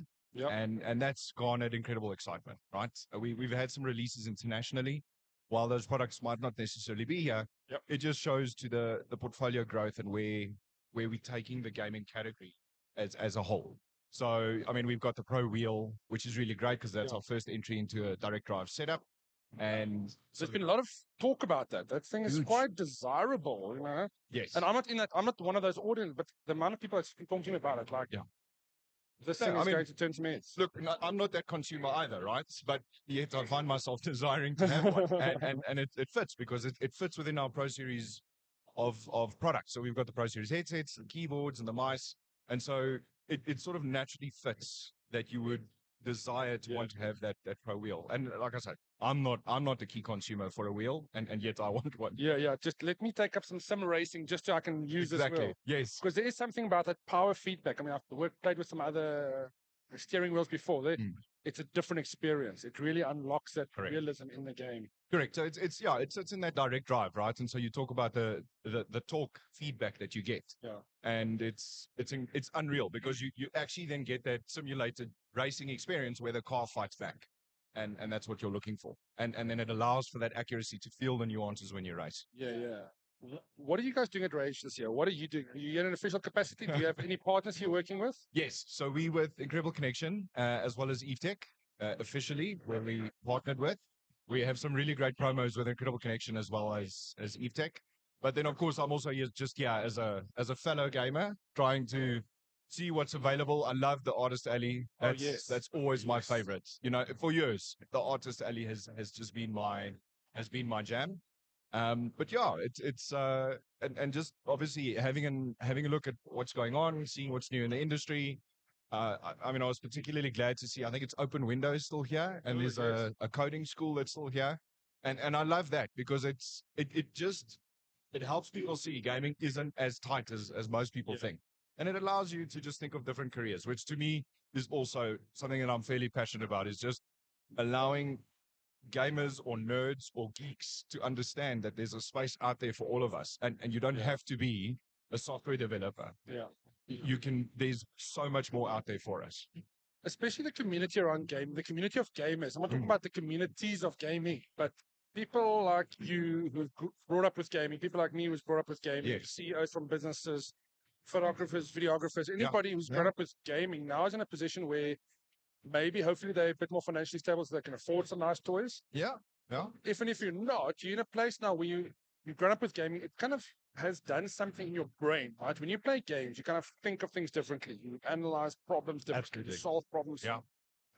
That community of people where I want to work with somebody else that understands that. I want to, you know, if I want somebody to come and build in my house, if he's a gamer, I would much be more likely to kind of work with him. But isn't it true? You've got an intuitive trust factor when you can have that conversation with someone. I mean, I'm going to use a completely strange example here, but before this job, I was working in a telecoms provider. Yeah. And you built trust at rugby events, and you build trust over a meal or whatever the case is. So it's the same kind of thing. If a builder comes over or a plumber, First of all, he's only got 3 or 4 minutes to garner your trust. You find out he's a gamer. Oh, okay, cool. What do you play? Exactly. Yeah, man, I can be your friend or I can't be your friend. Oh, I'm Yeah, going to take you down. Right? Yeah, so what do you play? Counter-Strike. Oh, thanks. Sorry, I'm out. You know, whatever. But it's Fortnite. I'm one of those. I can feel the pain when people say, I don't want to deal with it because you play Fortnite, right? You know, and of all of them, actually, so I'm not a big MOBA, or not MOBA, what's it called? A Battle Royale player. But yeah, I love Battle Royales. I can tell you, there's something about Fortnite and the arcade factor that I just love watching it. It's just such a cool game. And I think it gets hate that is undeserved. But that's kind of why I like it, because there's so many people that just, shrug up their nose at it. And I don't think a lot of people have actually played it. And also we're talking about no build mode, because build mode is a different beast. And I think that one deserves to get a bad rap. But look, all I know is I just want to know how they're able to do that so quickly, because I can't do it. Yeah, no, it's crazy. It's like a different shooting reflex, right? You just quickly build things around you. That's why I kind of don't like, because that's an element I can't compete against. I can't fight against that because I'm not good at that. Where the no build mode, actually now it feels like a nice battle royale shooter. Yes. And I come from PUBG Mobile and PUBG PC version. I mean, I still like PUBG Mobile. It's a fast-paced game, but it's two different elements completely. Yeah. What else do you enjoy playing? What other games do you do? Well, I'm first and foremost probably the most excited person for Diablo 4. So absolutely, I'm ready for that one. Currently, despite me not being a fan of the battle royales, I do enjoy some Warzone DMZ quite a lot. Yeah. But my go-tos are actually like city builders and management style games. So I'm a bit of a the slightly more boring gamer, but Anno 1800s or anything like that. That's a strategic mind. So I wouldn't say it's boring. It's a strategic mind. Yeah, and then, although it's been a while, but I've always will have a soft spot for the StarCraft 2. Yes, oh, man. Yeah, that entire trilogy. Yeah, that entire trilogy. That's my jam. So speaking about Diablo, I don't know if you followed the Diablo mobile gaming thing at all. I did. With basically pay-to-play mechanics. Yes. I mean, it was almost too far on the opposite end of what should be done with a game, I think. Yes. What is your opinion on what is your opinion on that, and then your outlook for Diablo 4? Like, okay, so from a pay-to-play or pay-to-win perspective, I think the challenge comes more into the issue of, is there a paywall to progress in the game? And the original argument was simply, does it allow you to progress faster? Great. Or are you willing to put the grind in to get there? So the minute you can buy something that someone else can't buy, I'm not in favor of it. Be it a gun or a whatever the case is. If I can't earn the gun, if you will, then I'm not in favor of that. Things like buying XP faster or whatever the case is, totally on board with that. However, when you're talking things like chests with random chances of winning and loot. If you can pay to have a better chance of getting better loot, now you're starting graying the lines between now your chance of beating me in a game, the odds are now different. So if it's, even if you put something, if you lock it into a chest, I think I'm okay with it. Whether you want to buy chests or earn them with in-game currency or whatever the case is, I don't care. But like you said, there must be no advantage to the guy spending the money. The guy spending the money, it must be purely a thing of, I'm winning on time. Yeah. Win me on time, that's okay. And then, of course, when it comes to cosmetics, have it. I think I probably have one of the most expensive Heroes of the Storm accounts on the planet, because if there was a skin, I bought it. I love that kind of stuff. I'm with you on that. That to me is that's why I think Fortnite does it well in that sense. They've got an amazing licensed library of things. Let's just give them credit for that. Yes. But it's done in such a way that I want, like, obviously, with any game, right? You want to have your personal input, your personal touch. The skin does make a difference. Mentally, it makes a big difference how you play. You even feel you're playing better with your exactly. skin. That's why I swap between mine, and I find a new one, and the old one's just not that good. But exactly. I love support, especially if it's a free game, right? I love supporting, putting some money in. At the end of the day, you spend more than what you would if you just bought a game out. You do. So, I mean, it's kind of, I guess, a catch-22 in the sense. But if the game is good, you want to support the developers, I'm all for that. What Diablo Immortal did, and what really pushed the boundaries, you got to that point where there were people that put in hundreds of thousands of dollars. Like $100,000 and they didn't get something. It was then they had to then unlock, so they had like 5 orbs or something, but then you do that for like 100,000, and then there's 2 more that you need to unlock. That kind of thing. That's not on. There's also guys that were like you you spend so much money in this game, but there's nobody else you can play with or battle with. Yes. What do they call it? I Yes. think it's rifts or something. I'm not Yes, mistaken. yes. And then, guys, I mean, some YouTube videos out there if you're curious to go look at this. And these biggest supporters of the game are now, No, they stuck. Yeah. I can't say now I can't play against anybody. My guild that I'm playing with, they can't play against anybody because I'm pushing up the XP or what the capabilities of the team. Yeah, that's a bit that to me pushes the boundary, of course. I think gamers they won't last. Those type of games, there will be a short-lived attention span, but I think going forward, gamers are just going to say no to it. I think gamers just won't. You'll get the whales, of course. These guys do like to spend money, but for us, the average game, you can't build a game around you 4 can't. whales. No, you can't. Right? But that's what it seems like, especially if you look at Diablo. There's like probably a handful of guys that is making them their money. Yeah, look, I think you got to understand, Immortal was probably cursed from day one. Don't you guys have mobile phones? Yes, exactly. So, and I'm going to harken back to Diablo 3, right? That game was a mess. And they were able to fix it. They removed the auction house. They removed all the, shall we say, gambling mechanisms and all that. And they really fixed it. It's actually disappointing to see how much they achieved with Diablo 3, fixed it, and they went right back into the same problem with Immortal. So I'm hoping they see their ways and find a way to turn it around and fix it. And then alternatively, I just really hope they don't do anything stupid in Diablo 4. I'm intentionally going into Diablo 4, like spoiler-free alerts, like everything. So I'm not even reading dev articles. I've heard rumors of some funny stuff that they're planning, but I am, like, at a personal level, I'm just trying to avoid it. I want to go play the game, enjoy it the first time ever. Like the trailer dropped, was it yesterday or the day before? I was into that, and that excites me. But outright, if they're going to try and take the mickey out of people with paywalls, it's going to fail. Yeah, look, you do it with Immortal. It's one thing. If you do it again with the next big thing in the franchise, especially number 4, you're gonna have a mutiny on your hands. Totally. No, you will, because it's Immortal. You can go and say, yeah, it's mobile gamers, so it's not really their key market, which I agree. So test it there. But the game should, for all intent purposes, it's a phenomenal game. It's just that aspect. So the game plays like Diablo on your mobile phone. Imagine you could play Diablo 2 on your mobile phone. Exactly. With better graphics, better everything. I mean, that's what it should have been. Yeah. But yes, sadly, these things happen. Life is interesting like that. Yeah, look, again, it's probably, and people like to blame them, and maybe I'm wrong, maybe I'm not, but I rate it's something to do with that Activision link, and it's just how they're trying to find a way to monetize as much as possible. Yeah, decisions like that don't get made by engineers who want to make a better. Yeah, that's exactly the thing. This is something that comes from the top that says we need to do this because some executive decided he's going to make some cash in his reign. Yeah. Gamers, I think gamers is a good way of weeding these guys out over time, and it's going to go down in the history books. It's not ideal. Yeah, and it speaks to authenticity. I mean, just look at if you look at the rise in all of these small, I don't know what the word, indie games, right? In fact, sometimes I think indie is a bit wrong because that implies a one-man band. But even if you look at the studios where it's 3 or 4 people, the industry, the gaming community is rewarding those guys for being authentic. And if you can't be authentic, you're going to lose it. And you can see it. I mean, you use now, what's that? Satisfactory, right? Yeah. That's not a big studio. I think they're 12 people. The community is nuts for it, right?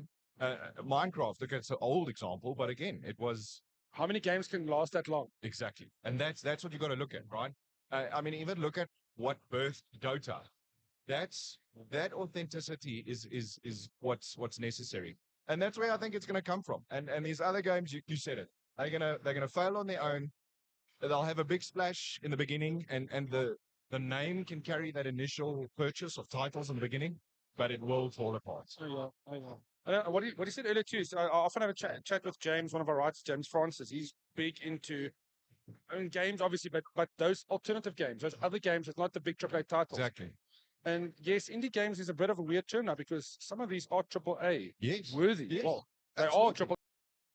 Just because they're not in a big corporate system, and now all of a sudden they don't have the title. But that's what I'm team enabling this of incredible games that cheap and good, or made by the price, and it is phenomenal. Yeah, the green light system it revolutionizes. Look, I believe they need to add maybe 1 or 2 mechanics to what's the word?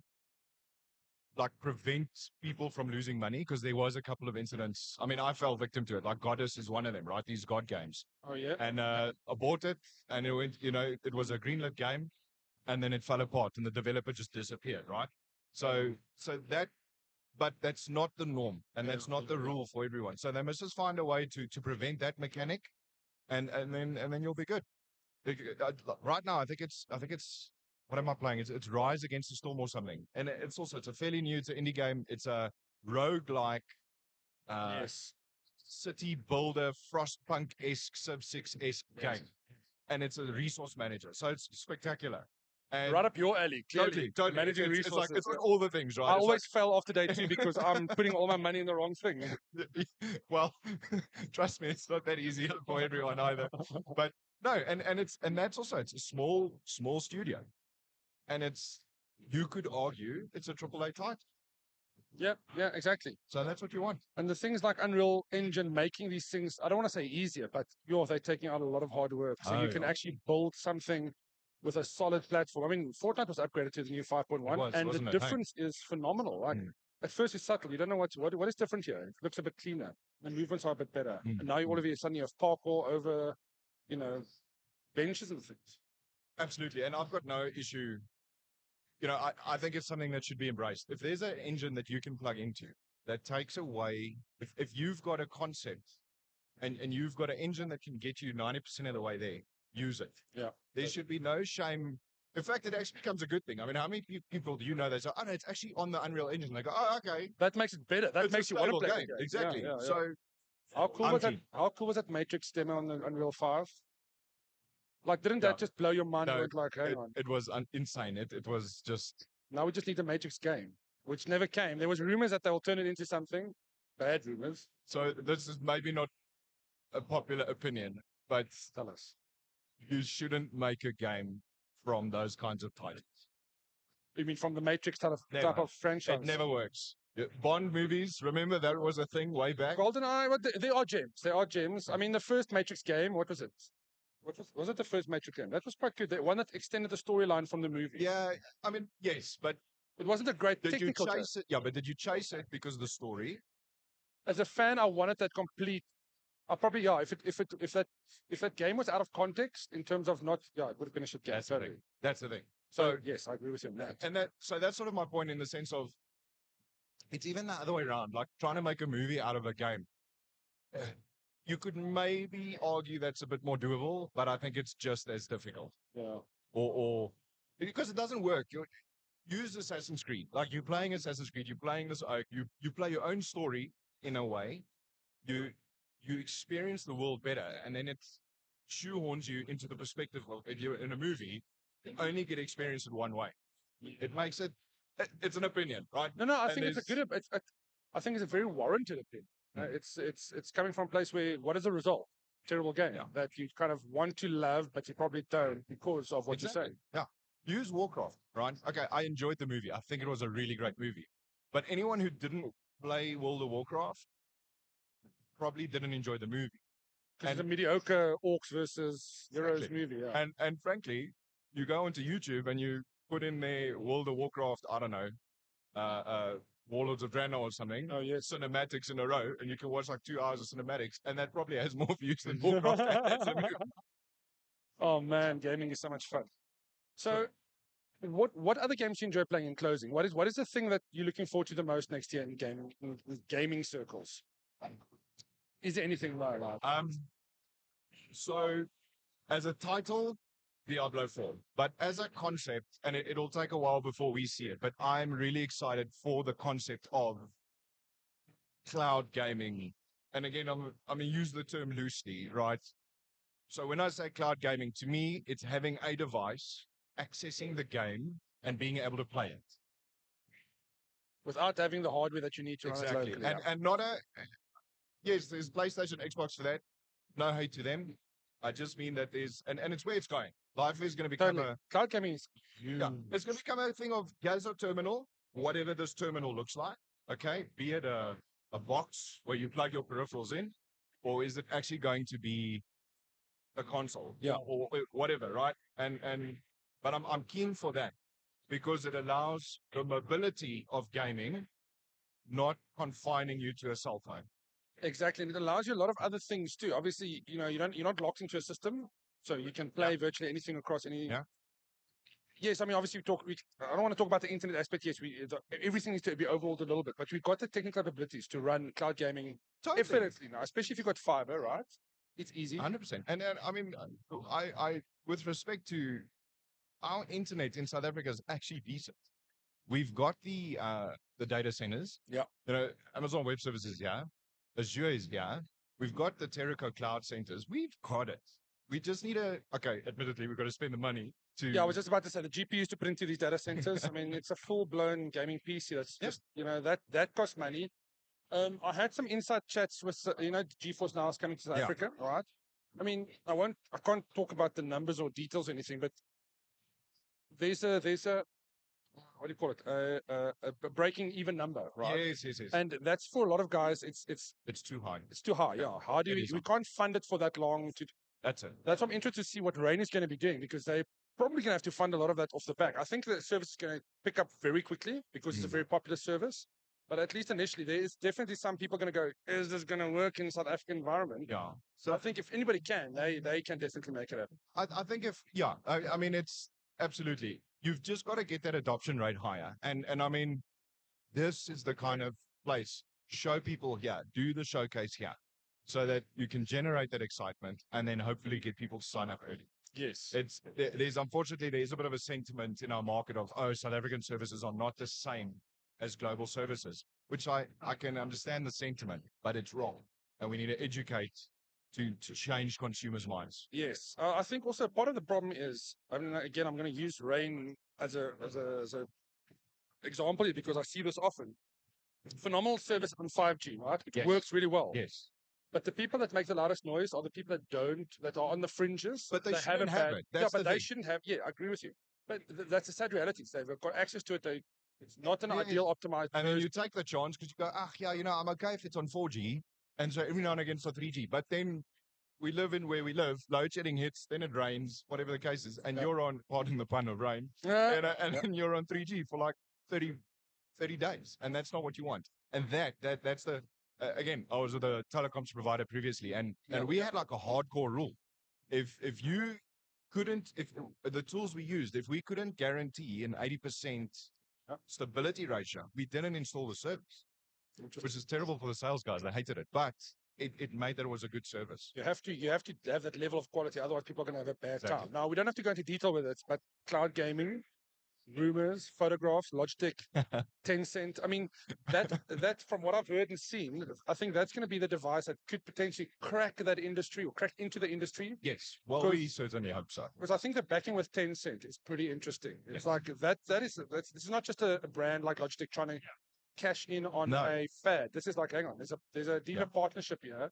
And having worked with Tencent, I can kind of see the logic behind the scene, And obviously it's great for them because they're going to have a platform to publish games on, but their games are great. Now, if you open that ecosystem, Rode, Google Play, and then even potentially cloud gaming directly off that through GeForce Now. 100%.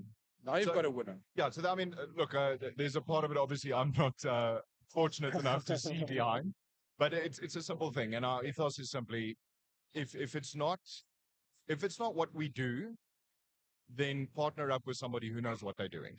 And so the powers that be saw Tencent for what they are and understood what they are, and it should be, from a South African point of view, it should be something we want to endorse because of our links to Tencent, right? Yeah. I mean, show me a South African whose pension fund isn't linked to Tencent in some way. But no, so yeah, we partner up with people where it matters, so that makes sense. And this device that we have right now is designed for like cloud gaming. Doesn't necessarily want to have the game on the device. It wants to receive the signal, process it, do what you need to do, receive the inputs and send it back to the server. And for that, it delivers really, really well. I absolutely cannot wait to see that, but that is a conversation for another time. It's not official. It's not official. But Alexander, thank you so much for your time. Always enjoyed chatting to you. We'll do this again next year, some more regular chats. I think insights into the brain that runs anno 1880.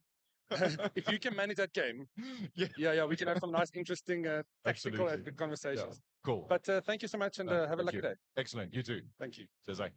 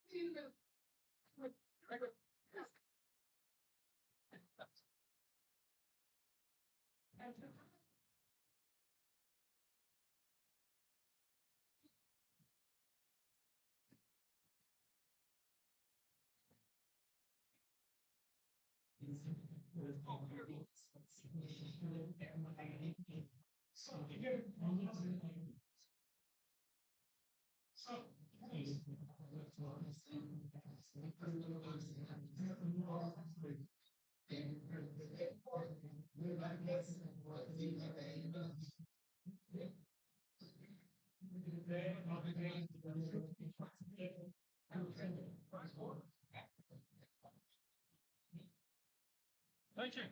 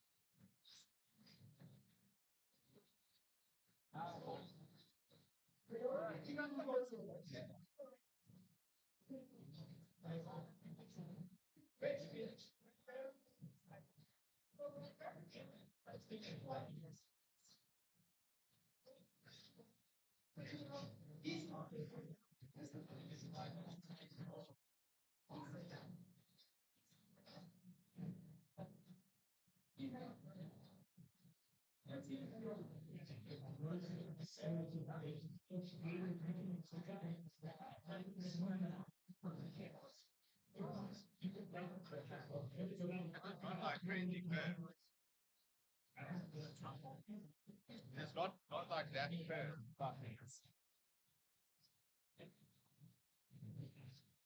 Again, what?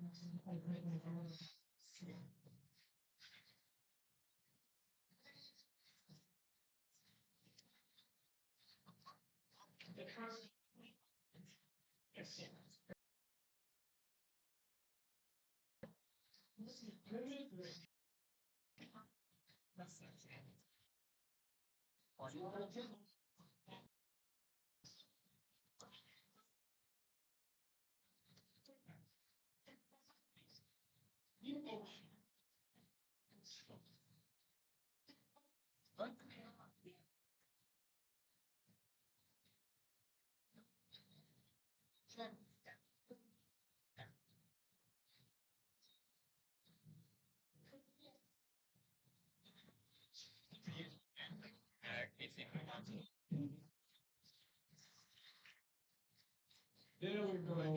I apologize.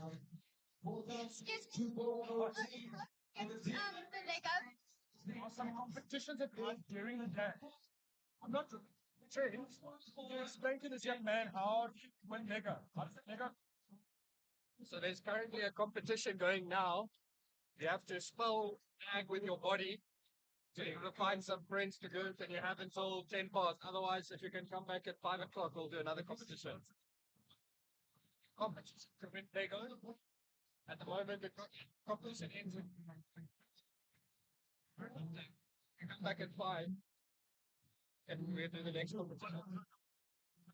So the current one entails spelling tag with your body.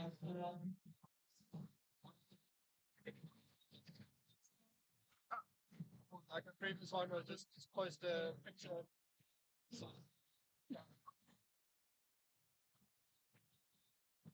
Change 5. Our first attack is the snow.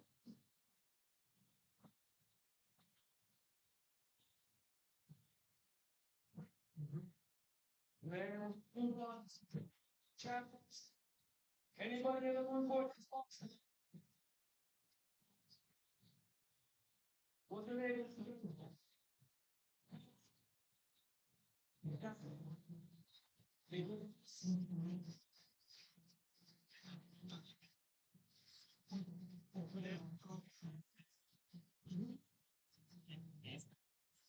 One lady has 2 emails.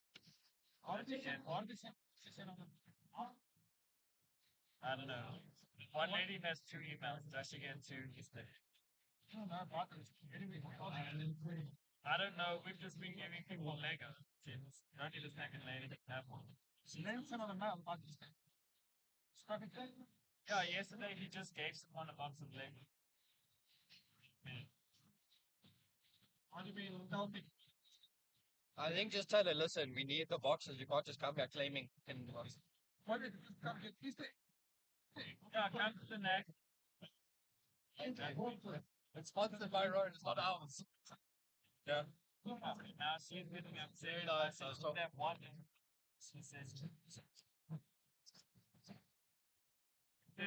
She said this is an email and the other one is. It's a great setup. That's it. And managing covers too. Like popular music and all. Yeah. Lots of there's too many people give prizes now. That's a stream though. What's the story?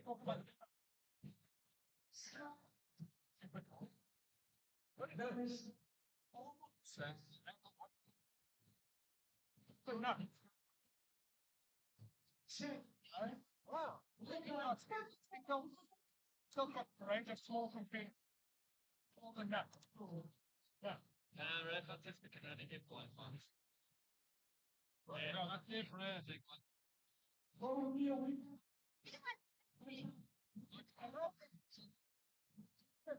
sorry? It's running all the same. So, track something down.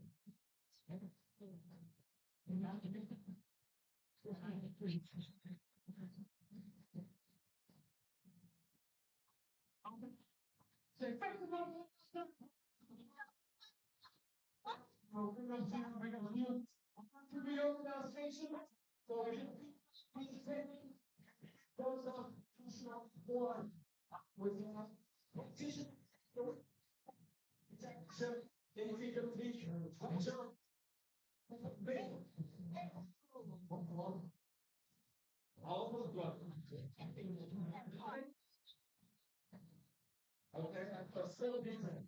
I don't know how to get out. So then we find down the laptop. Okay, so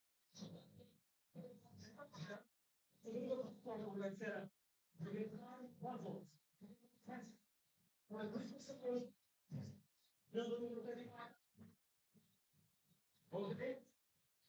Hold you.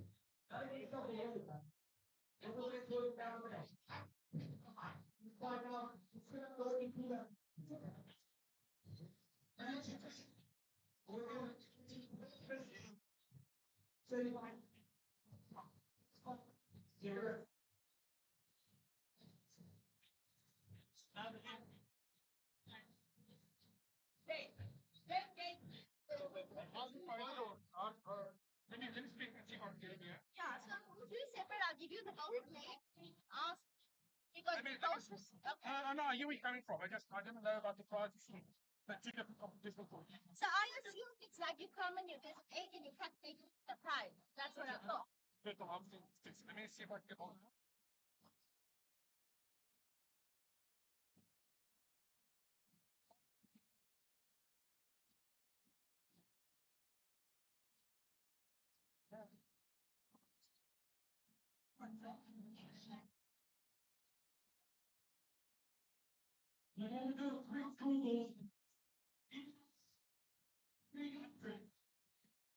Should I send him a message on Facebook? You can. I'm trying to phone him now. Messaging answer.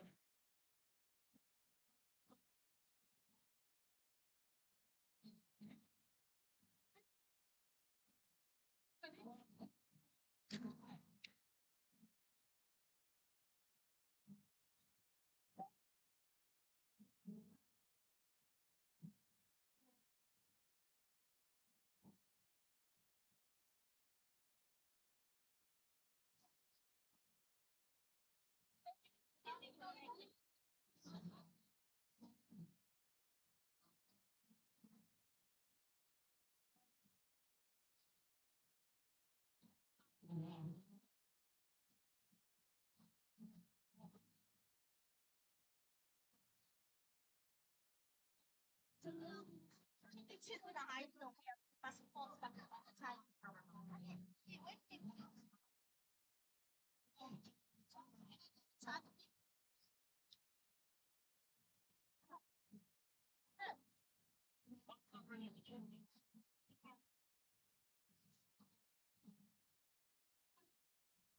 Where should he do?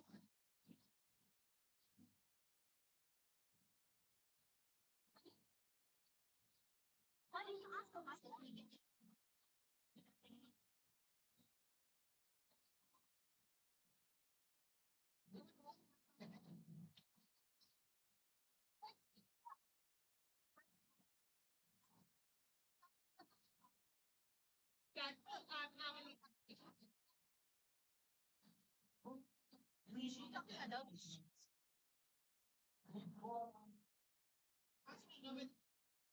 Hey, Mama.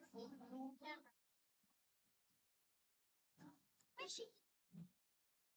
Look, so I can suggest you try to come back here.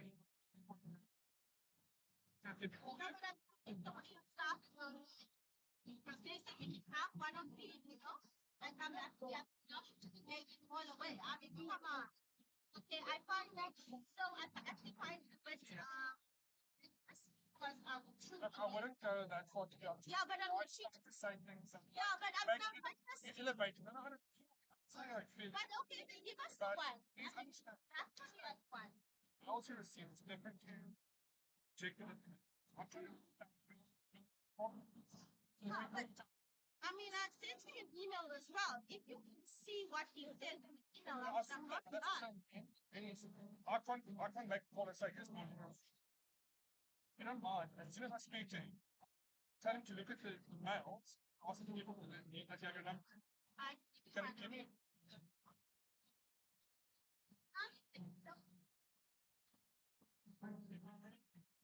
Email. All right. Double dings, double. 624. 07264 8800.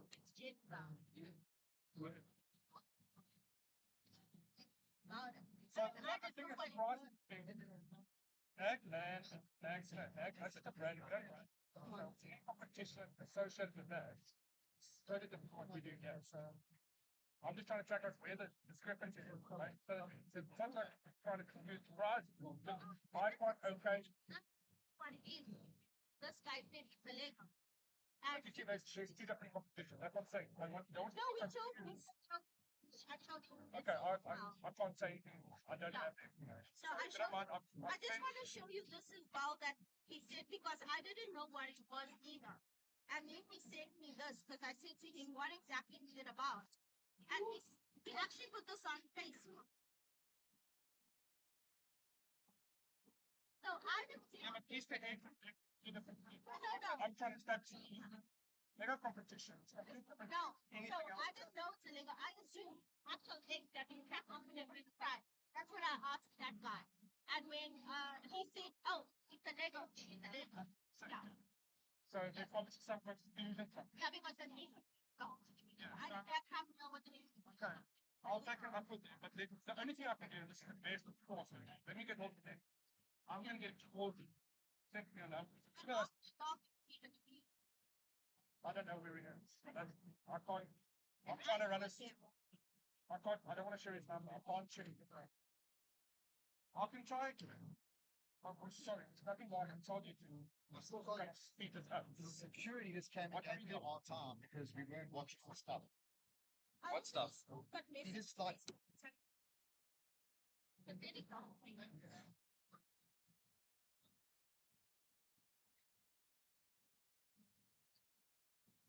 So if you don't mind, snack, just a little go.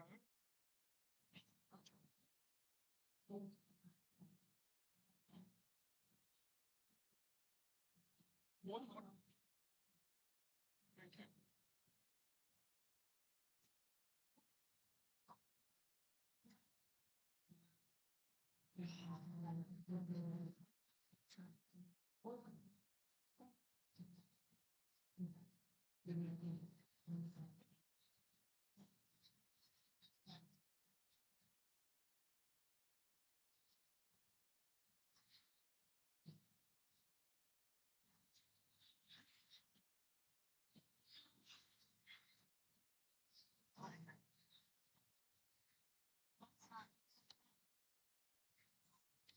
So he was invited out some bag and stuff.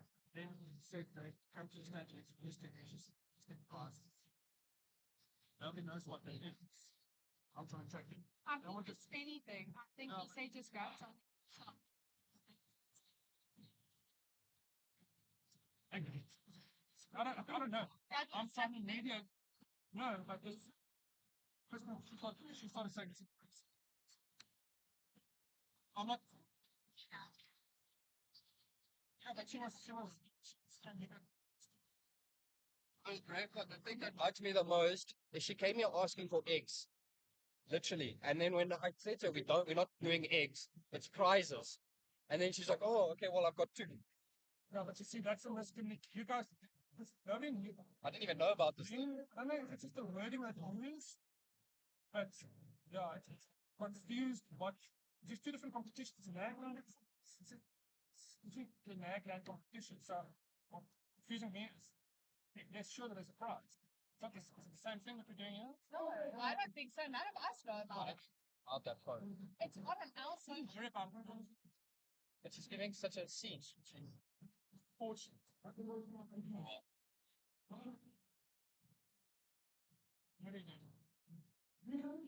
Where's something? Where's something?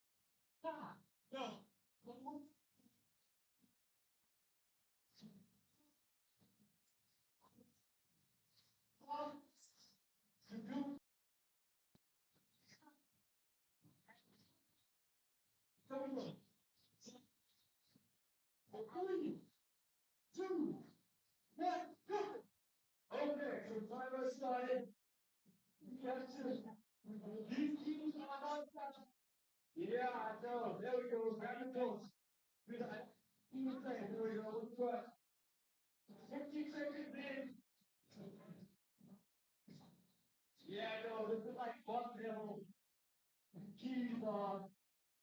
There we go. Up the gates. Up the gates. Up the strategy down.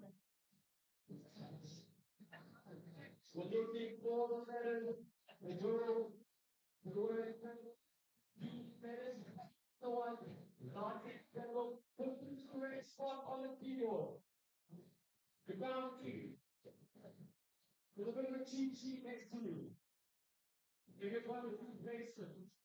Hey, let's do that. What's the person going? Hold on, let me do this. Hey.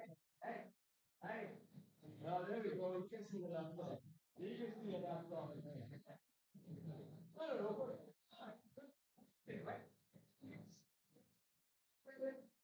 So now go let us talk to people. So yeah, let's talk to them. Let's actually take the bottle. So we'll do it. Cheat sheet is there for the person who's carrying going. And you need something that's so let's see. How quickly can you put the letters around the word go back onto the keyboard in the right position?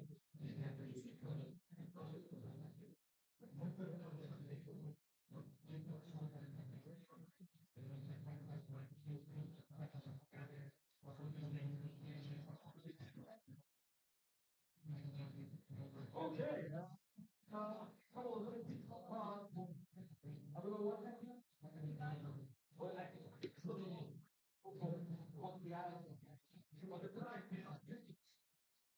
Actually, no. All the elements will do that for the order in the block.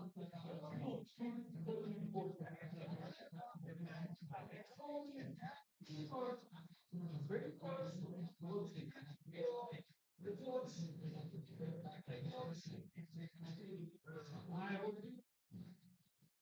When you stop, yeah,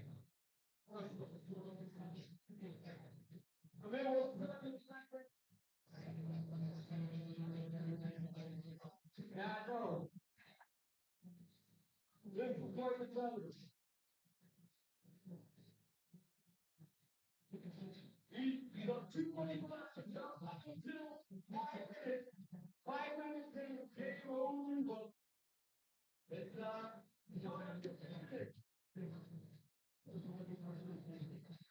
5 minutes ticking. All we can get. All right. He's just trying to find. Oh boy.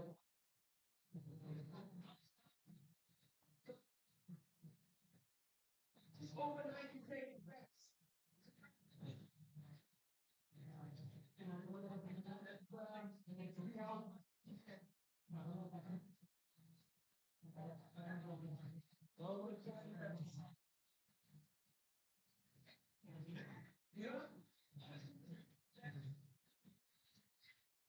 On the keyboard.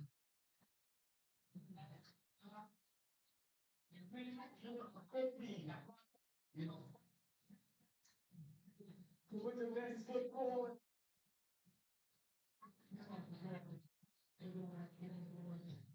So let's see. One diffusive key.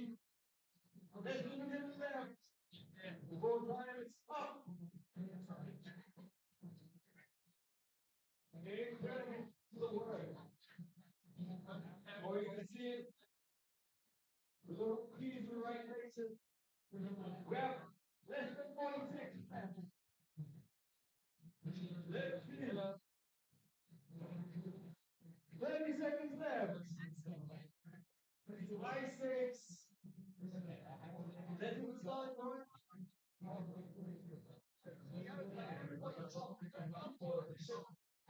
Try to find a way to put it together. 15 seconds left. If you join me, shut it down. 10 seconds. There we go. 5, 4, 3, 2, 1. Step away from the keyboard. Okay. You know, 2 seconds there. Have a look. I don't know what's going on over there.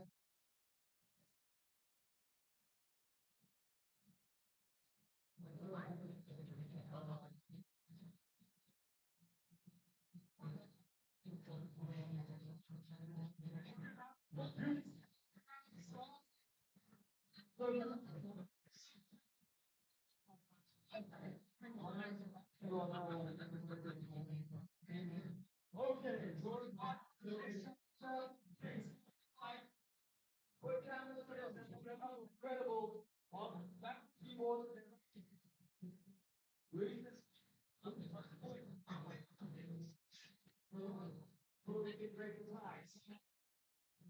we go.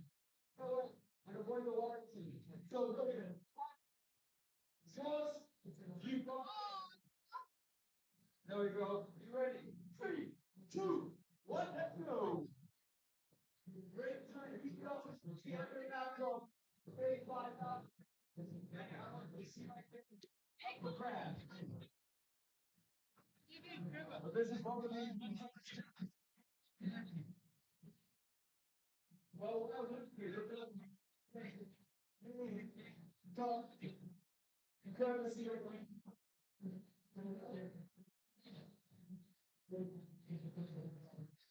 Only 30 seconds to go by.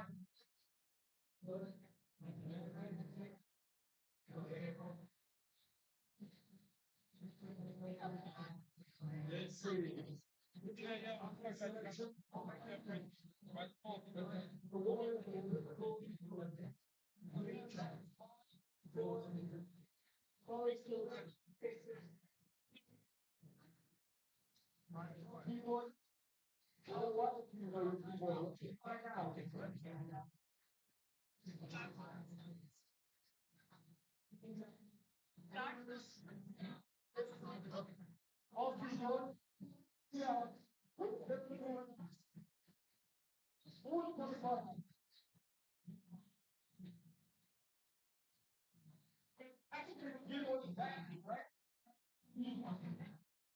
Well, I'm very slow. Then you go to use the object, you realize what happened, you have no power, and you found out. So, look at the city. Look at the barrels. Only 2 seconds is gone by. So, it's not a bit of time. We look at the place, look at the red place. Cheat sheet, very, go, serious place.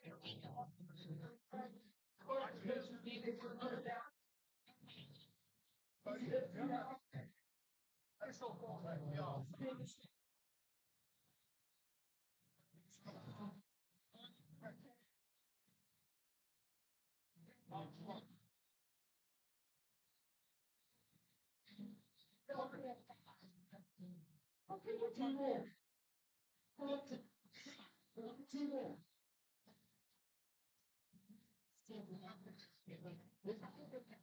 2 more.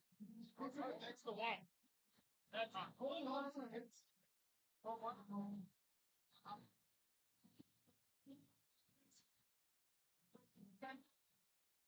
No, that's right. Thanks all.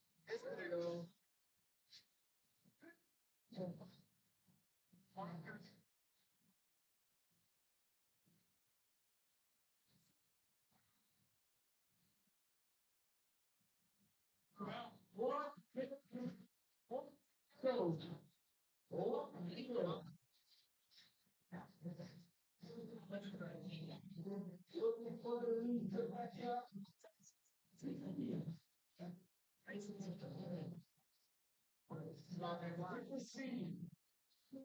40 seconds to go.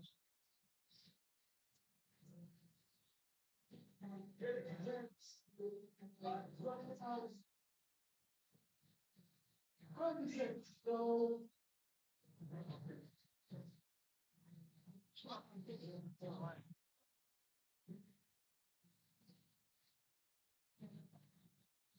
Okay,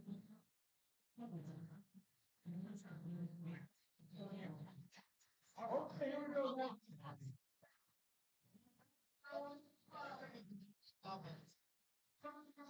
5, 4, 3, 2, 1. Roll time. Stop. Let me see if we'll double check. Or let me see. Great CC.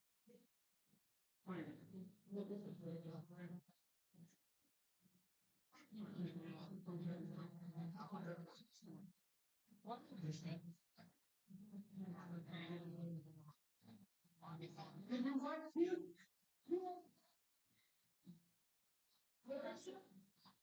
We will do a part of this version.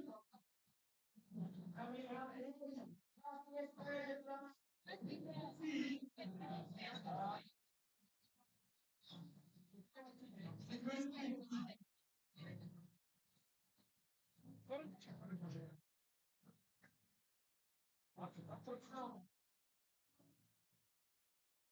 Gonna make that. It is a good feedback. I know. Great.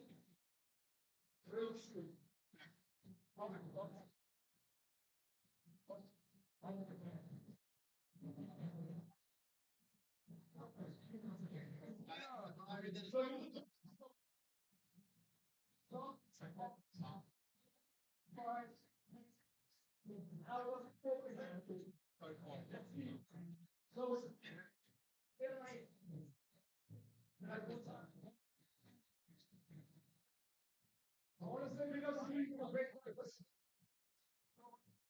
Makes it more like the predator.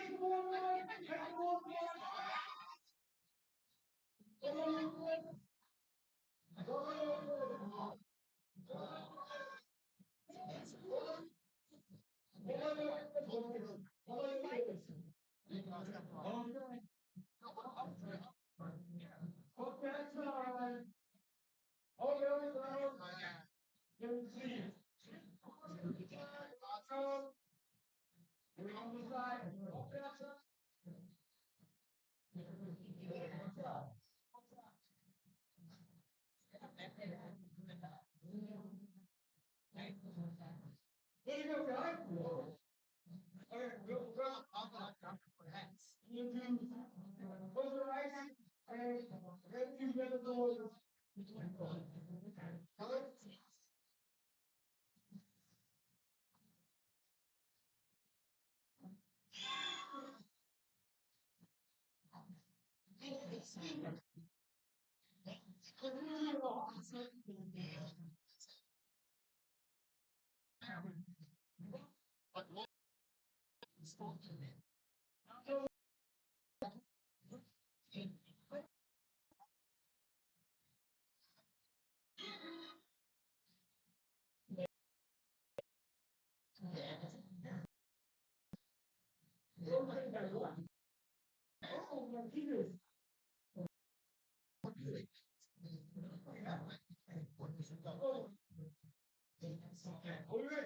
We're ready to continue. Remember,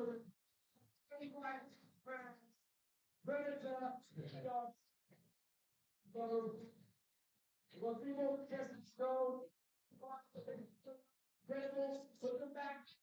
What's their right faces? They have the GT over 5 minutes. Let's go. Tiger son. Listen, you get no shit along. Very easy. I said you can use the link to get back. Take that ball, bring it into the real world. Let's see what you can do. Let's see. Speed away, accuse like so all the next on it.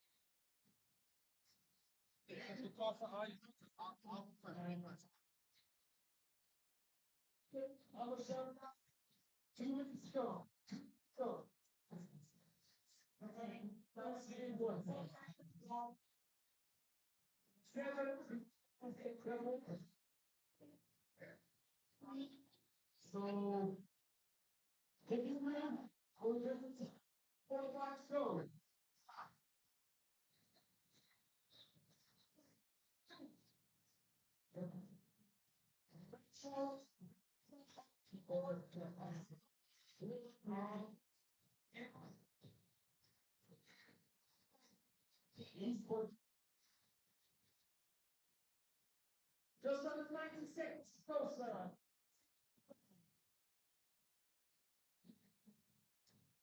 Time for ticking.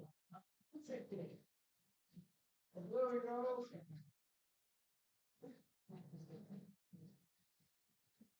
Over 15. Conductors. 1 minute with me. What? Go. Leave the bird. The whole thing. Find stuff down. You go.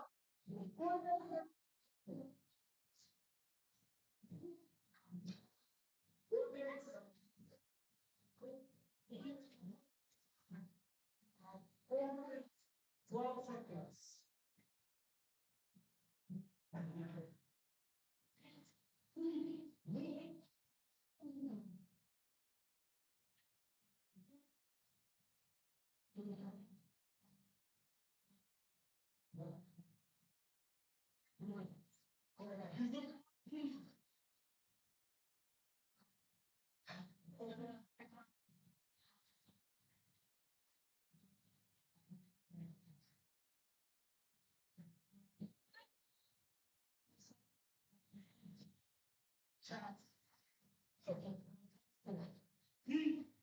seconds.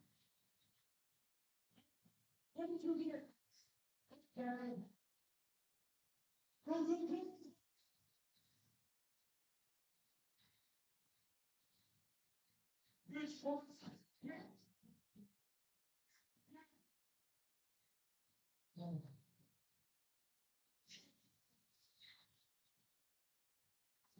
Which one?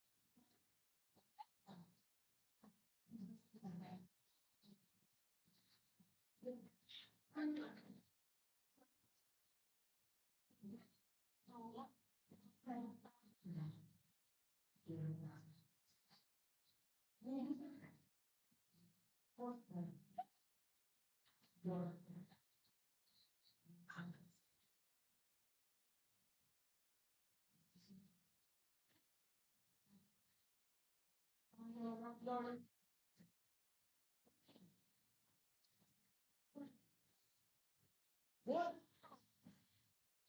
This is what the takes. Really, put the back on the keyboard in 5 minute window. I want it to very smart.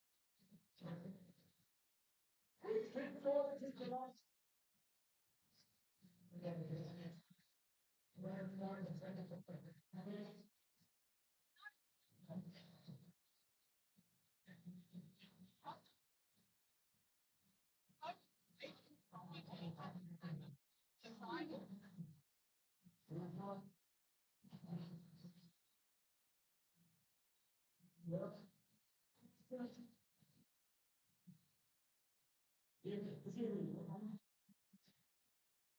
I don't know who wants. So, you guys can direct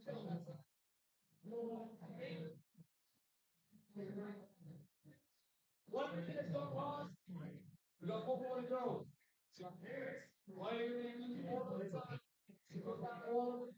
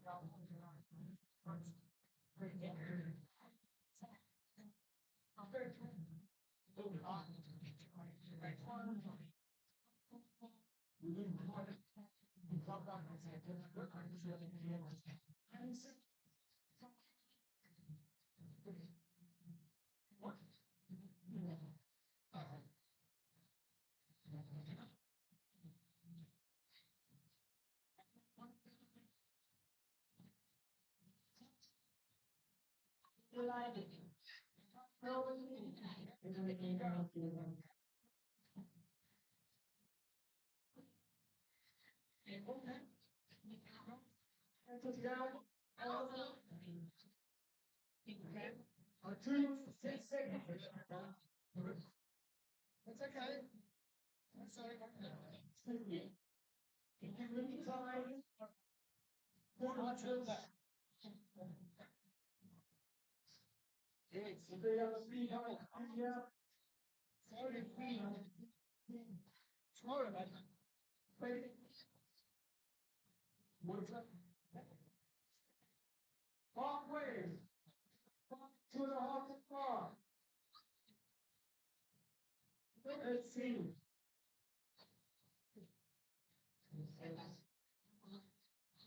Tell it to the mouth. Please hold.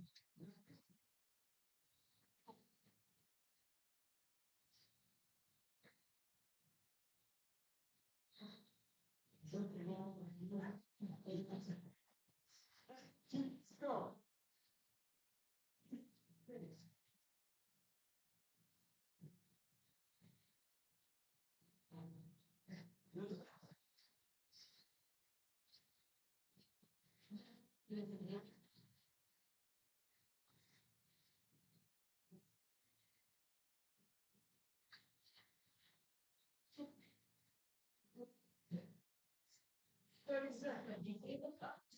Go.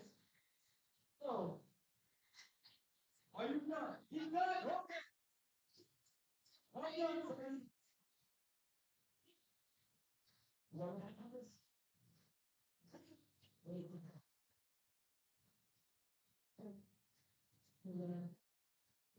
Doing that. Incredible. That's eyes.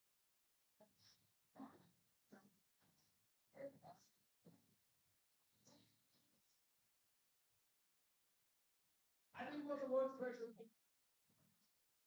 You just can't want to.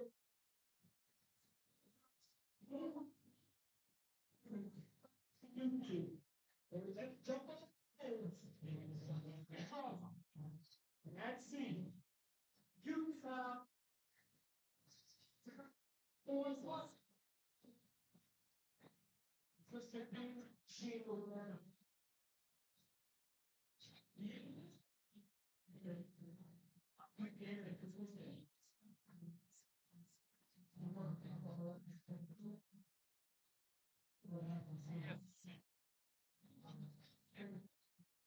Okay, how you feeling?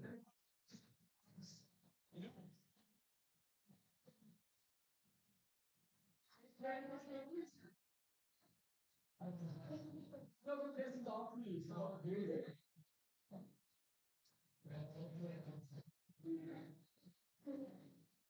See what you like. Try to trick me. No.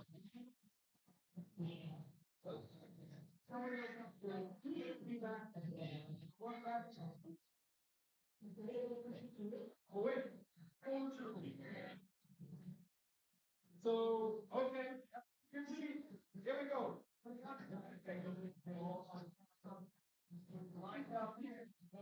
Here we go. 2, 1, stop building. Here we go. 7 miles. 300 upper ground. That's about 25. How much the screen going for now? Okay. Right here, in the sensor. Oh, you guys from there? Yeah, no. Oh, the Mac lands over there, yeah. Yeah, but that's on Mac. I just do some stuff for Mac. I ain't more Mac than you guys. BBB. That's just part of the Martian. But you said the TV nowadays, could you imagine if we want to know what to do with it? BBB.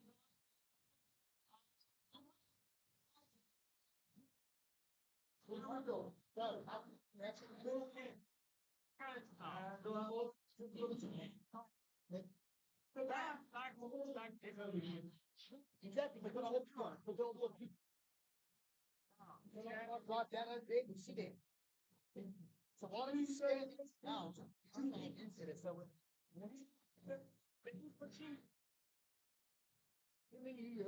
everyone's quarter. You tell me we have all those things which are school on now on I see myself. All of our social time. 27. Second. How are you banding? Right. I've been going to 23 chapters.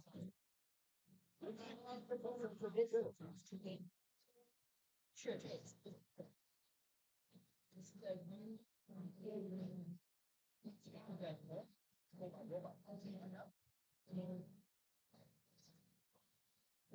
Okay. 2 minutes. 1, 2, 4. 6 down. Go.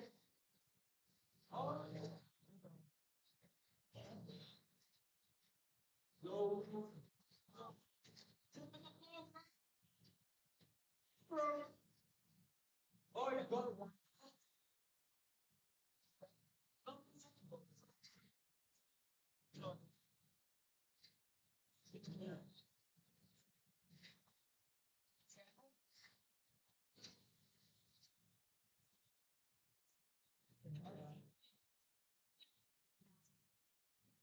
How old? Okay, how old?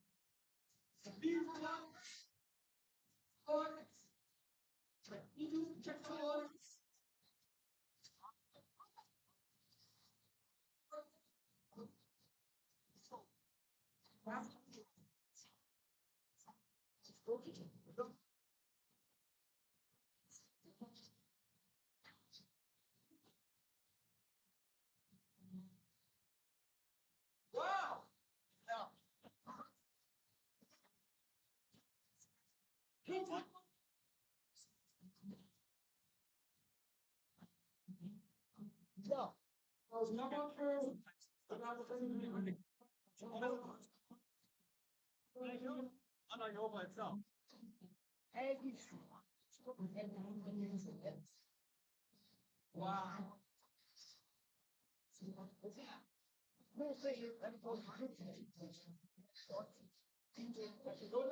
One big for fun for free. Hey. No one for sunset. Here's a big one. Straight on. Go.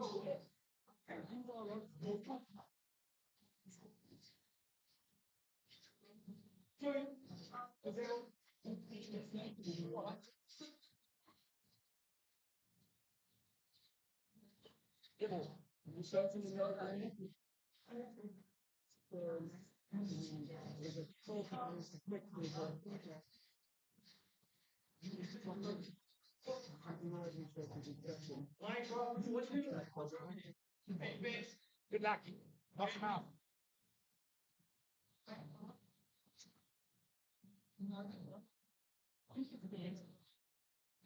So now you're live. Oh, there we go. I would say, with the security team. Down. Bull swag. Joined by oh man. There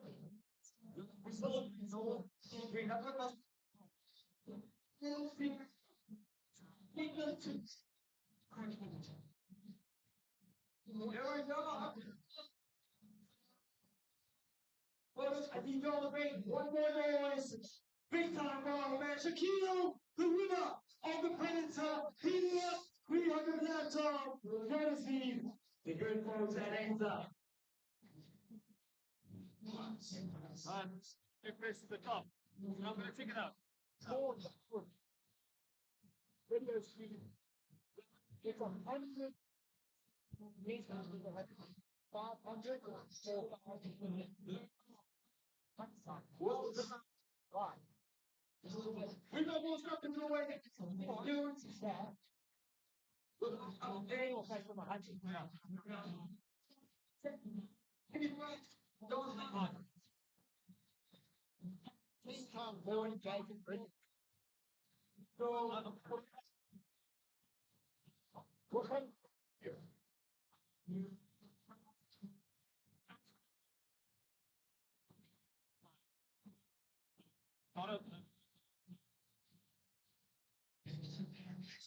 Like one of the corporate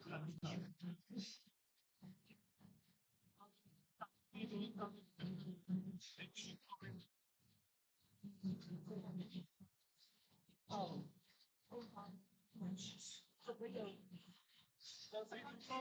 Like to see bank, but I like my bank.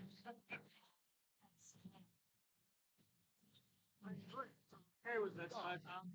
Much rather move for bag.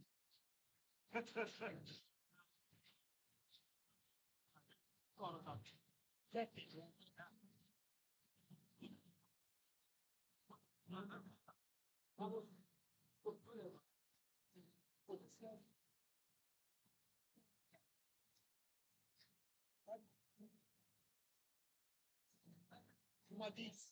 Nice. Thanks. My name is Dietmar. Yeah, yeah. Andrew. Cheers, eh?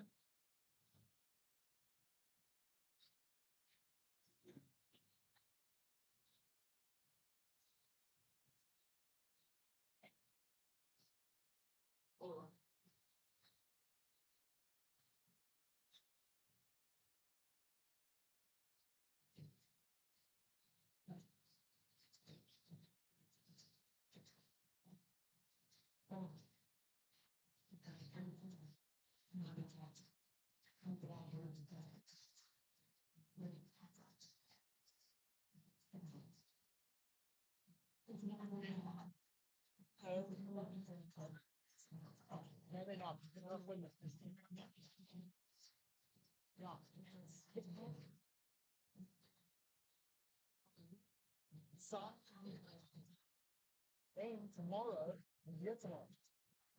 And tomorrow, you said the challenge. Today the challenge was take a photo of the letters in age. Body. Keep on photo, post it on the social media and tag us. Follow us on social and tag us on one of the social channels. Then you get to win. Hey man.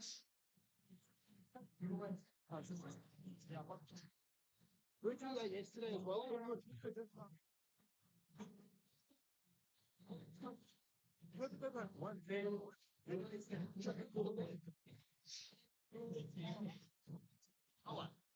One thing. Chicken's called cat. I know what they kept the right there.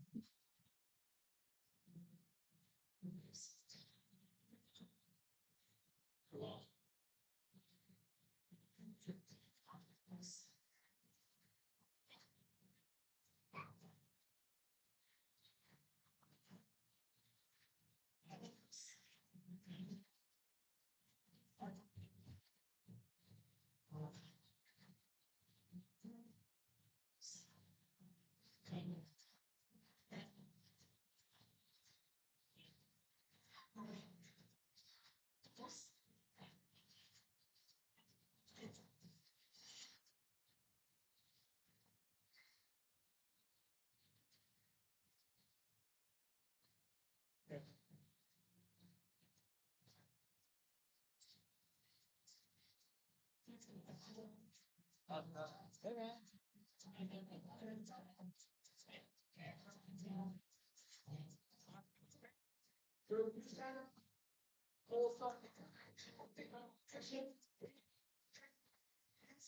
Or what is it game there?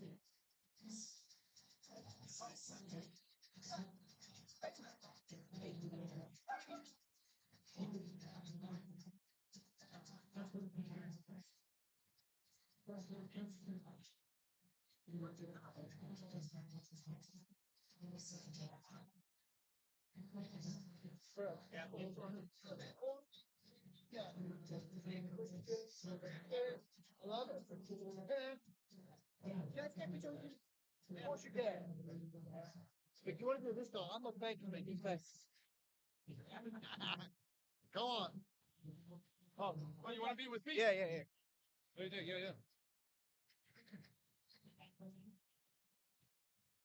Close. Yeah. Guest president is here. We're doing an interview. So basically, I'm from Learn Crypto. Yeah. Let's teach people about cryptocurrency. Oh, okay. Yeah. Crypto trading. Yeah. Nice. Thank you so much. Thank you. Thank you so much.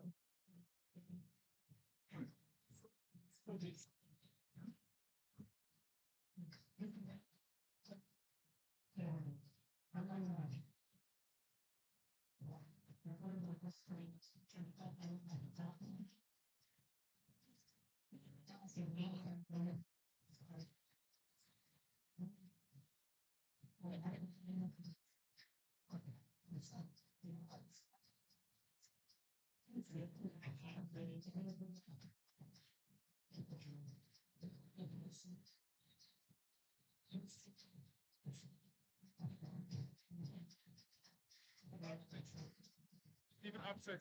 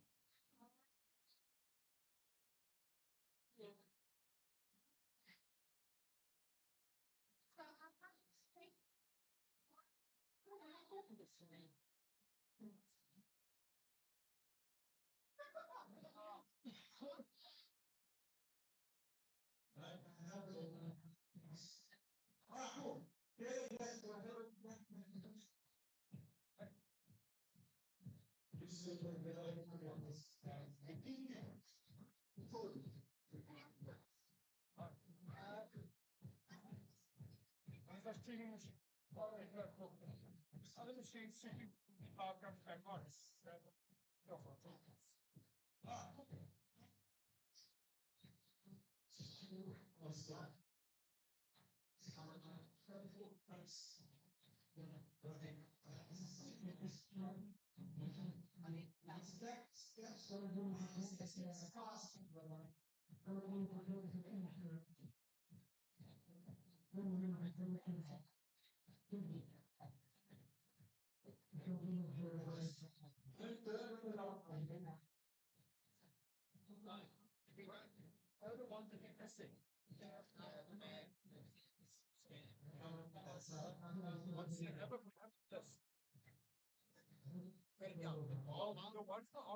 main one?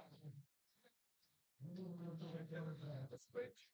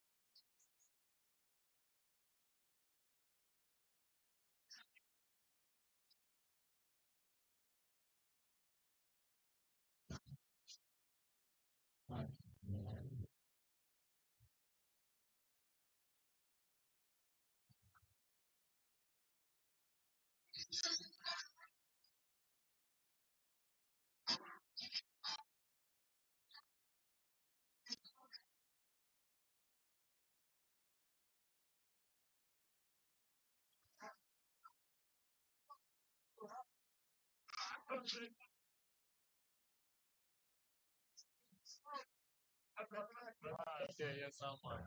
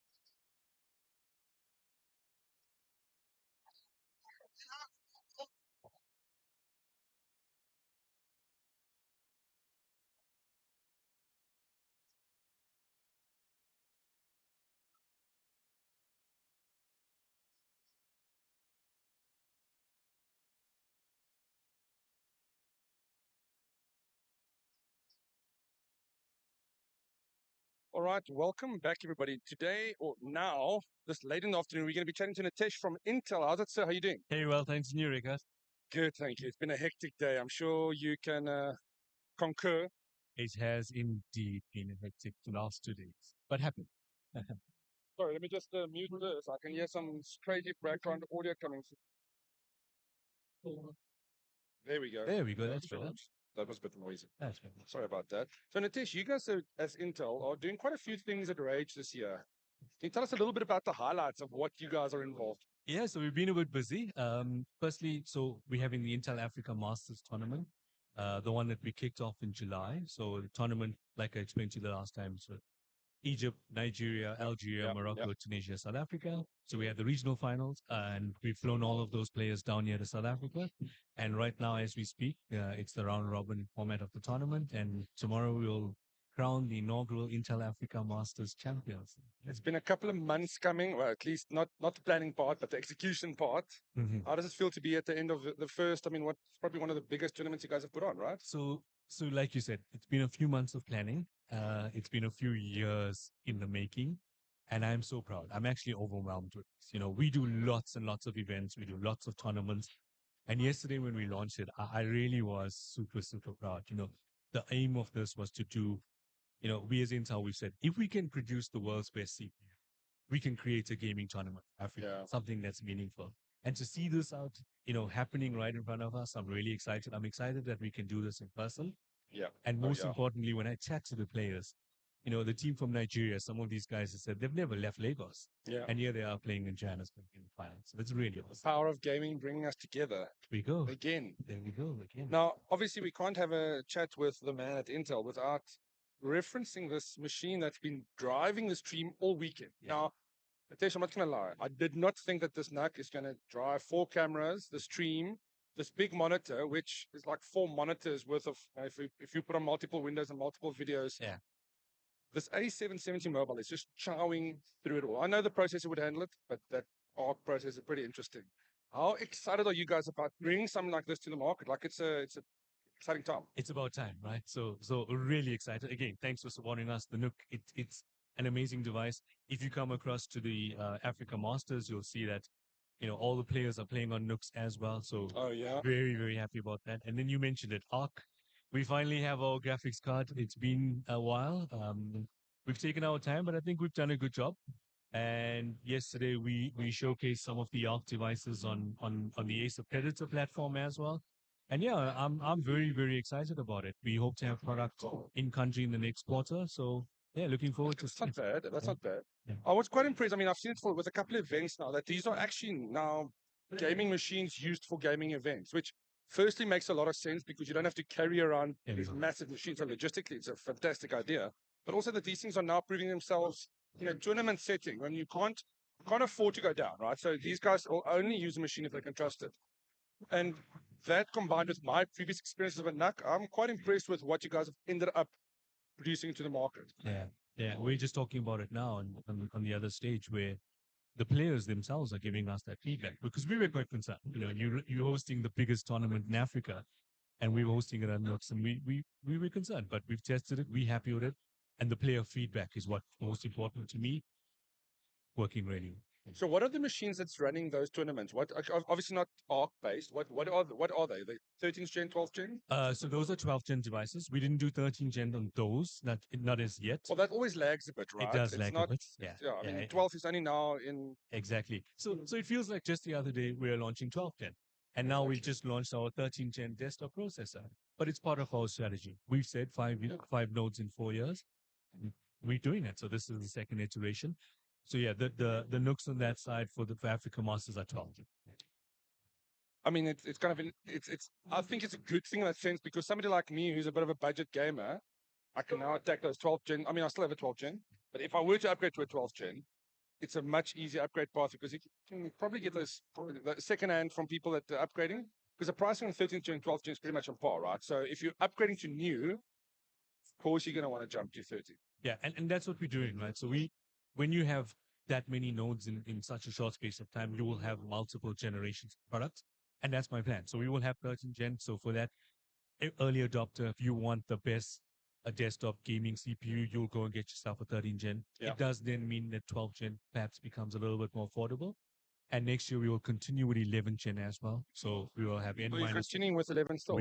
We will. So what we've seen, not just in Africa, around the world, more people are entering the PC funnel. There are more gamers wanting to buy gaming devices. And we have to have a case of all of those users. So we will have 11, 12, and 13. Which is fantastic to hear. I must be honest with you. I was a little confused when I saw third. I mean, it usually happens. I mean, it shouldn't be confused, but the CPUs being so launched so close after each other. Yeah. But it's nice to hear that you said that is actually purposeful. It's not trying to flood the market or anything. It's just there's different market categories and people buying early adopters, mature, and then the guys that lag a bit to get the good deals. And that's exactly it. I mean, the users have been telling us this, hey, Intel, for a long time. You need to act faster, but you need to have the full stack of products. And that's what we've done now.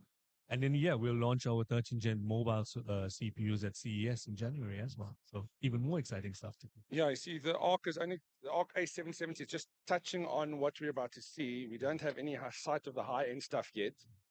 In terms of comparison of the current A770, which is kind of a mid-range graphics card, obviously this is all-in-one, so it's the mobile version. It holds up pretty well against the competitors in terms of that benchmark results. I haven't tested all the games and all the configurations, but I must be honest with you again, if it is managing the setup here, the power is there.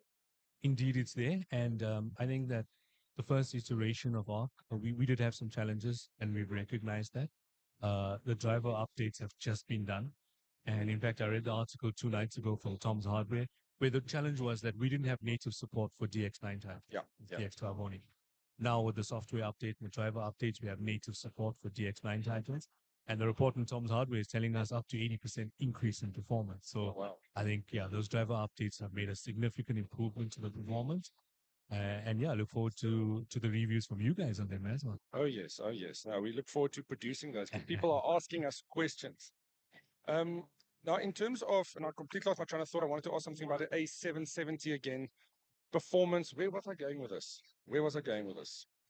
When can we expect the future graphics card roughly? Is it next year or is it like end next year? What is the time frame from Intel? So Acer, the ARC graphics cards or the A series of graphics cards, for South Africa, I will not do standalone cards. There will be OEM designs, so you'll find them in Acer devices, them in MSI, the different brands. Okay, yes.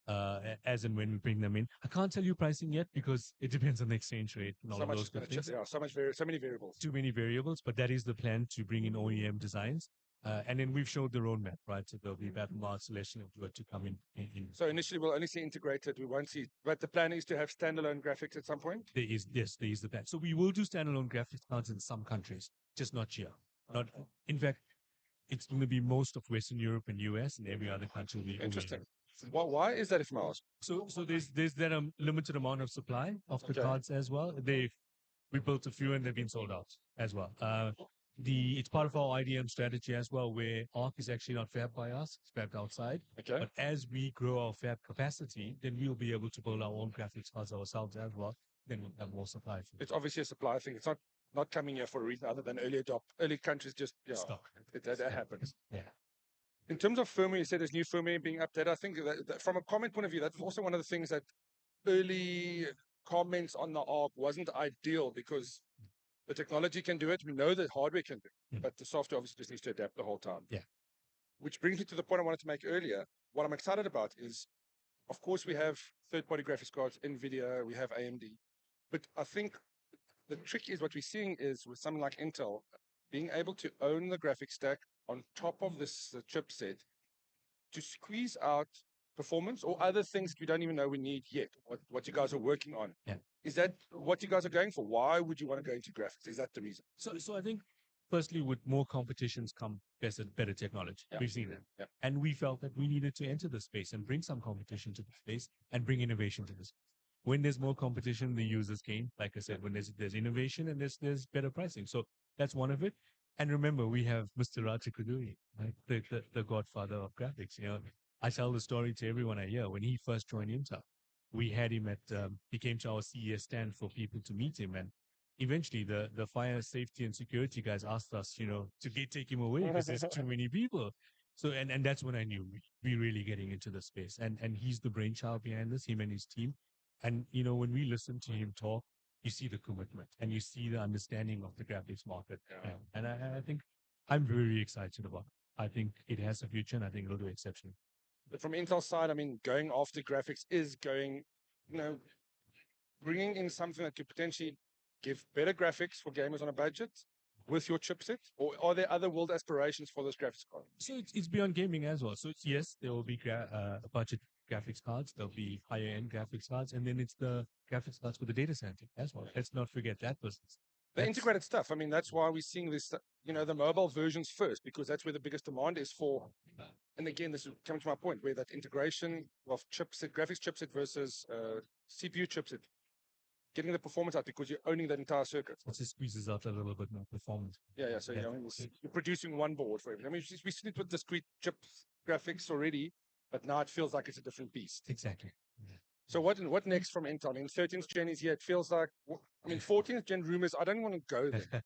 What next in 13th gen can we expect to see? Just, so this more availability, pricing? Yeah, so this is the follow-up of our hybrid technology. So we launched Rode 12. Yep. It is the biggest change in x86 architecture. It's our performance cores and efficient cores.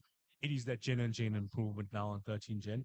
We're very excited about it. And like I said, we'll launch mobile at CES, and then from there we'll take it. And we have that commitment to our 5 nodes in 4 years. It's hard work. Yeah. It's not easy to do. It's hard to manage with the ecosystem as well, because now you've got continuously having new products come into the market. Mm-hmm. But if anything, that innovation is what the user wants. And that's what we're trying to do is bring innovation to the end user. For us to do cool things with the computers. To do cool things with computers. Yes. So happy. Well, thank you so much for everything you guys are doing and for bringing these things and bringing these things into the country and supporting the gaming industry. I think from every gamer that's participated in Africa in your championships, it was an eye-opening experience. Yeah, and thank you for that. Yes, and I think also I personally have thanked the ecosystem. You know, if you look at some of the retailers, we've got Incredible Connection, you've got EveTech here in South Africa, but you look at it, you've got Westgate, Conga in Nigeria, 2B, Quality. I can't name all of them. Morocco, Tunisia. All of these guys have gotten on board with us in Africa Masters. You know, when I went to them and we explained this concept, you know, they've had to make a huge, which they have done, and that's really helped the other vendors as well. So I think the system has come together and we've pulled it off. Gamers in the gaming community are the absolute best, and I'm glad that we can all be part of this and celebrate it at rAge, because this is where we come to network, meet, greet, and chat about the next upcoming things off camera though, because we don't have all the conversations on camera. So thank you so much, Nitesh. Really appreciate it, and I really look forward to next year and seeing what we can do with your hardware. Awesome. Thank you very much. Appreciate it.